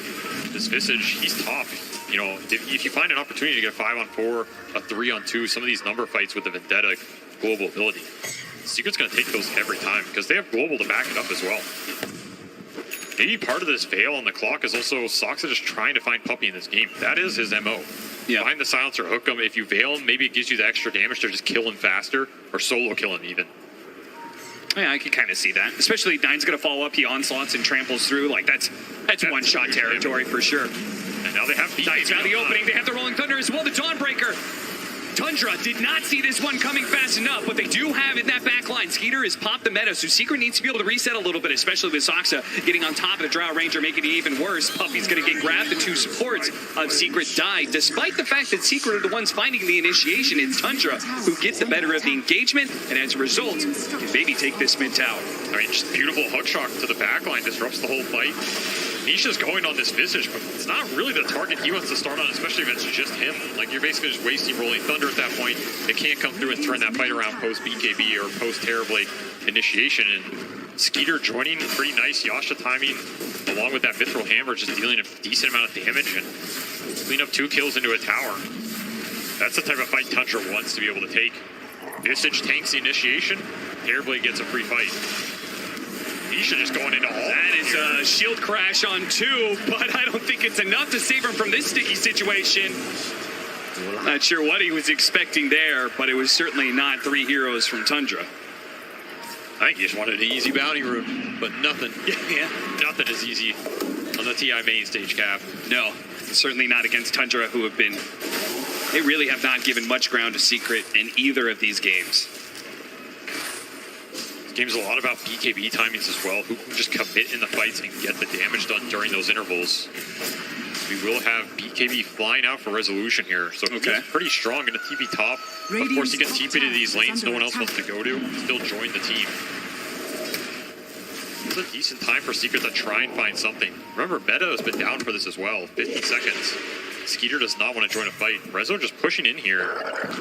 They're going to spot him. Going to get off his BKB in time. He's going to be chain stunned here. Beautiful combo from Tundra. 9 and Soxa not overlapping there at all. Very nicely played. That's the bail amp. Yeah, that's true. There for that bail. So this extra burst, have to try and account for it. Now, Secret is willing to fight here. They have a blink on Tango. Oh, it's going to be revealed, though. Off the Rolling Thunder. Just try and slow him down. They're going in pretty deep for this one. I'm not sure if the rest of the team really wants to follow this one up. They're going to try with the Impale, but here comes the Primal Beast running over the Nyx Assassin. The first use of the BKB. And of course, they got to get out. Leave their supports behind. They are fodder. The face of a Tundra team. Oh! Fast little arrow, and now this Visage, though they do have Skeeter coming in from the side, the meta pops out. He does Gus, pushing over to the side. Ooh, Saksa, that's an awkward conks. Blocking Skeeter from his retreat, jumping back in. Nisha claims the kill onto 33. Now with the resolution closing in here, they get their off the stun. Skeeter's gonna pop his BKB. Do they have their own BKB? Needs to get off the stun. He gets it off on Saksa. Turns around and kills the Drow Ranger. A beautiful play by the young man on stage that is gonna be able to claim 2 core kills. Zayat's looking to find something, but Is under attack. there's just not much to claim. Skeeter back up to full HP here. 9 full resources as well. Impale off the mark. And with that miss, no, 9's Not that crazy. Oh, that was almost a nice Terrorblade kill. Saw Rezo manning up. He was chunking him down, but just getting in that Sunder range. Enough to propel him back up the full. Skeeter has done a very nice job at joining these fights at the right time and in the right place to get a decent position. That said, Nisha is really carrying this early game. Like, he is doing so much of the damage in these early engagements, going in, going out, trying to bait out the spells. This global is not really what Pumpy wants out of the spell, right? Like, he's getting trampled down during a global. Doesn't feel amazing. Imagine they have that later on because he can survive, but the long-range damage is considerable here for this secret lineup. You get swashbuckled, you get hit by this drow, you have some silencer dots on you. Look at this play from Nisha blinking back in to claim that Visage kill. I mean, that was massive. But Skeeter. First is pretty close. The BKB and the attention to put it onto Saksa to give him the most HP rather than the Drow Ranger. Very nice. Very heads up. Skeeter, I mean, he's not had a long career. He started off, I mean, he first learned about Dota during TI2 when he was still in elementary school. He was watching pro gamers on stage, and that was the first time, apparently, that he learned you could play video games for money. He said, that's what I want to do. And here he is, in the upper bracket final for the most amount of money, man. Playing him for a little bit of money. Just a little bit, yeah. Just a little bit. This gamer thing is working out all right for him. He seems to be doing just okay. Hook shot. Saksa killing the creep, chaining the stun there with the cogs, but the rest of the team, they called it off. They said, this is not the fight that we want. Saksa says, okay, thanks, guys. I'll see you later. Just splitting the map, snaking, trying to do a little... Ooh, the roll up. Hey, forces something out of him. Forces 2 ultimates, in fact, snaking this. I mean, he dies, he doesn't get a kill, but did get a lot out of Secret in a way. I think Secret, like I said though, I think Secret is happy to play his tempo where they get these kills. Like 40 seconds on the sideline for a 100-second ult. It's not the worst, right? Yeah. To me, this is Tundra waiting out this meta timing. They really want to take the fights with Terrorblade this game. They need his manpower in the engagement. Sure, Visage survives for a while. Primal Beast survives for a while, maybe kills the support. But the fights where Skeeter joins is really the ones where they want to clean up and get the conversion into the objectives. Next one being Roshan here. He has full Hurricane Pike, so you can get pretty aggressive in these engagements. Just Hurricane Piking in, betting, taking the fight to this drow if she gets caught. Would expect Tundra to group up, probably try and smoke for some sort of good fight with Vision very soon here. Get the right kind of fight, take Roche. Snaking, he's just going to teleport in on cue. Okay, here it comes. Smoke everybody but Skeeter, let him show somewhere, send illusions down the lanes. I mean, with BKB and an Aghanim Scepter on 9, this Primal Beast is so scary when he goes in. Gets popped. He's going to break, drop the sentry, doesn't catch Zayats fast enough. They're going to threaten the Roche, though, and Secret need to think about whether Tundra's committing to this. They don't have an easy way to get Vision in that pit. That is super awkward. Means somebody kind of has to put their life on the line to get that information. It's a mind game. It turns into a free pick, perhaps, especially now with the ward going down. This situation is going to be very awkward, especially when the enemy team has ways to force you to show elsewhere. Similar to that last game, Skeeter, he's on an illusion hero. His job is just be super obnoxious with these illusions, shove the waves that Secret doesn't want to go to. Yeah, but if they find this initiation, Skeeter... This could be the best hero they can find. Okay, they're not going to be able to get a fast initiation for it. Ooh! The roll up. Is he going to be able to get off anything here? Nisha is just dead. Immediately, the physical damage overwhelms him, and now Zayats is going to be chased down. They spotted him. They're going to pop the drums, chase him down. They've got the slow, and that should be it for our Nyx assassin. He's got a vendetta up in a second, but I'm sure they have detection, even if he tries for it. She does not. Holds on to that spell for now. That's kind of awkward because they're running into the BKB carry. Yeah. I don't know how Secret would be able to change stuff. It would have to take. They needed Vision over the Terrorblade, I guess. I mean, I think they're just hoping to force a reaction, maybe get out. If they find another core who doesn't have BKB, they're happy to take that fight with the Solar Guardian Global. At least they got this meta out on a good portion of the map, right? It prevents Skeeter from just instantly going into Roche with meta. That said, He did have a TP up. That was the tieback for the Knicks, so he was dead for 70. It's going to give a decent window here for Tundra to just clean it up without that meta. Now you're in a position where you can test as your secret, and I mean, how do you even contest it? There's no way without Pango. It's going to be very close here, but not close enough. Yeah, I mean, I love the fact that Tundra recognizes we don't have the meta, so we need to throw all the damage we have right now, and they're going to do it just in time before Nisha can get into the pit with that Rolling Thunder and disrupt things and cause a bunch of chaos. So, I mean, great read by Tundra. They got that timing down to a T. Fast plays win you games. Yep. Making every second count here. That's going to be Aegis just terribly. Makes it even scarier in these engagements, and Ag's done for 9, so his Primal Beast damage is starting to ramp up. The initiation, though. Nisha, they had the mission to be able to get the opening. The Drought Ranger's going to get run over, though. 9, popping his axe, but he has to chase in real deep for this one. Can anyone bail him out? He's just getting trampled to death. Somebody help Crystal. It pops him in at the last second, but 9 grabs him in the end, pulls him down. Now, underneath that tier 2, I mean, he's fast. Can he get away, though? No, the final swashbuckle gets him in the end, but they get drug in a little bit deeper. Zayat, he's going to be chased down to the side here at the same time. 33 is kind of toying with them, trying to bait Secret into going for more, but they will not get baited. 33 just straight up throws damage onto the tier 2, saying you guys can't fight right now. Force-staffed aggressively, force-staffed in, force-staffed back in the line, but Resolution cleaves out the support. The Stoneborn gives him a little bit of time. Nisha, he's got to keep his distance here. That's Sunder. Secret can keep poking here. They can. Can they actually keep them in place, though? Slowed down by the curse and the hammer. Nisha comes in through the side. The shield crashes there, and boom! There goes that Visage. There goes the Wraith Pack. Pop as soon as the cloak is gone. Yeah, this poke and physical burst is ramping up for Secret. Desolator on Resolution. Just doing a huge amount of work in these engagements. You get the proc on any hero, throw the swashbuckle on top. Yeah, only it's a decent amount of minus armor coming your way. I mean, Rezo is the carry right here. You know, it really is. Going back to his days with the multiple TI runs here. Not unfamiliar territory for him. Yeah, I mean, I always think of, when it comes to Resolution and carrying on the main stage, I always think back to that time we stood in for Team Empire. And, I mean, his performances at that TI were incredible. I mean, he's 9-1-7, level 20. He's the highest level in the game. Yeah. He's having a beautiful game here. Shard online, Echo build back up after the BKB disassemble. Less luminosity attacks required. Like, he is going to shred these Tundra supports if he gets on them. Crystal Maiden basically just gets Starbreakered into oblivion. Skeeter needs to use his BKB timing well. If this fights go really long and Secret still have the manpower up, I feel like this is not the same situation as last game where Tundra can stall the fights out super long and just benefit from the Astrals and the tossbacks and the arrows. Yeah, this is more you got to commit with your terribly, get the damage done, and make sure it counts. At the same time, though, while Rezzo's having this amazing game, we saw in the last fight, Crystallis, because he still doesn't have BKB, he's just being soloed by a single hero. I mean, 9 is so farmed in this Primal Beast that he's just able to trample him down. Yeah, it makes you wish he had 2 force staffs, right? Yeah, that's true. Maybe that is the key of the game. I mean, Puppy has one. He's building Glimmer as well. Any extra mobility you give your Drow. Very nice hook shot off of that, but it does give an opportunity for Nisha to get off the Rolling Thunder if he wanted to. The global silence from Puppy, though it is something expended. Yeah, Skeeter's looking to go in here. Still has Aegis. Not about it. Skeeter's chasing Puppy with the Eye of Scotty. Slowed down to a crawl. He is pretty tanky, and they actually can't finish him off somehow. The hell, he has like 26 armor. Yeah, I mean, the tier 2, I guess that armor aura was maybe just enough to keep him alive.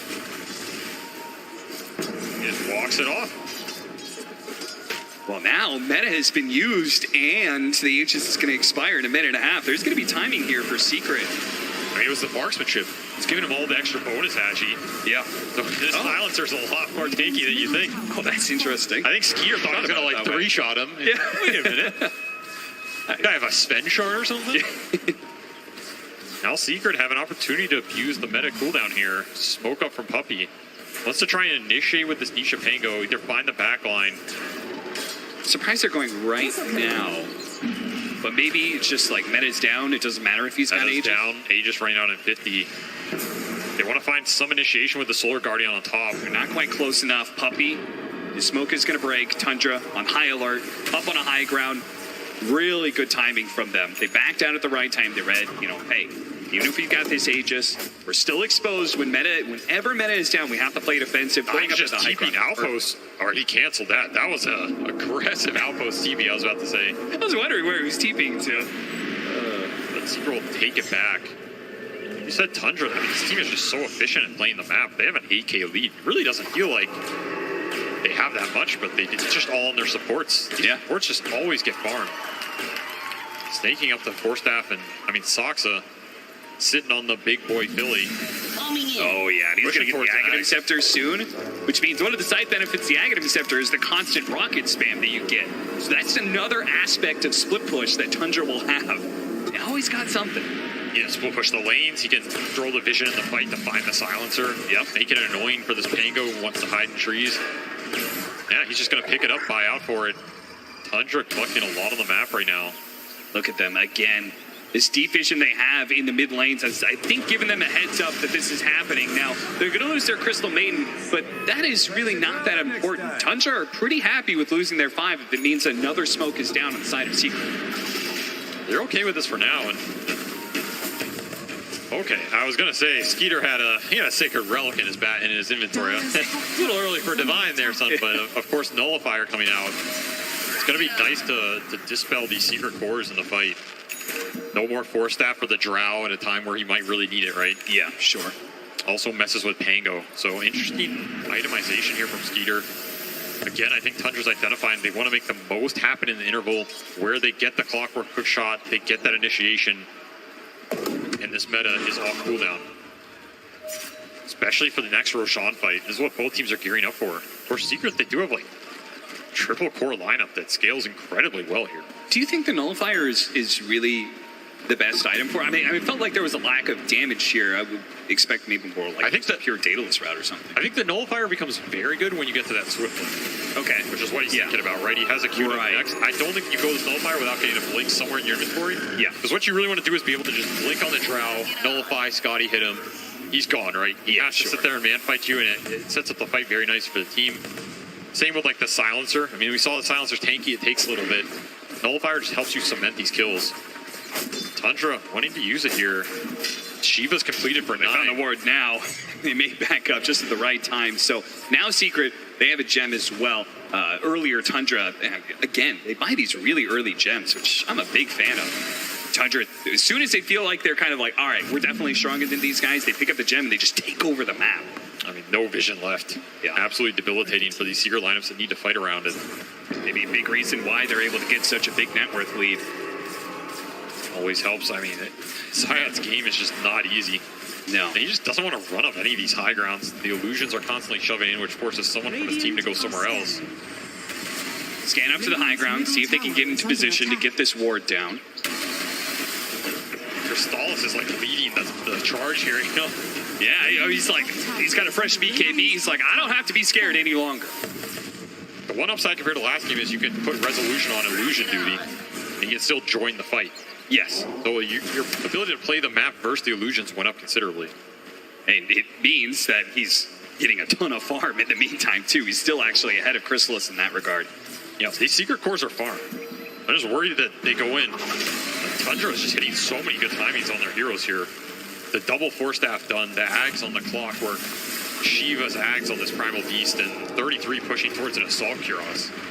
That is like the huge armor differential gone, right? AC, Buckler, all these things huge versus Drow. Now they're opening Force Staff, push them deeper into Secret. Maybe that's not what they wanted. At the same time, 9, well, he tried to go in, and that initiation didn't feel good either. So Tundra is now on full-out retreat. The roll-up, Nisha going to be able to deal with the Frostbite. Can he get out, though? He's going to be grabbed by 9. Swashbuckle over to the side. There goes the Crystal Maiden. Nice two-man stun as well from the Nyx Assassin. A Force Staff in once again in the Terrorblade. Triple kill for Chrysalis. Turns over to 9, who had to deep commit in order to finally finish up that Pangolier. No stuns in time. The BKB lasted long enough.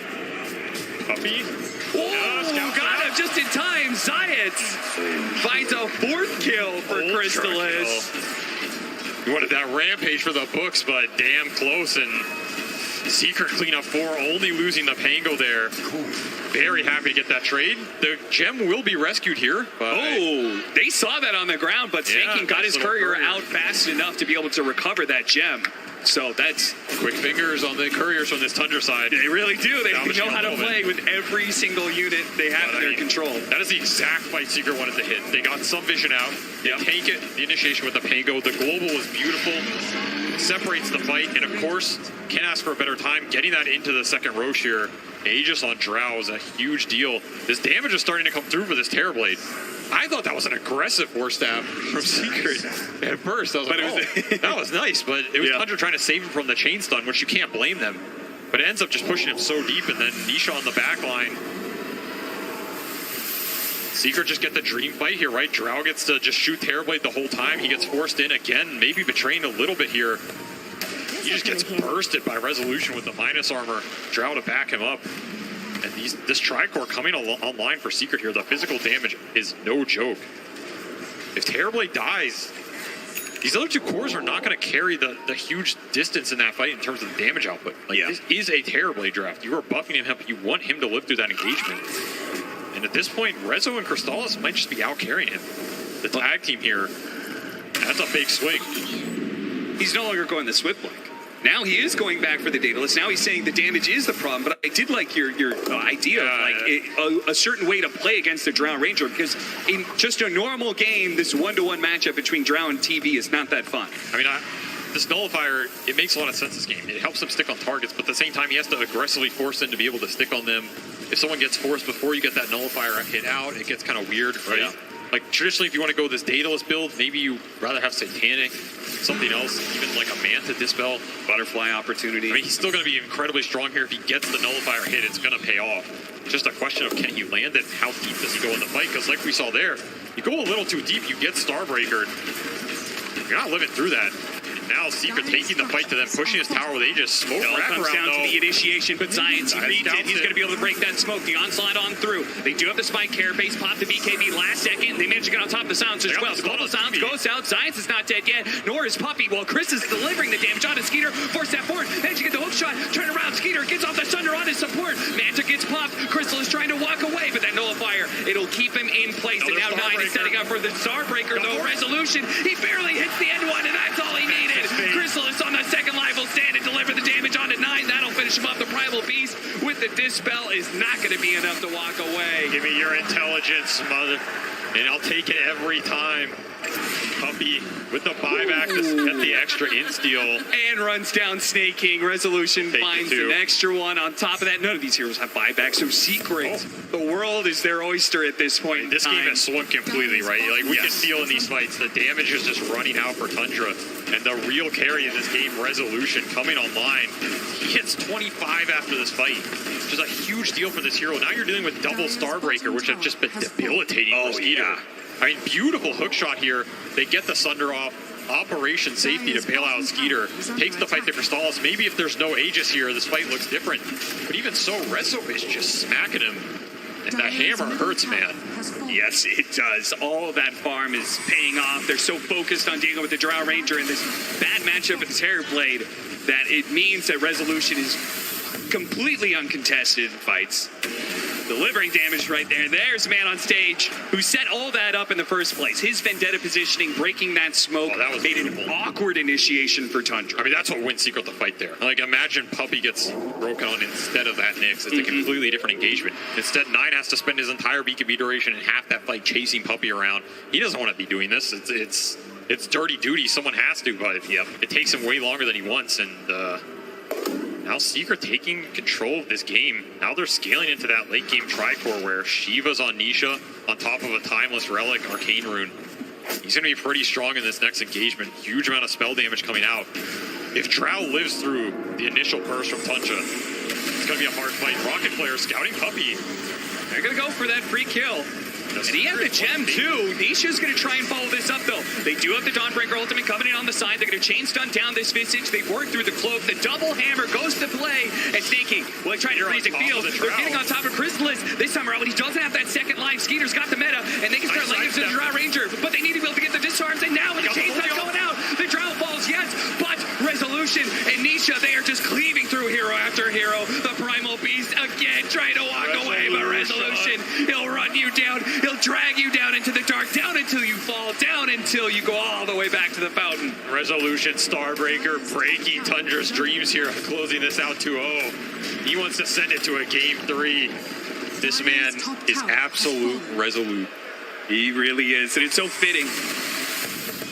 He showed up on this roster with Science, completely turns what was kind of a mediocre lineup for Team Secret. They really did not find much success.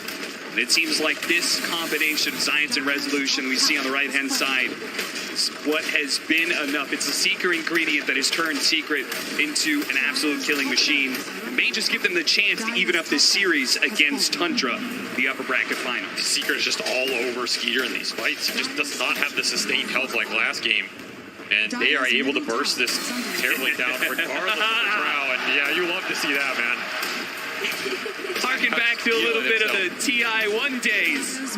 Back then at their very first international, the booths were closer together, much closer. They're face up against each other. Here at TI11, it feels like a similar vibe, and you could see Zayas, he loves that.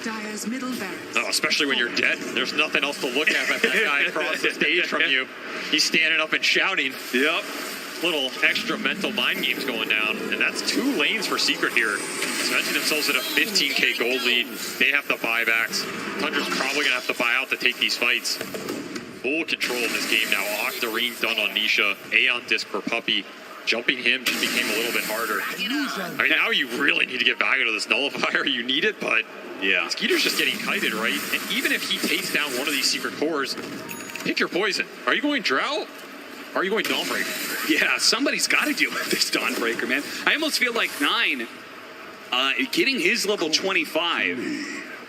I know most people go the extra duration, but I almost wonder if getting the BKB piercing disabled would be better. Just deal with this Dawnbreaker, who's like BKB and challenging the Terrorblade every time. It might be. If you can just get this Dawn off your Terrorblade, at least free him up a little bit, or maybe burst him. I don't know how much it's doable, but you have to deal with Resolution at this point. He's just cleaving through your entire team. I mean, he has Blink. He has everything up, pushing towards Strength Blink. In fact, he's saving for buyback. So even if you kill him once, he is going to buyback. He's going to Solar Guardian back in. This Dawnbreaker has built-in Aegis here, as long as he wants to keep the gold up, which he will. Yeah, that's actually a pretty cool idea, because they're essentially just one team fight away from being able to finish off this game too. Yep. We'll see how Tundra is able to hold now that the shoe is on the other foot.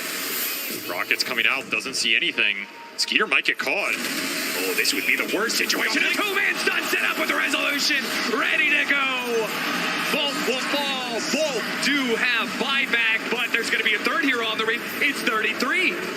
Roll on through, stop the onslaught as well. Everything being countered on the side of Secret. They've used their buybacks, but they're not going to be able to do much. Maybe they can. 9 jumps in, grabs the Drow Ranger, and they do manage to get him. Immediate buyback. Secret trying to reset around this one. A beautiful stun from Science. Once again, another 2-man follow-up.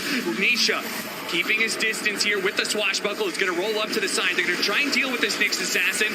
Go, Dawnbreaker coming in. Here comes the stuns. Can they chain stun him? They burned out of mana. He needs to be able to get off Asunder, but he doesn't have an opportunity to do so. He falls. A dieback on the carry, but at the same time, oh, the Primal Beast went in, but they couldn't actually deal with the Drow Ranger, who's just in the back line.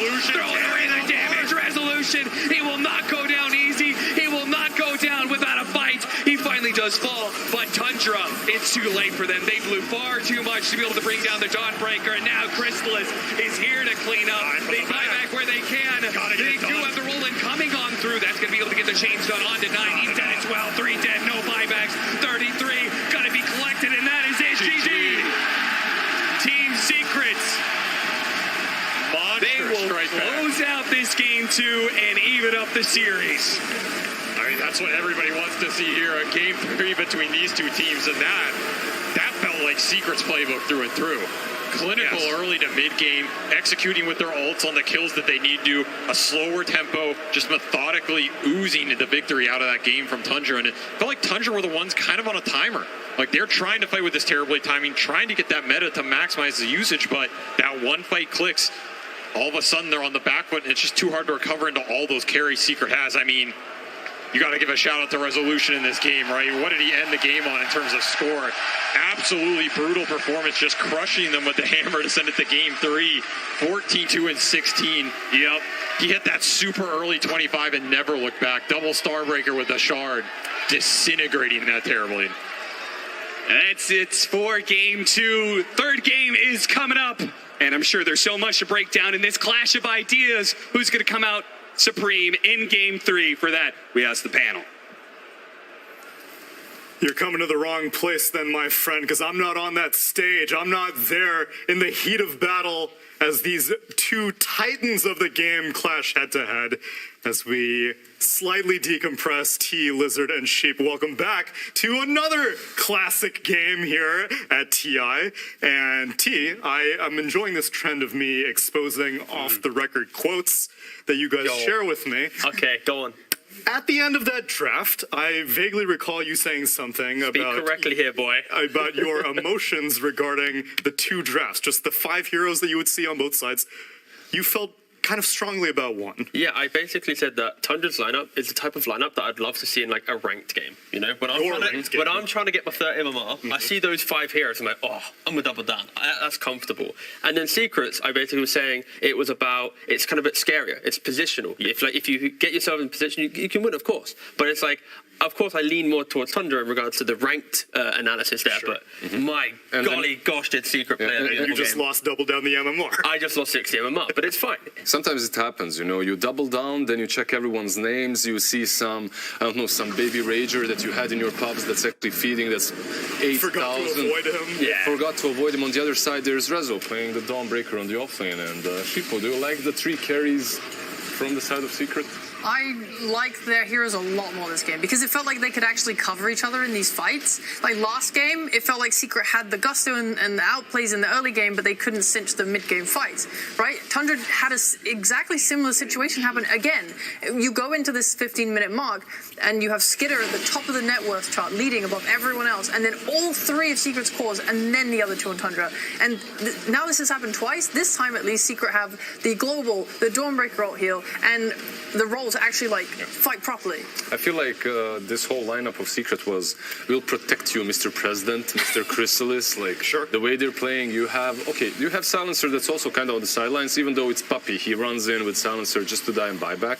The other 3 heroes, though, you have Dawnbreaker, you have Pango, you have Nyx. They're literally, all they have to do is go up front, create enough space for him to dish out the damage, for him to multi-shot, and that's why he got the Rampage in the end. Yeah, and in this highlight we just saw here, and like Zayat, he had an incredible game on this Nyx Assassin. You know, the first 20 minutes, it was quite slow from both teams. They're kind of waiting for a big timing to hit. But then you just see Zayat just in the perfect position, jumping on the Terrorblade, CCing into the Dawnbreaker on top of that. And then at the very end, to play under the ward, quick blink, double stun. Like, I think Zayat, you could feel the energy as well. The way that he was standing up, screaming after he was making these plays. Like, just, that is the infectious energy you need when you're kind of coming back into a game, which looked a little bit difficult, leaving laning phase from Tundra at least. Yeah, I think the well-rounded nature of the net worth distribution, Sheep, that you alluded to, you think that top-heavy method that Tundra has now gone for 2 times in a row is going to come back to bite them? Because it seems that at least Secret has found one answer to it. I'm not sure if it's on purpose. Obviously, everyone would like to have all 3 of their cores. They're obviously struggling with something. I'm not sure if they're just not farming enough and they're trying too hard to be aggressive on Tundra. It worked for them in game 1 just because one of their biggest strengths is in this pickoffs and their spell casting. They will just use their spells a lot better.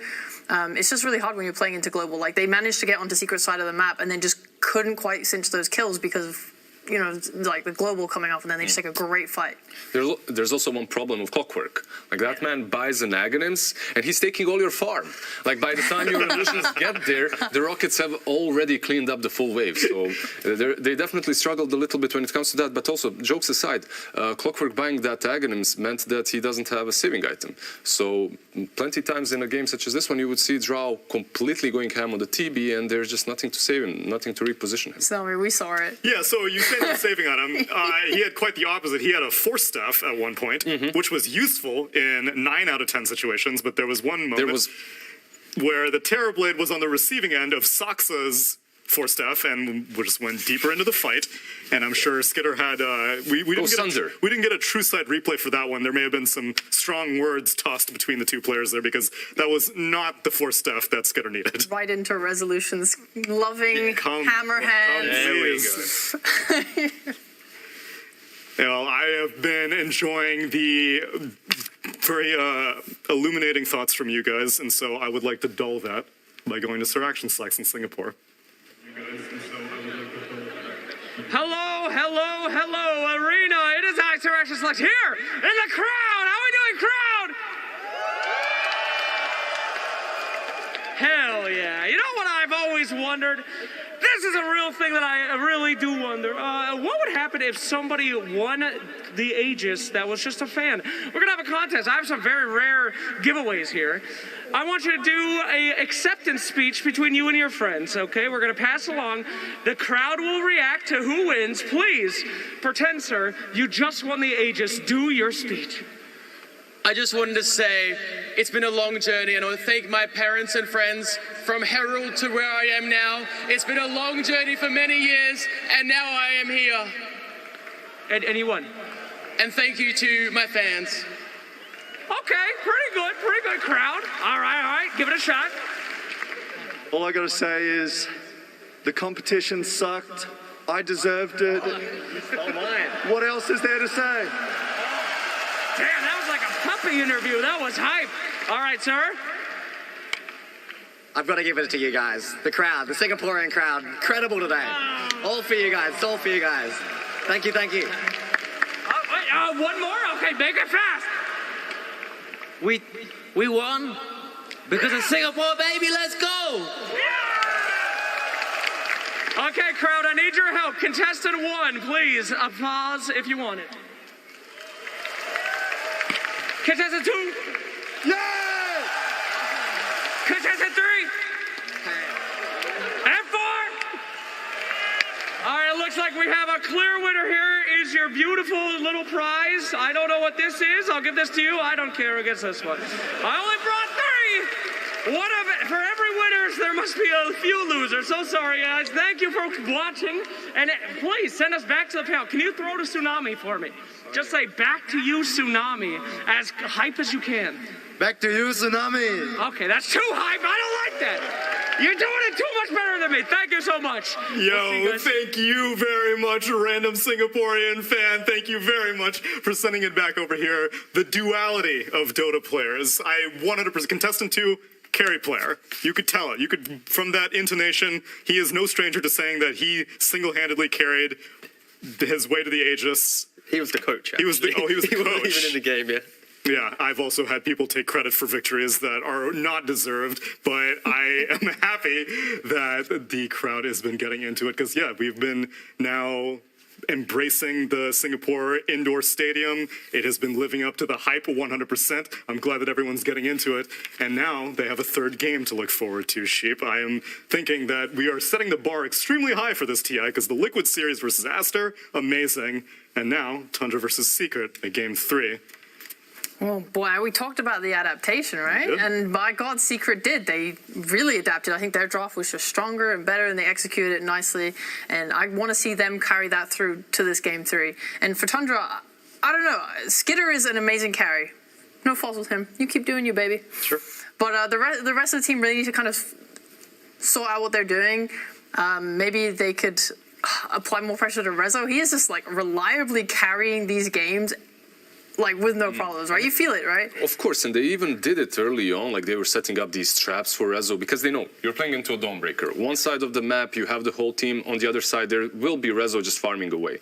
They caught him a couple of times, 2 times to be precise. Later on, you just can't do anything about him. He gets that BKB and he's a menace. Yeah, I think, Tundra, they're on like a 12-game win streak up until this point. Secret, they finally just beat them. And Tundra, they're just a hyper-defensive team. They wait until their timings, and then they look to punish. Secret, they found a way to punish that timing where Tundra felt most confident. So I think, they're coming into this game 3. We heard it in the interviews. Both teams think they're evenly matched. 12 from 33, they clearly are. Like, it's hard to really pit one to either. I think draft-wise, it's fine. It's just in the game, there's these small plays, like, did they get the 4 stuff off? Did they position correctly? Did they have the vision? So, yeah, it's an incredible third game coming up. Yeah. We've been very wholesome throughout the whole tournament, but in the pre-game interviews, I heard cheating drafts, I heard nerds, I heard a lot of bad stuff, but I'm expecting a really good game. Oh, I thought you were about to, like, dunk subvert expectations. I'm expecting BM pauses. I want some all chat. I want mantles of intelligence in the base. Give it to me. And on the TI main, I mean, we saw Zayat standing up. He's getting into the spirit of the competition. We need some, like, the true sight segments during the game. We need that, but, like, when he's standing up. So when he sits back down, like, Puppy's like, sit down. Get back back into your Job's seat. not done yet. It's not over. We have Get not down. won yet. Take a deep breath. Well, let's see these two teams take their spots back onto the pods as we get into this game number 3. Tensions are high, but thankfully it's not elimination. Team that loses here goes on to face against Team Liquid tomorrow in the lower bracket finals. Don't forget they can hear you right now, Tsunami, so please, you have a couple choice words to say. Who would you like to influence? No, it's all you, T. Tundra, I love you! There we go. Secret, you're so Okay. cool! I predicted you in the bracket secret to win this thing, so My please give me my bracket's battle pass points. Thank you. Well, did you predict them all the way back from LCQT? 'Cause Yeah, that's yeah. Oh, you did? I made 0 predictions in the entire battle pass thing, but I made one to win TI was entire secret. what thing? The battle pass The what? predictions. The battle pass. The battle pass? I'm glad that You've triggered me now. you were rooting for them because Secret have had a hell of a journey to get to this point, and I want to hear it from them.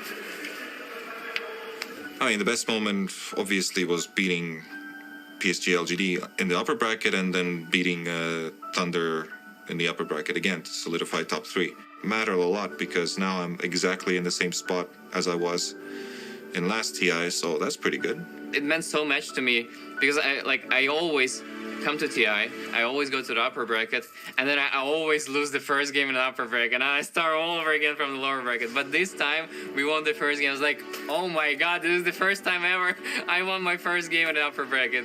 It meant so much to me. It does definitely feel like we're sneaking in this time.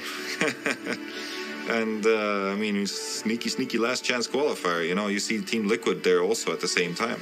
I think they helped us a lot, but I would say as well that it was super hard to be in those qualifiers because it's a mini TI, like 100% mini TI. Like you gotta go through some, tough games. I don't really know the future, but so far I feel like we're in a pretty good state to take the whole thing, I don't know like what's gonna happen. Maybe we're gonna choke, maybe we're gonna, play our best Dota ever. But I feel it.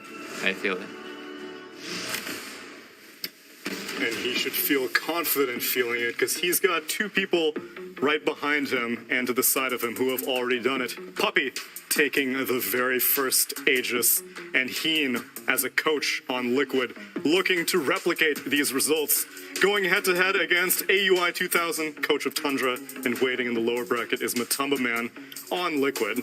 But it's encouraging, and I mean, Rezo, anytime I hear from him, it's hard not to smile, Sheep. He's such a kind boy. Dude, Rezo's so nice. I met him last TI, and I think he was like ready to retire. He was talking about moving on from He was Dota. Russian talent at that TI. Yeah, and he was like, I don't know, like I'm just not sure, and like I'm so glad that he found Secret and they're performing so well. Like he is definitely one of the kindest dudes I've met in Dota. And he's one of those players that just kind of gets picked up by a team, right, and then destroys the TI. It's not the first time that it has happened. Yeah, and the journey he's gone on, right? Like obviously throughout the year he's had to go do a lot of things, unfortunately, due to things happening. So the fact that he's been able to go through all of that, keep his mindset in a good spot, and then return to the main stage with Secret, go through the last chance qualifier, the group stage, this point here, yeah, it's incredible performance, and yeah, a lot of respect towards Resolution. And the fact that he gets to do it with his boy Zayats as well, because for those of you who may not know the context, Zayats was picked up by Secret during the middle of DPC Tour 3. It was because Yapzor wasn't able to play, and Zayats comes along, Rezo loses his theoretical lane partner, and then a few weeks later, there's a vacancy, and they get to reunite. And we thought that maybe it was a bit of a honeymoon period at first, maybe at the Riyadh Masters tournament, and then it just keeps going, and they keep doing well. Just chemistry, isn't it? If you find the right players that want to play with each other, they get to these tournaments. Like, what was it? Blitz mentioned how it feels like 3 separate tournaments to get here. Like, you want to have players that actually want to play with each other, not these just world-star rosters that are forced together because, we got the money to bring them into the squad. Like, these guys, they want to be together. At that time, you're probably like, you're in Team Secret, Zats comes in, suddenly Puppy starts speaking like Ukrainian, Russian, Estonian, whatever. Zats as well, and suddenly you hear Rezo, and then again Rezo, and you find yourself with a new teammate. Although even though you said that, T, I remember that whenever you were showing your graphic on which 2 of the most prominent players would make combinations, we see Zayats and Puppy. They're willing to rotate. Now let's see if we're going to follow these dynamics in game number 3. Take it away. Tundra Esports versus Team Secret. Game 3.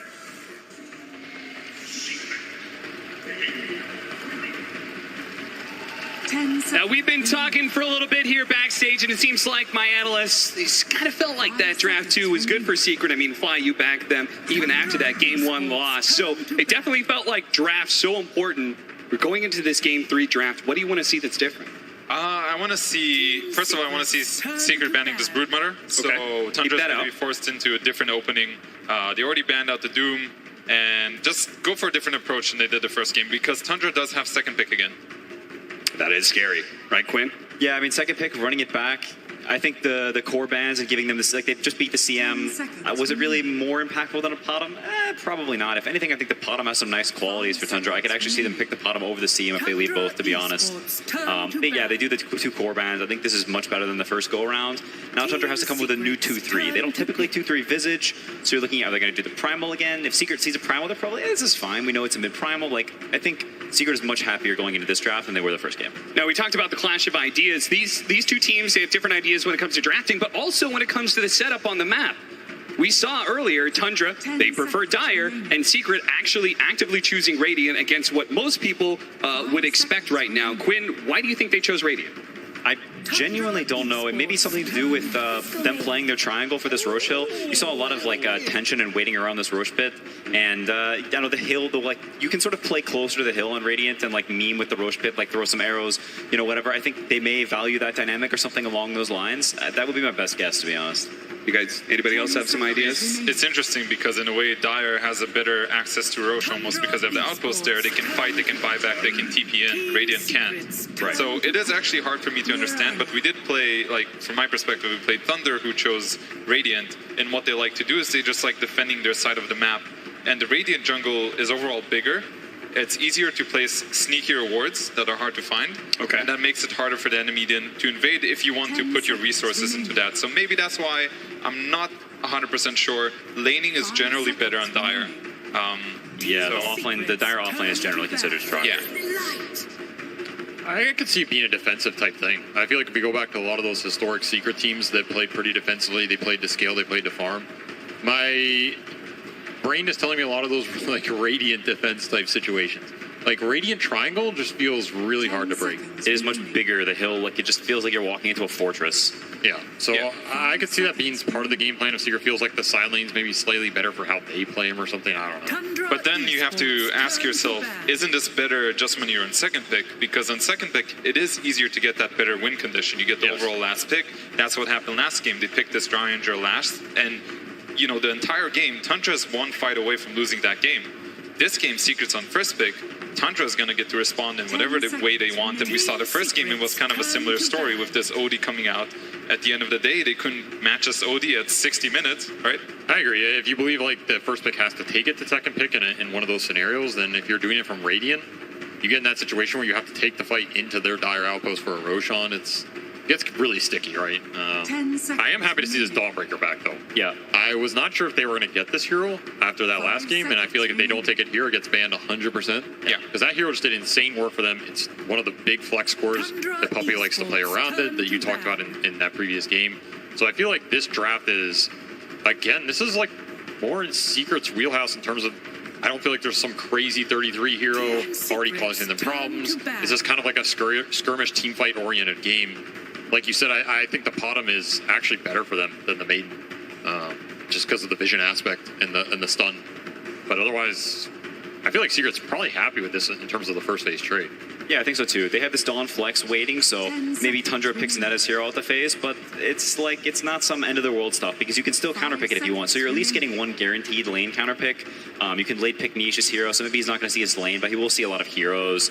I think they are a lot happier because Tundra picks this double sup. It's not something super scary. It's not oomph, like you see in the last game. There's a brood, bam, like you need to respond to this. Your whole draft is revolving around this. You're scared. You're thinking about what they pick. Like Tundra picks 2 sups, and it's fine. It's decently well rounded. There's nothing wrong necessarily, but I think Secret is in a much more comfortable position. They're happy with what they have, and they're sort of planning things out. They can get some better structure, I think, than they had the other game. I mean, they also just get to ban like whatever they don't want to play with. Yeah. The 2 supports are locked, right? So you get Naga ban, you get OD ban. Probably the 2 most annoying heroes from game 1. And I think it's kind of the beauty of a best of 3, and sometimes you see it in a best of 5. People the teams develop over time. They run into these different scenarios and they have to adapt. And you can see that Secret has so much confidence in this Dawnbreaker, and they take it and then they ban everything that they've played against before. And now Tundra is the one that has to adapt, and they're going back to one of the things they used to do, which is pick this guy, his Tusk. However, this does mean that Secret gets a nice counterpick for Nisha mid, and we know how much damage Nisha can do when he gets a counterpick mid. Yeah, I mean, Nisha is an absolutely beastly player with a good game.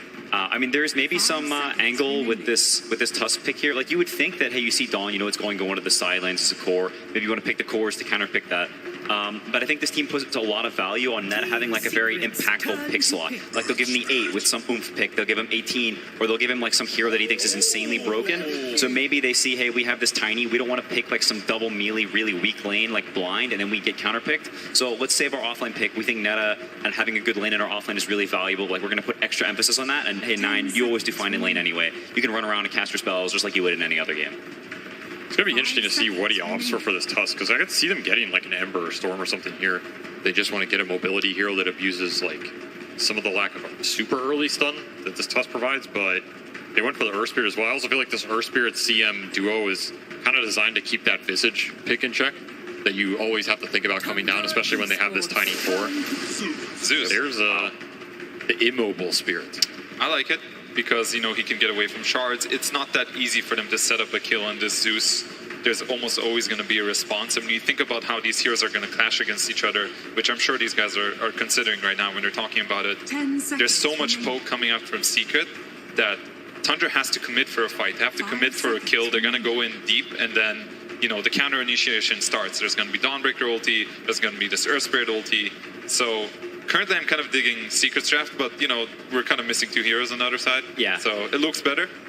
I mean, I think there is one element to Secret's lineup that Tundra may look to exploit, which is they have a lot of this very similar magic damage. It's like mid-range damage, so if this pipe, this Wraith Pack comes out, we talked about the Wraith Pack being annoying in the first game.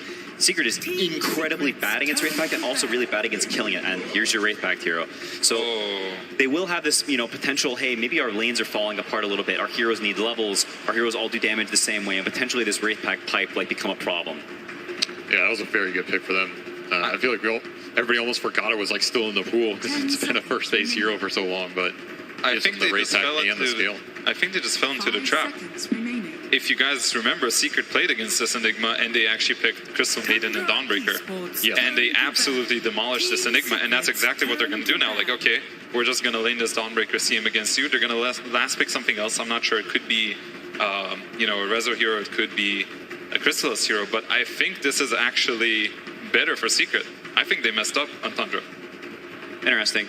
I mean, I think was it against Tiny in that other game? Because I know people value like the Enigma with Tiny especially differently than other Enigma lanes, because you have this like wacky toss back, like the Eidolons duplicate, and then you just get exploded by all the Eidolon right clicks. I mean, I think this is another one of those situations sort of similar to the first game where Tundra's like, hey, we know like what you're going to play against this, and let's see who has the right idea and how this lane plays out. In the first game, it seemed like Secret did. Maybe it's, you know, maybe Secret has it again. I would not be surprised to see this Enigma Tiny like do okay on this lane, just because of how much they play these summons. I agree, you're kind of giving Secret some comfortability here in terms of like they just get to play this Dawnbreaker Enigma matchup. At the same time, there is no BKB Blink Black Hole cancel. So if Tundra feel like that is something they needed in this game in terms of like a hard shutdown for a carry that's going to come out and they don't want to have to counter with their last pick, it helps them a little bit in there. Because like, are they going to pick Visage here for the Wraith Pack?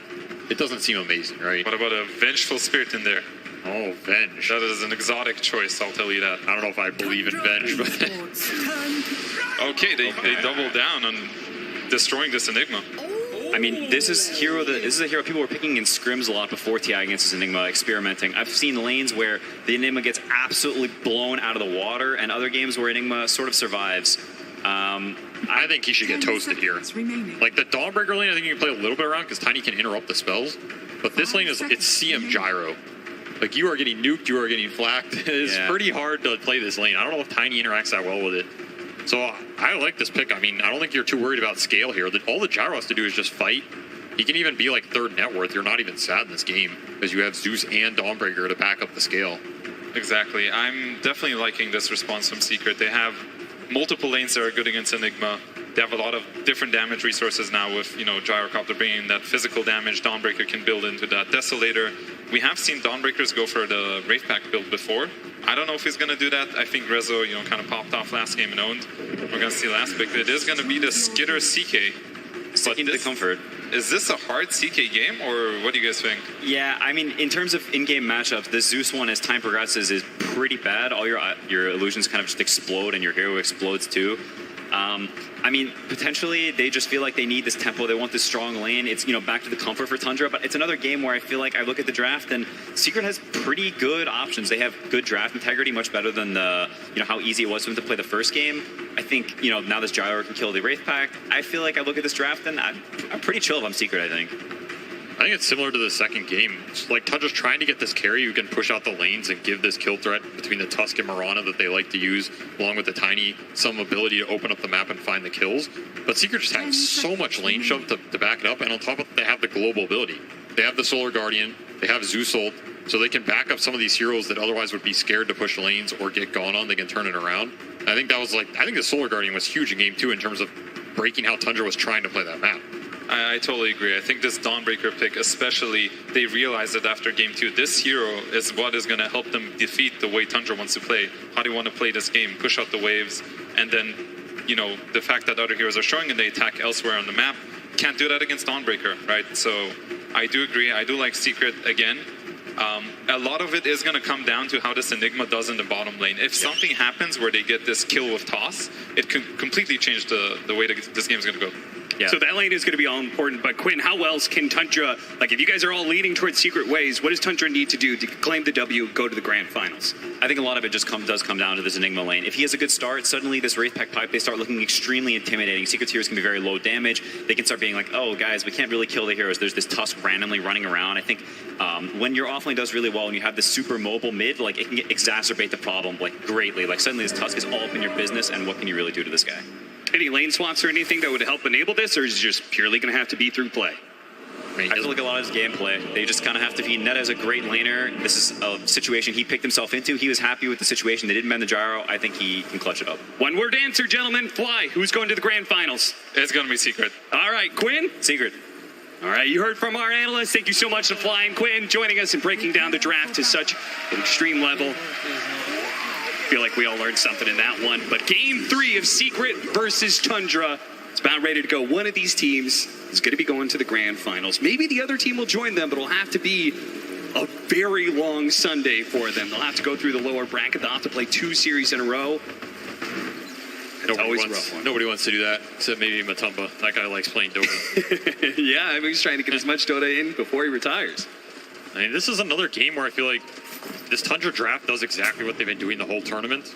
They have a bunch of heroes who can push the lanes out. They have an illusion carry. They have a summons offlaner. They have this killer mid for 9, like the Spear Breaker, like the OD, whatever. He can run around, make some crazy stuff happen, help set up the kills for supports. It got us this far. Let's not stop. Yes, right? It's very much up their alley. At the same time, I do think this Dawnbreaker has to be one of the heroes that's better conceptually against the style, because she's extremely tanky, shoves the waves pretty fast, is giving you that scale advantage. At the same time, in a way, she's protecting other heroes from shoving out lanes, right? Imagine Nisha is pushing lanes as Gyro's pushing lanes later in this game. He gets arrowed, Tusk jumps him, you have the Solar Guardian come out. Yeah. Suddenly, Tundra are in a position where they need more heroes to go for those types of kills. And every time you force them to have to commit more and more numbers, those moves become a little bit harder, right? So Tundra has to just be that little bit faster and a little bit quicker, and 3 runes. Nice kick away. Tip. That'll secure that 3rd bounty rune. So does mean he doesn't have Rolling Boulder, which I don't know if that's important or not when it comes to this lane.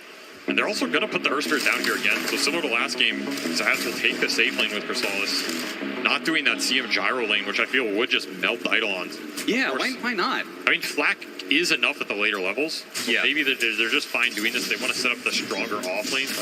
Maybe they're worried about playing double melee into this Chaos lane. Maybe it's just Rezo, you're the carry, right? Let's secure Resolution Dawnbreaker this game because we saw what it did last time. I mean, Gyro, like we talked about, doesn't have to be the true one in this game. Gyro can just play for some spells, running in, being annoying, shutting down the Enigma early, and catch up later.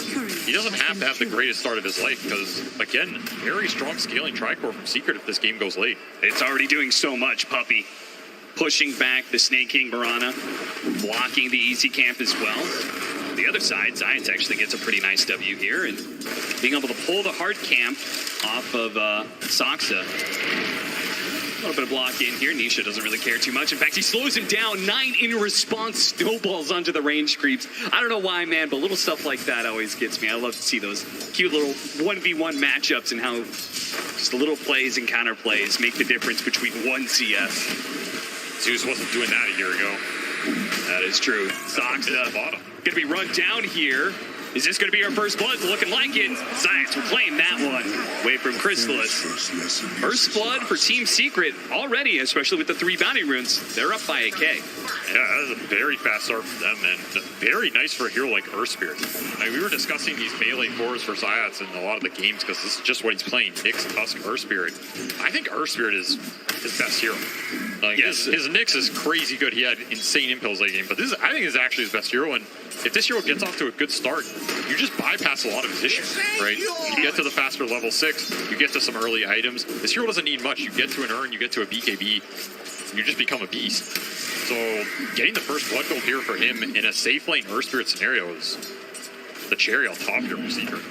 They are leading the CS board in all 3 lanes. I mean, this Enigma is getting destroyed early on. I mean, they took maybe a little bit of risk.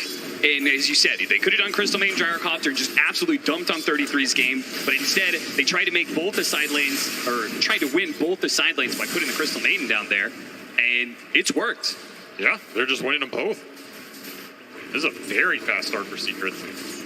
Meanwhile, I feel like Nisha gotten every single CS in this lane, 19 and 5. He's having a hell of a spree right now, but he is getting dangerously low all the time from 9's spam out of shards and such. They got a Thunder, don't miss. Apparently not. Not even a high ground miss. Zayas getting blocked in. He's not going to be able to roll out of that one. Chrysalis will in turn pick up a decent number of those Eidolons. And actually, whoa, I didn't see that. Neutral creep got him. Good. Oh, no. Oh, yeah, that's a decent trip to base then. Yeah, it really is. I mean, you essentially traded your life, didn't give any gold over to Tundra, and you got Eidolon kills out of it. Those Eidolons are super nice for Gonzalez. He also gets some solo XP. Free trip for the Earth Spirit who finished boots off the first blood gold. These little sequences going Secret's way. I will say, nice double deny from 33. He was like denying one Eidolon with his hero and another with other Eidolons. Yeah, I did see that. That was cool. Out. Very small things this team does extremely well. Yeah, trying to keep the advantage. 33, easily one of the best micro players in this TI, and he's put into good work here once again. This time around, no neutral creep to deny them that last hit on Zayats. They will get that kill, but again, Chrysalis gets all the Eidolons, so the trade-off is not really that clear. It's pretty weird. I mean, honestly, if I was this Earth Spirit, I don't think I'd be too sad. Because it costs Tundra their combo in terms of resources, right? And it pushes the lane in because you get the flak, it shoves out, you kill Eidolon. Kristallis will get to do this pull. He's not the one dying. He gets a bunch of solo XP. I think it's what Tundra need to do in terms of coming back to this Enigma, pushing his net worth up, getting the XP for Tiny. Yeah. But it's definitely not some, like, end-all be-all. And, I mean, that's also the deadly combination of this Tiny Enigma. Like, you just step up too far, you get all in. I mean, Zayats will have to walk all the way down here.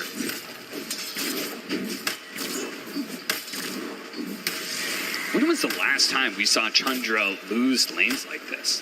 I feel like this is a rough start. Yeah. Like, you're not going to get much better than this in a TI upper bracket final. You know, these are two of the best teams in the world. And Secret pulling a decent lead out of these lanes, especially versus the CK.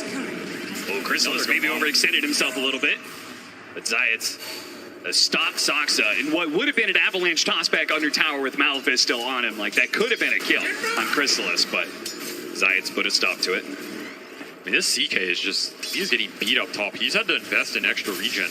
The extra CM nukes doing a decent damage in terms of the economy. And Skeeter's going to have to catch up this game. Like, this is 3 Secret cores pulling decently ahead in this early game for only 5 minutes. Yeah, Skeeter's not going to be happy with that one. And again, this is a double global lineup. So if you fall behind, Secret pulls ahead with the levels. Yeah. Suddenly you have Thunder God's Wrath, you have Solar Guardian online, whereas you're trying to catch up with your own ults. And by the time you get there, it's harder to use those because they have the global response. Yeah, like one roll in from Zayats could be a kill on any core if they're far enough ahead.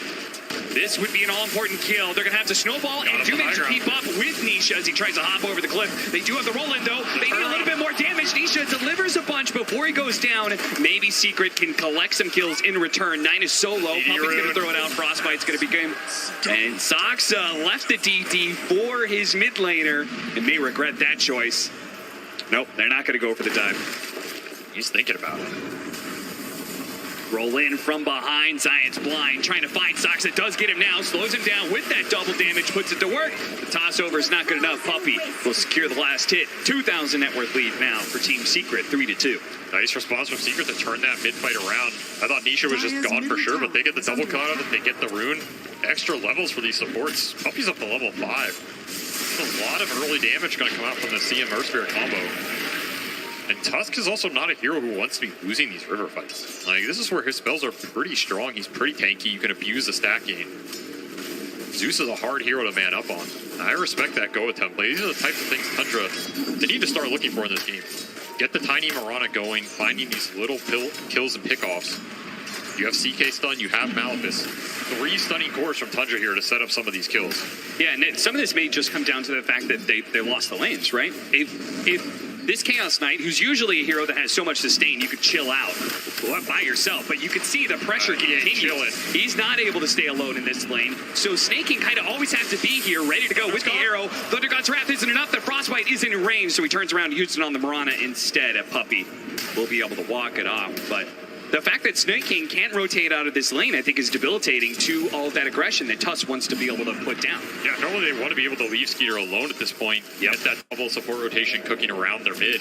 9 is the hero they often play through for that early tempo, so the side lane's going a little safar does mean that the supports get clogged up at these random 2-on-2s. They don't necessarily want to be in for too long. 8-minute room fight. Well, Nisha was trying to jump for it. And Snaking will go down to Rezo. These Tundra supports, they're having issues in this early game. That silencer game where Puppy was super under leveled. It was like 13 minutes in, he was still level 5. He's having Not this game, man. He is way far ahead thanks to all of these kills. Level 3 Frostbite. Maybe not even need the tome. Save that one for Zions. Yeah, I'll take it anyway, you know. Roll in, kick back, nice play. 9 out of spells, needs a little helping hand. Snaking, the arrow slides right on by, but was enough to dissuade Secret, pushing in some more. They're actually going to use this to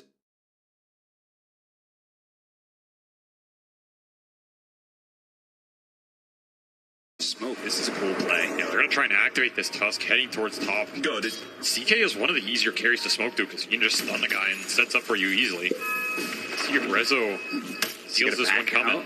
The right time here, or is he going to get a little bit too... He might. He feels it coming. Sticking on the hard left-hand side of the lane. He right on top of him, man. They got a ward. They're going to come forward now, though. 9 immediately goes for the pick off onto the Crystal Main. They're going to chain stun him, get that kill. Nice and easy. Now 9 needs to get out because, from the side, Nisha hopping on in. That is a trade-off that Secret is very happy with, I'm sure. Beautiful read of that move from Secret. Just saying that this tiny city mid, there's only one place Tusk is going to go, right? Rezo reads the move, pings it out. Says, hey, Puppy, you want to take that one for me? He does. Does his job. And I'll get Zeus a pretty nice kill. Nisha's having a great game here early on.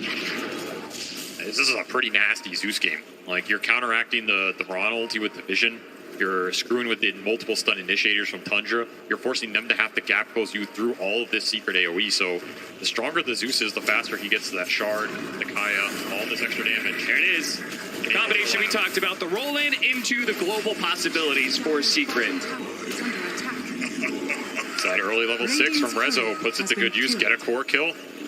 Gyro. I mean, I was thinking this Gyro might have like a toughish lane, maybe, and maybe he doesn't have to carry the game. And he's just leading the pack. Level 8.5. He's rushing an early Chrysalis. They never have too many carries. That's true. Well, the prize is mine. My C-Pups may beg to differ, but you can never have too many carries, Cap. 6-3. Team Secret, well, he did have a 2,000 net worth lead, so it has gone down a little bit. So it seems like the state of the game has at least been okay for Tundra, even though we've seen them, lose some kills and stuff like that. It seems like economy-wise, they've been doing all right for themselves. So I wonder how many stacks Chrysalis has available. Well, Nisha's doing his best to steal him a bit. There it is. You got 6 of them packed up. Yeah, Stoxa comes in, tries to grab what he can. I don't think Secret want to give up this jungle too early here. Radiant's bottom tower has You're always fallen. happy to farm it out, but if Tundra's going to give you these skirmishes, I feel like Secret is pretty strong in them just because of how many levels they have on these supports. Like, Puppy's not too afraid. You also are losing in this tier 1 trade, so that was something from the other game. Secret defended their tier 1 for a long time against that 33 Brood Visage. This game, a little different. He's just going to claim it here, push himself towards the raid pack, the rush which you will have. Skeeter looks like he's going to call it quits on that safe lane for now, but 11.5 minutes in, safe lane tower still being up is great progress, and they will have that Wraith pack coming in now for the Enigma, so who knows, they may even like make a rotation back at some point. Roll in on point science. He's going to be able to get some serious damage onto this Enigma, but they don't necessarily have any follow-up. Too many heroes here on the side of Tundra for showing up, with Moonlight Shadow being used as well. Yeah, what indeed? Too many heroes there, not expecting them all. Solar Guardian was just coming off cooldown as well. You will pay the price Dire's top tower for their vision sins. It's a little bit of information, though, out of Tundra for the rest of the team. Though they're not really able to take advantage of that. I mean, I guess in many ways, Dawnbreaker is just not a hero that could take that tower. And yeah, now 33's up here. So now, if you want to take that safe lane tower, you have to fight into the Wraith Pact hero. That is pretty scary. You have to take this soon if you're Secret. Like, you have to equalize the map, open up some more space for your Gyro to farm. Remember, Gyro is this, like, triangle rotation farm pattern hero. He really needs his tier 1 down to open up enemy jungle and make those rotations efficient. They will finally claim it.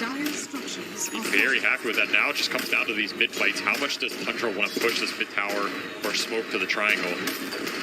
The answer is right now. Yeah, Marvelous CK. Time is of the essence, it seems, for Tundra. They do not want to give too much space to this Secret Tricore again. The Enigma is going to push into mid lane while the rest of the team smokes out behind the mid tier 1 tower. Great D-ward read, though, from Team Secret. That's incredibly valuable here. Got to help protect this Zeus. They are just chipping this tower. Eidolon's doing a decent amount of work. Pretty hard to engage for Secret here. They don't want to walk up too much. There could be CK in the trees. You don't know where this Tuskar is. He was bottom.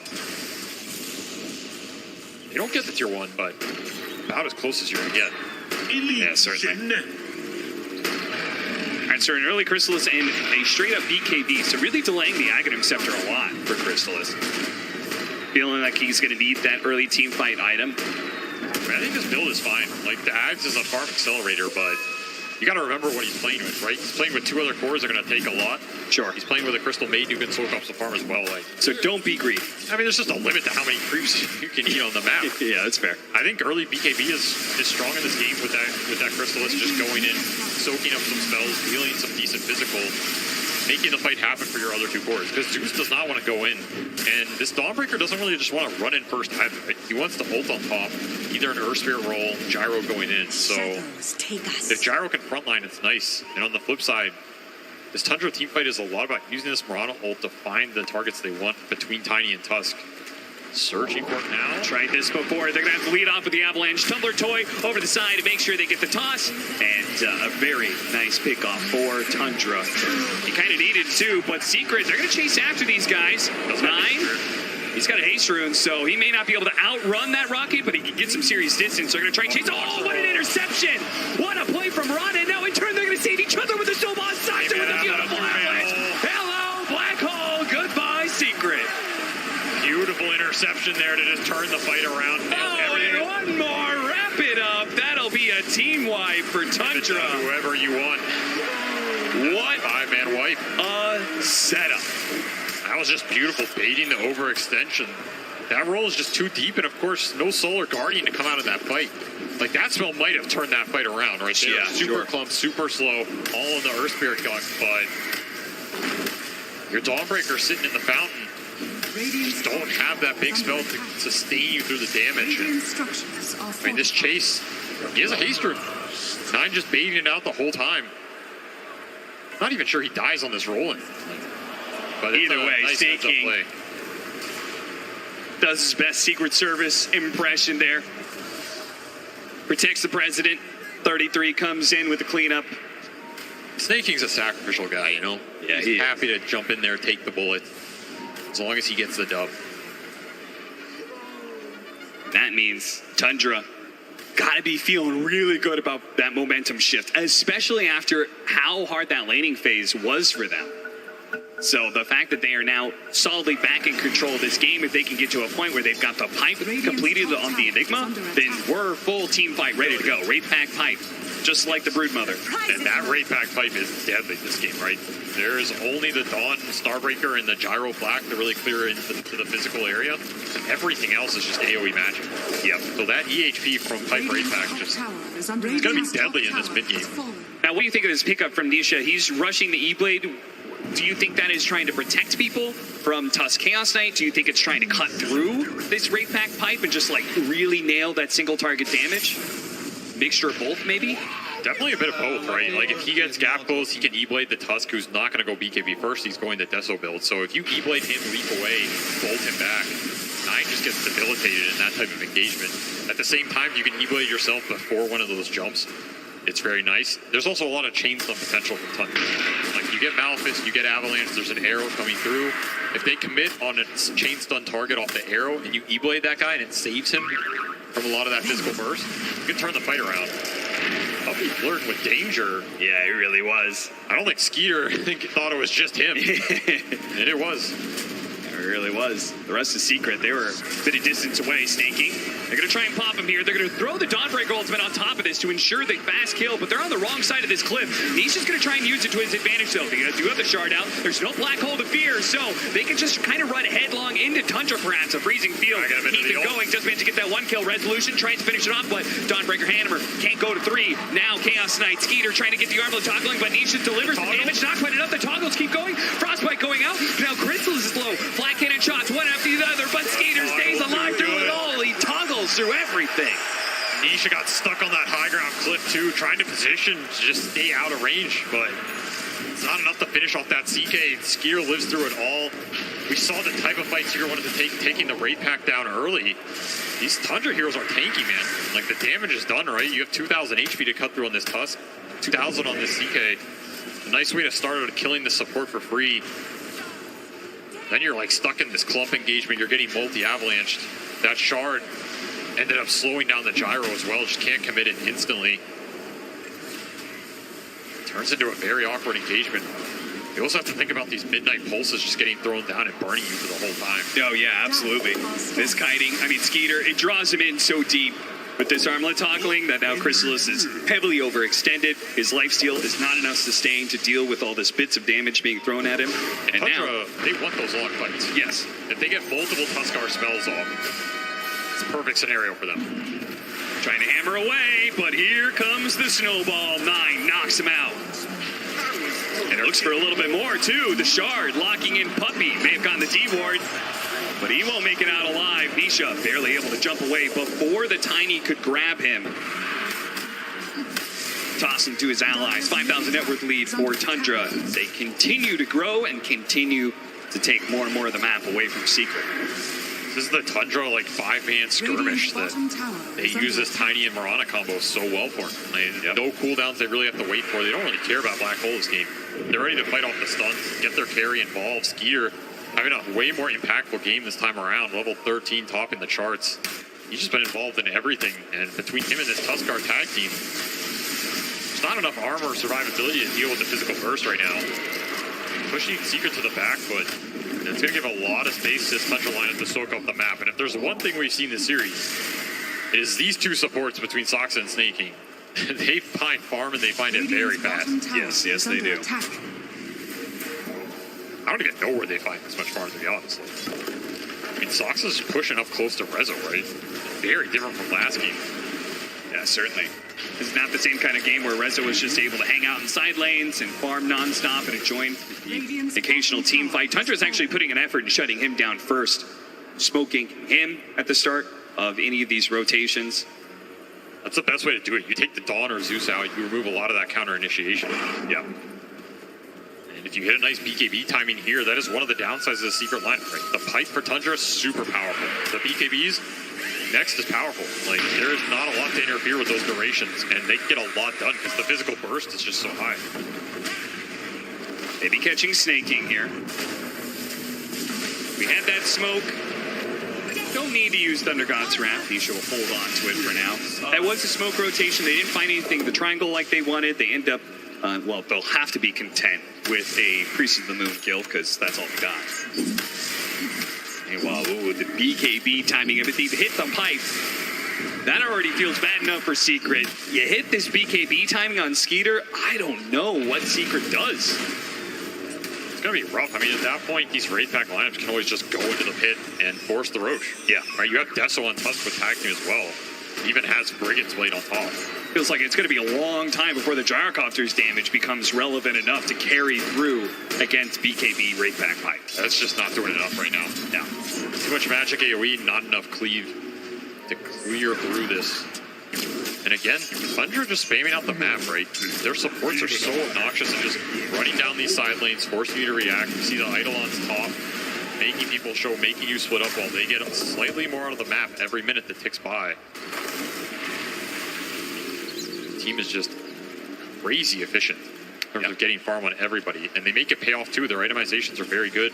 Again, Force Staff already out for snaking here. Another one being built by Soxa, so double Force Staff once again. That is their MO. It's going to bail out the cores even more. They're ready to go. They are always ready. Dire's bottom tower is under attack. Movement across. Regeneration.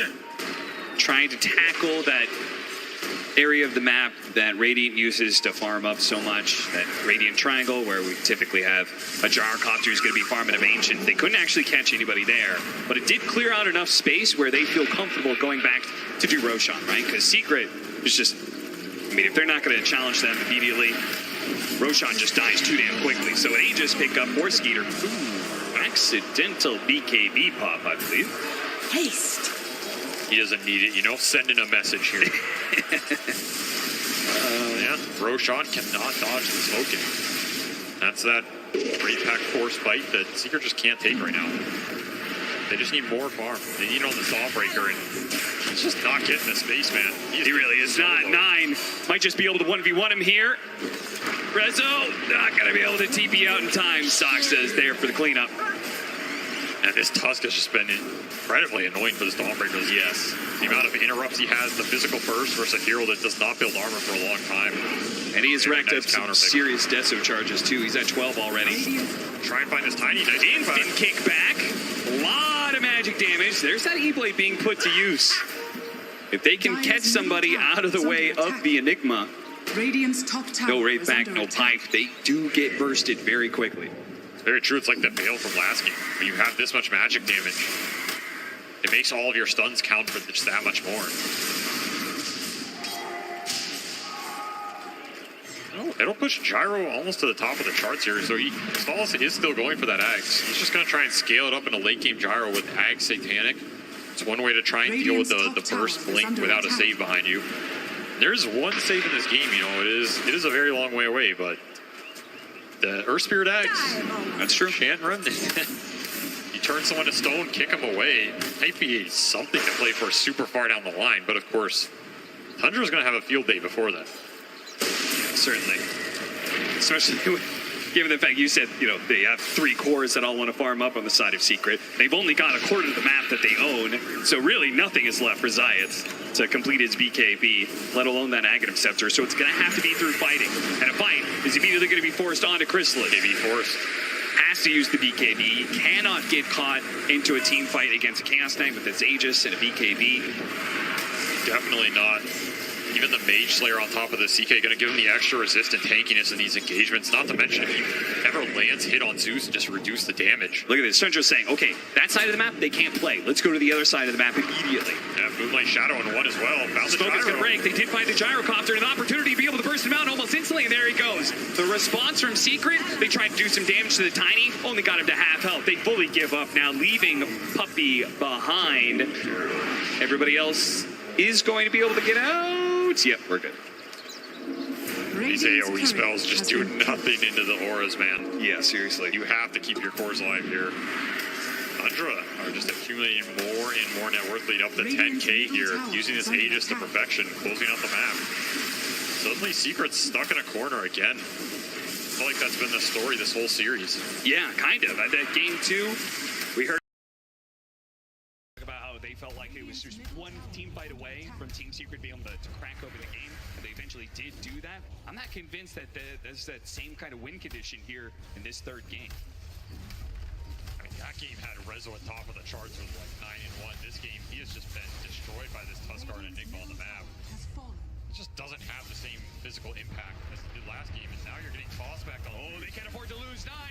Nisha, he's going to be pulled over to the side, tries to get a hop away, but no chance. 33 tries to throw out the black hole, doesn't actually catch what he wanted out of that, but still great fight for Tundra. Let's hit high ground. The snowball getting him larger every minute here. The aura's just nothing to fight through it here for Secret. This is turning into a death ball of a game. It certainly is. And Tundra, they're going to force it. Like game 1, they chilled out. They took so much. They just built up this network bigger and bigger and bigger. But it looks like here in this situation, 26 minutes in, they're going to claim a full lane of barracks. Team Secret, without Nisha, without a buyback there's no way they can hold high ground. That is their big high ground hero. Game 1, they had the Magnus. This game, they've got Zeus. That's the best they have to offer. I don't even think he can really walk up. Is he even doing anything to them at this point? There's way too much tankability on this Tundra side.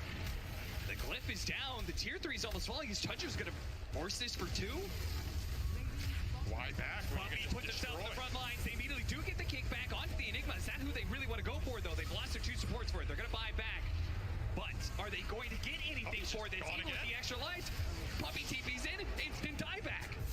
Rezo turns around, used the magic meter to get rid of Malphus, but he's just dragged back in by Skeeter. Run down through the side. Zai's trying to get the opening. The Dawnbreaker ultimate. It's going to land and do a lot here with an AoE stun.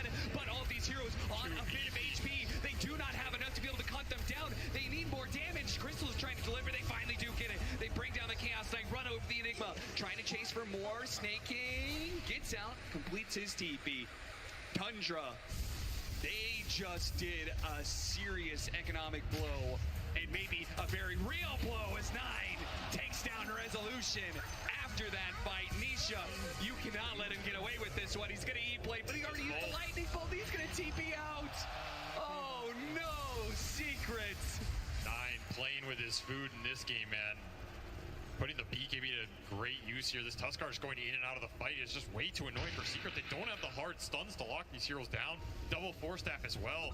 And like we see, the damage just takes so long to bring any of these heroes down. Yeah. I mean, it's a triple buyback from Secret in their base defense. Don't even have Black Hole for this engagement. The Enigma's just a damage sink. But he sinks a lot of it.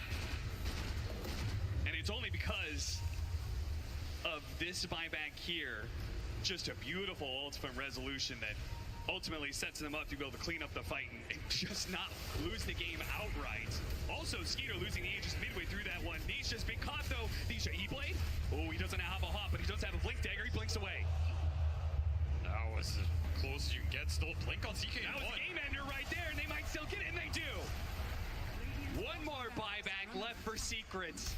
And again, is it even enough? Can the Zeus even push them away from this lane? I don't think so. And Tundra had enough of the long games in the first 2. Decided to kick it up a notch. Nice blink backwards. It rolls right into the middle of Tundra. A trap beautifully set and sprung by Skeeter. Stops the initiation entirely. There is still a tier 2 up at the top lane. So Tundra cannot take Mega straight up. But they're only a few minutes away and a couple of movements out from being able to get that potential last team fight forced upon Team Secret. I don't see a way to fight this 5-man. I just don't see it. Where's the damage coming from? Even if you land everything on everybody, it's just not there. These heroes are too tanky. Triple BKB is now online, so now you have to worry about BKB Black Hole on top of everything else. Tundra just closed this map out so fast. The Death Ball came online, you lose one fight, suddenly you're in a position where you lose Aegis, that converts into a Rax mid. They never looked back. Secret looking perhaps the last team fight of this series. What do they need? They need a Divine Rapier, and Crystals has a queued, but he is a long way off. Okay, what do they need to win this fight in order to get to that Divine Rapier? They need a Divine Rapier. Well, maybe maybe Tundra will buy one for him. Oh, look at that. Triple bounty rune just casually sitting back on the dire side of the map. So, and, you know, Tundra, chill out. Take your time. Wait for Roshan. There is very little rush here. They're just farming it up. Both their supports ahead of the enemy 3. Just insane amount of utility coming out. You have full Lotus on this Mirana, Drum on top of it. Sox has got 4-staff Yules. I mean, these supports are incredibly hard to kill. You have to commit a large amount on them in the first place, which you don't want to because they're not even the big damage dealers. Yeah. Near impossible situation for Secret to play out of here. It really is divine. You just have to find a way to get to it and hope the flax are enough. Because I don't think any other item is going to cut through this damage in a base defense here. But what if Tundra goes high ground before that? Because that's looking like a very real possibility. I mean, you should, like, tradition says you should probably wait for Roshan. But God, what if they did? What if they did go for that high ground?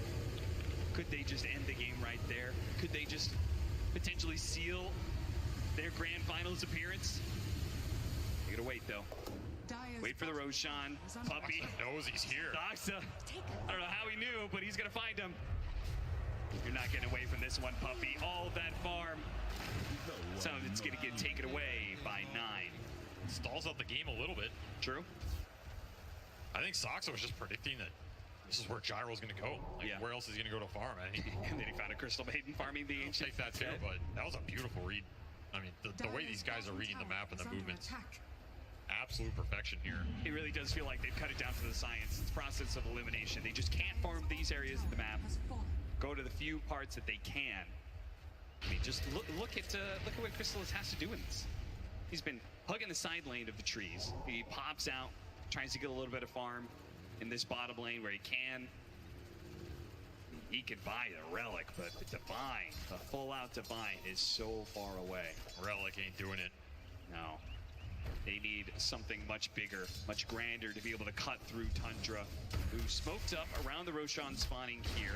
Look for an opening, see if they can find anybody. Nobody's showing. Okay, let's check that Roshan pit. Oh, hey, look at that. Big guy spawned. We could take Aegis and Shard. Well, they get to choose who gets to take that victory Shard. Yeah, between Skeeter and 9.